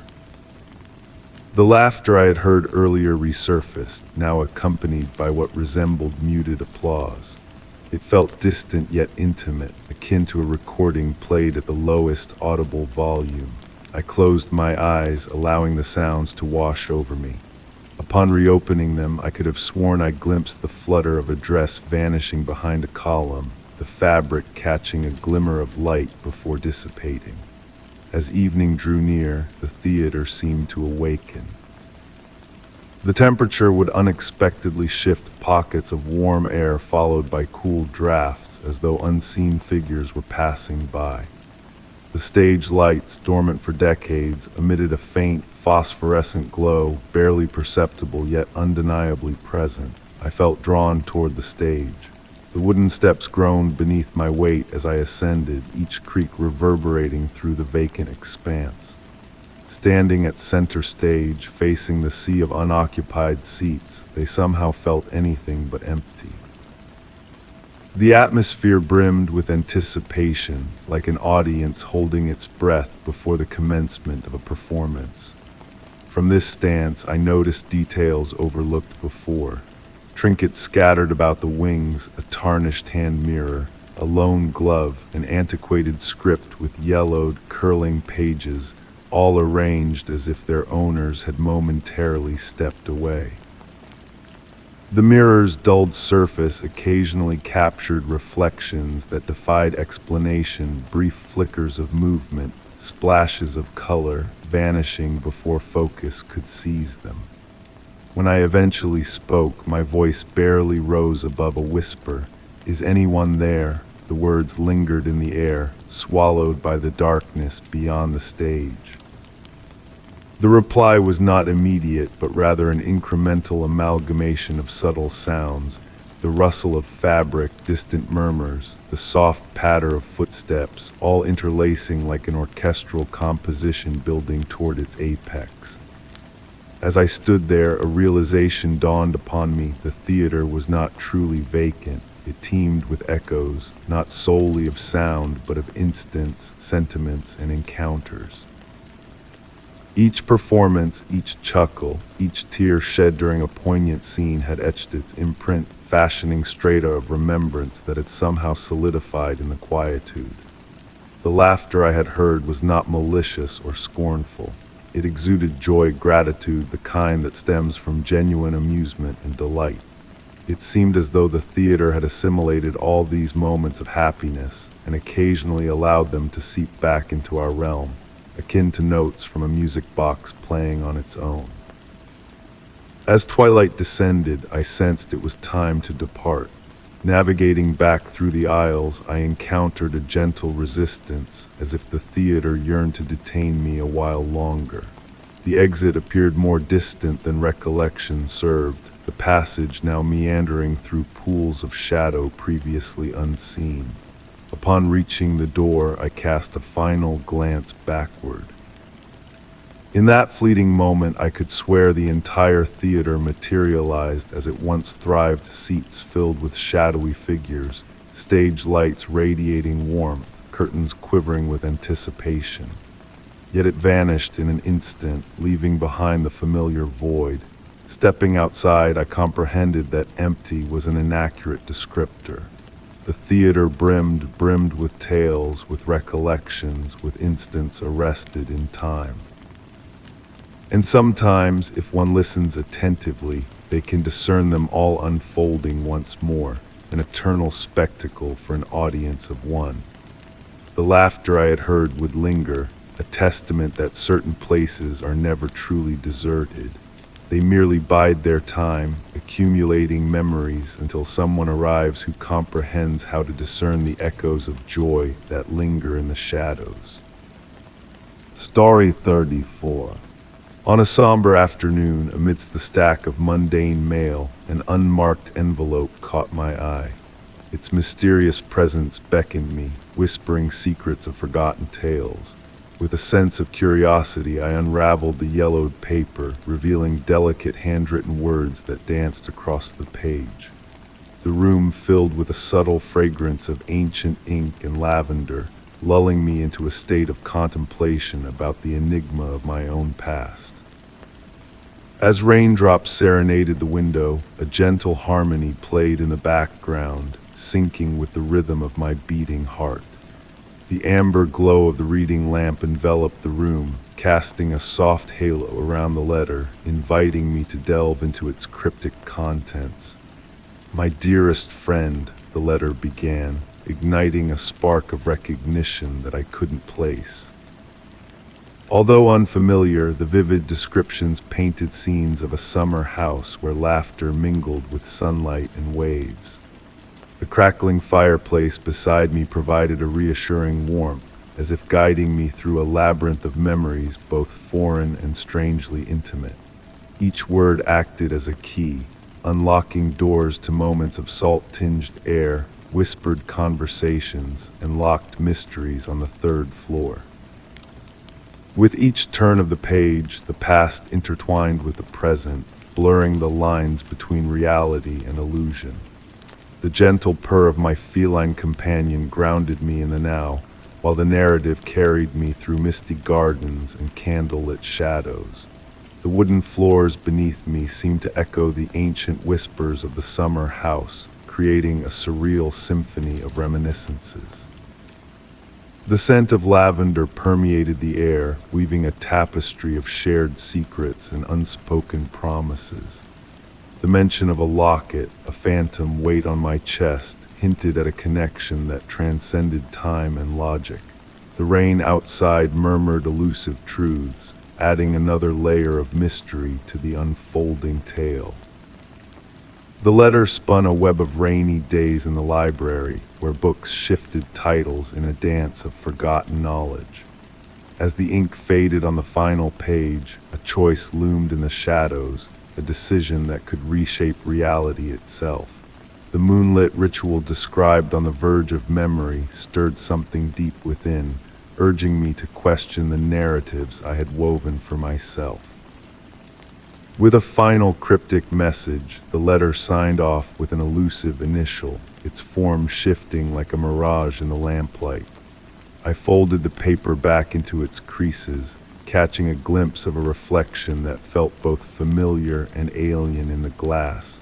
The lingering scent of lavender dissipated, leaving behind a subtle whisper of a reality reshaped by unseen forces. Settling into my favorite armchair, I surrendered to the lull of sleep, carried away by the distant melodies of waves and piano music.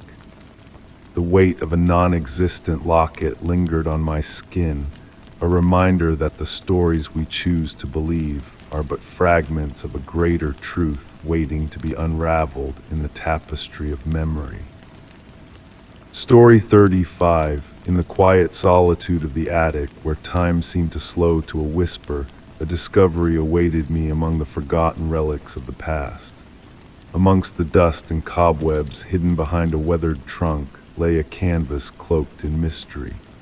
The painting, incomplete and enigmatic, captured a figure in the throes of transformation, a delicate dance of light and shadow that tugged at the edges of my memory. The air was heavy with the scent of aged paper and memories long faded, weaving a tapestry of nostalgia around me.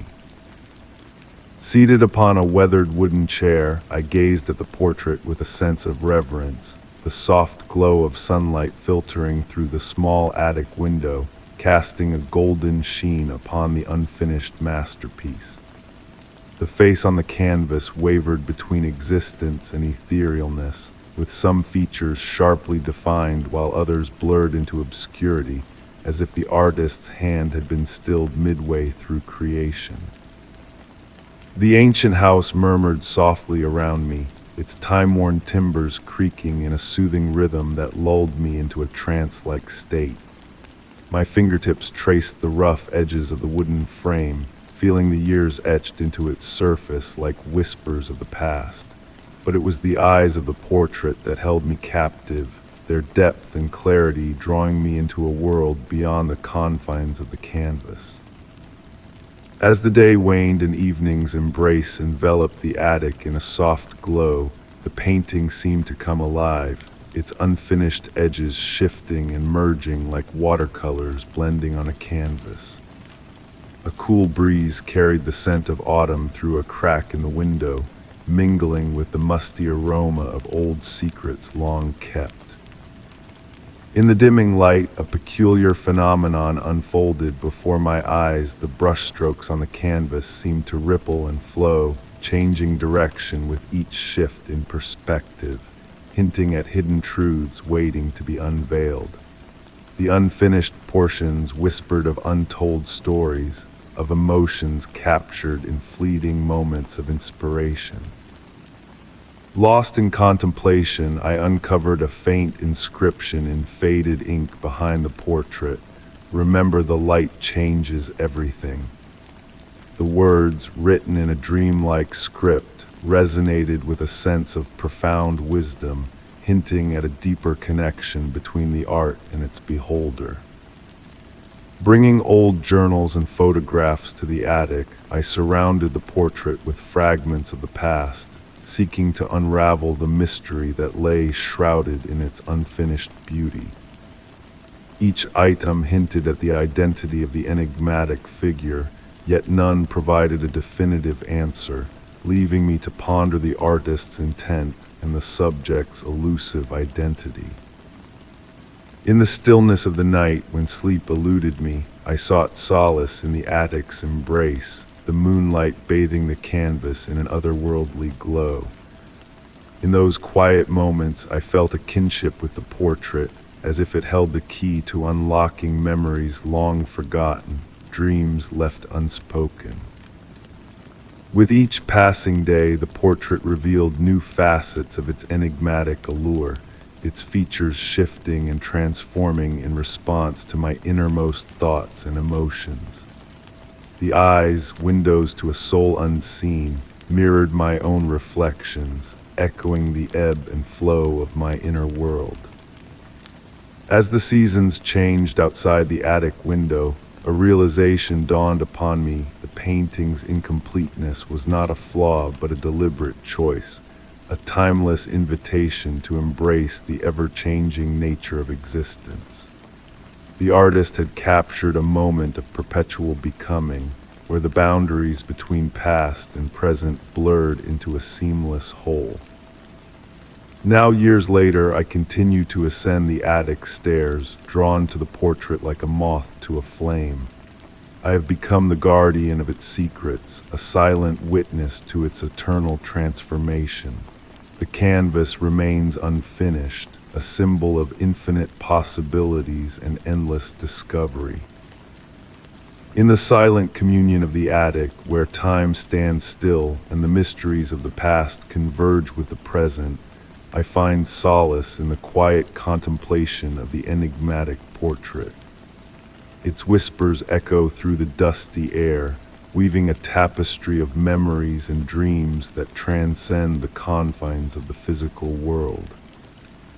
And so, in the gentle dust-filled light of the attic, I sit in silent reverence, a humble observer of a masterpiece frozen in time, an unfinished symphony of light and shadow, of dreams and memories, waiting to be unraveled one quiet moment at a time.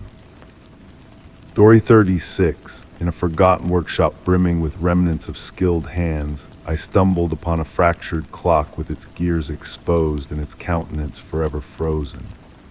As I observed the erratic dance of its wayward hands, the chilly, musty air enveloped me thick with the scent of oil and rust, pulsating with a tale of stolen instants and memories suspended between ticks.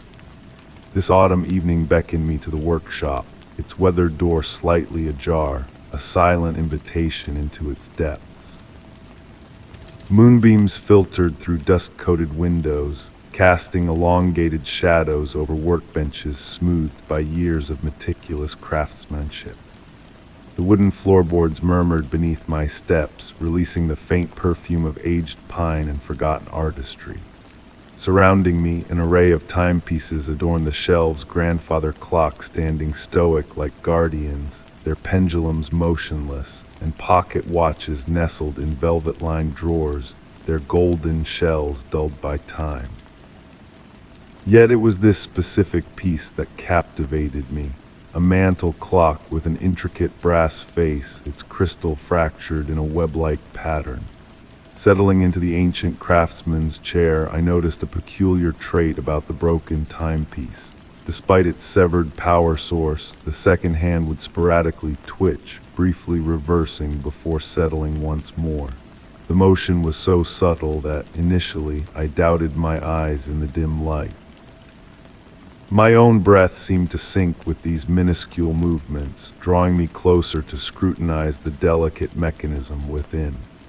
The tarnished brass gears retained an ethereal gleam, some marked with cryptic symbols unfamiliar to my years of collecting antique timepieces. A gentle breeze wafted through the workshop, carrying the distant melodic tones of wind chimes. Yet as I listened intently, the tinkling transformed into the delicate chiming of clock bells. The atmosphere thickened, charged with an electric energy that raised the fine hairs on my arms. Reaching out to touch the clock's face, the metal felt unexpectedly warm beneath my fingertips. A peculiar awareness crept over me as foreign memories began to surface. I glimpsed the workshop in its prime, sunlight flooding through pristine windows, the rhythmic symphony of clocks ticking in perfect unison, and an aged craftsman bent over this very timepiece. His hands moved with practiced expertise, assembling something far beyond a mere clock. The symbols on the gears shifted and blurred in my vision, rearranging into patterns that tugged at the fringes of my comprehension. Each new arrangement hinted at possibilities, moments that might have been, time not as a river but an ocean with myriad currents and whirlpools. The workshop seemed less tangible, reality swaying gently to the rhythm of the fractured clock. Shadows elongated and shortened in impossible ways. Transparent figures flitted in my peripheral vision, ethereal forms engaged in their tasks in times parallel to my own. My fingers remained affixed to the clock's face, unable to withdraw, not from fear but from tranquil fascination. The warmth spread through my body, bringing an understanding beyond words. This was no ordinary timepiece. It was a gateway to the essence of time itself, crafted by one who unearthed enigmas beyond human grasp. As twilight enveloped the workshop, a soft ticking emanated from the clock, though its gears remained motionless. The sound seemed to echo from all directions, akin to the heartbeat of the workshop. With each tick, the transparent figures gained substance, their movements clearer. Among them, I recognized the elderly craftsman, our gazes meeting fleetingly across the expanse of years. The air filled with the scent of metal and ozone, the workshop's temperature fluctuating between warmth and coolness in gentle undulations. The ticking softened, receding, and I realized my perception of time had begun to drift. Moments stretched and compressed like elastic, the boundaries between past, present, and future wavering like morning mist. When I finally released my hand, the workshop returned to its desolate state, yet a fundamental shift had occurred. The fractured clock rested innocuously before me, its hands tranquil once more, yet pulsating with potential, a brass and time heart awaiting the next discover of its mysteries. I frequent the workshop now, though its location remains a mystery, its discovery a serendipitous journey. Sometimes I sit for hours in the aged craftsman's chair, observing the dance of light and shadow across the fractured timepiece. Occasionally, at the perfect moment, I place my hand on its face, drifting into the space between seconds where all moments coexist, and time is a tapestry of infinite possibilities. Ultimately, I refrain from mending the shattered timepiece. Some things, I've realized, are more profound in their imperfections, their flaws allowing magic to seep into our realm. In the hushed nocturnal hours, with the workshop bathed in moonlight and reminiscence, I swear I can still hear its ticking, counting the rhythm of moments that never were, yet forever will be. Story 37. In the hazy twilight, amidst the labyrinthine streets of the bustling city, a peculiar verse caught my eye etched upon a weathered brick wall. The words, faint yet persistent, carried a melody that seemed to echo through the very essence of the urban landscape. As the cool breeze mingled with the scent of rain-kissed concrete, it felt as though the city itself was whispering a timeless secret reserved for those willing to listen. Drawn towards the wall, my fingertips traced the weather-worn surface, feeling the pulse of the enigmatic words beneath my touch. The ink, neither fresh nor completely faded, existed in a state of ethereal existence, hovering between reality and memory. A gentle zephyr swept through the narrow alleyway, carrying with it the soft rustle of fallen leaves and the faint echoes of lives lived. It was then that I noticed the curious anomaly. Each line of the verse bore a distinct handwriting, as if penned by multiple souls across the ages. Some letters flowed with graceful loops, while others stood rigid and precise, yet together they weaved a harmonious tapestry of mystery. The street lamps flickered to life, casting a warm glow that painted dancing shadows upon the ancient wall. As darkness descended, I reached for my phone to illuminate the text, only to witness a surreal sight. The words shifted and rearranged under the artificial light, playing a cryptic dance before my eyes. Blinking in disbelief, I felt the verses seep into my consciousness, as if they had always resided within me, waiting to be unveiled rather than learned. The rhyme spoke of shadows that walked alongside us, of memories dwelling in the crevices between moments, and of a melody only the walls could comprehend. Night after night, I found myself compelled back to that very spot. In dreams and waking reveries, the verses surfaced in my mind, an enigmatic presence guiding my steps. Others too were drawn to the wall, their hands tracing the ancient bricks in silent communion. Some paused, their gazes distant, as if attuned to a melody just beyond my grasp. Weeks passed, and I noticed similar verses emerging on various walls across the city, each one a continuation of the enigmatic poem. The handwriting styles remained consistent, a blend of voices melding into a singular message that transcended time and space. I documented each discovery, yet the images captured always bore a slight blur, as if the words resisted being captured in mere photographs. Delving deeper into the mystery, my perception shifted subtly. Street sounds morphed into rhythmic melodies, traffic hums harmonizing into distant symphonies. Even the rain tapped out a secret code in its descent, a language of the ancients that resonated deep within my soul. On quiet nights, I stood before the original wall, the verses unchanged in their timeless limbo. Strangers joined me, their eyes reflecting a shared wonder and curiosity that bound us in silent camaraderie. The rhyme whispered of a bygone era when cities pulsated with life, walls held memories, and streets sang with the echoes of countless souls. I swear on certain nights a soft hum seemed to emanate from the very bricks themselves, a lullaby woven of urban echoes and forgotten dreams. Seasons ebbed and flowed, each one leaving its unique imprint upon the verses, shimmering in the summer heat, fluid in the autumn rains, and crystalline in the winter frost. To this day I visit the wall, the verses etched in my mind like an ancient incantation. New lines occasionally emerge, the family of handwriting styles expanding in an organic dance of collective expression. Each reader interprets the rhyme differently, some departing with serene smiles, others carrying a contemplative gaze that lingers in their wake. The mystery remains unsolved, and perhaps it is meant to be so. In a world where technology unravels the unknown, there is solace in the enduring enigma preserved within the city's whispers and the resilient words that defy complete comprehension.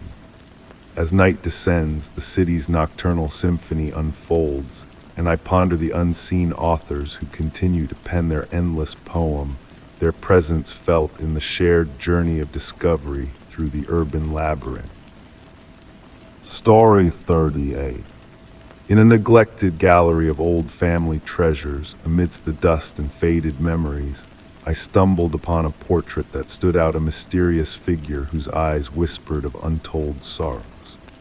Behind the frame, a fragile letter lay hidden, its yellowed paper exuding a faint scent of lavender and thyme. As I unraveled the secrets woven within its delicate script, the gallery around me seemed to fade into a hazy dream, leaving only the dance of dust motes in the soft afternoon light. The wooden floorboards murmured beneath my every step, echoing the forgotten footsteps of generations past. With trembling hands, I lifted the letter, feeling the weight of history in its words. The portrait, a woman of bygone days, gazed at me with a mixture of sadness and resolve, beckoning me to uncover her story. The letter, penned with elegant strokes now faded with age, spoke of a journey across the sea in search of a hidden legacy. It whispered of dreams and melodies, of a lost music box and a key that held the key to ancestral wisdom. The map to this hidden treasure, it revealed, was concealed within the very frame of the portrait that bore Margaret's likeness. As I read on, the present melted away, leaving only the whispers of the past guiding my thoughts. Margaret's words resonated within me, urging me to trust in the unseen and embrace the mysteries that awaited. The gallery, once silent and forgotten, now pulsed with the heartbeat of secrets waiting to be unveiled. With a newfound sense of purpose, I returned the letter to its resting place, knowing that the path ahead was one of intrigue and revelation. The shadows lengthened, casting a cloak of mystery over the gallery as I pondered the choice laid before me. Should I follow in Margaret's footsteps, tracing the lines of her map to the truth hidden within the whispers of the past? The decision lingered in the air, a question unanswered yet ripe with possibility. As I prepared to depart, a haunting melody drifted through the room, a melody that seemed to echo from the very soul of the gallery itself. Was it a mere trick of the mind, or a gentle reminder of the journey that lay ahead? The portrait's gaze followed me as I left, a silent guardian of secrets waiting to be unraveled. I knew then that this gallery, with its hidden tales and enigmatic treasures, held a story meant for me to uncover. But for now I allowed the mysteries to settle within me, like whispers carried on a midnight breeze, knowing that the answers would reveal themselves in their own time, perhaps in the realm of dreams where truth and fantasy intertwine.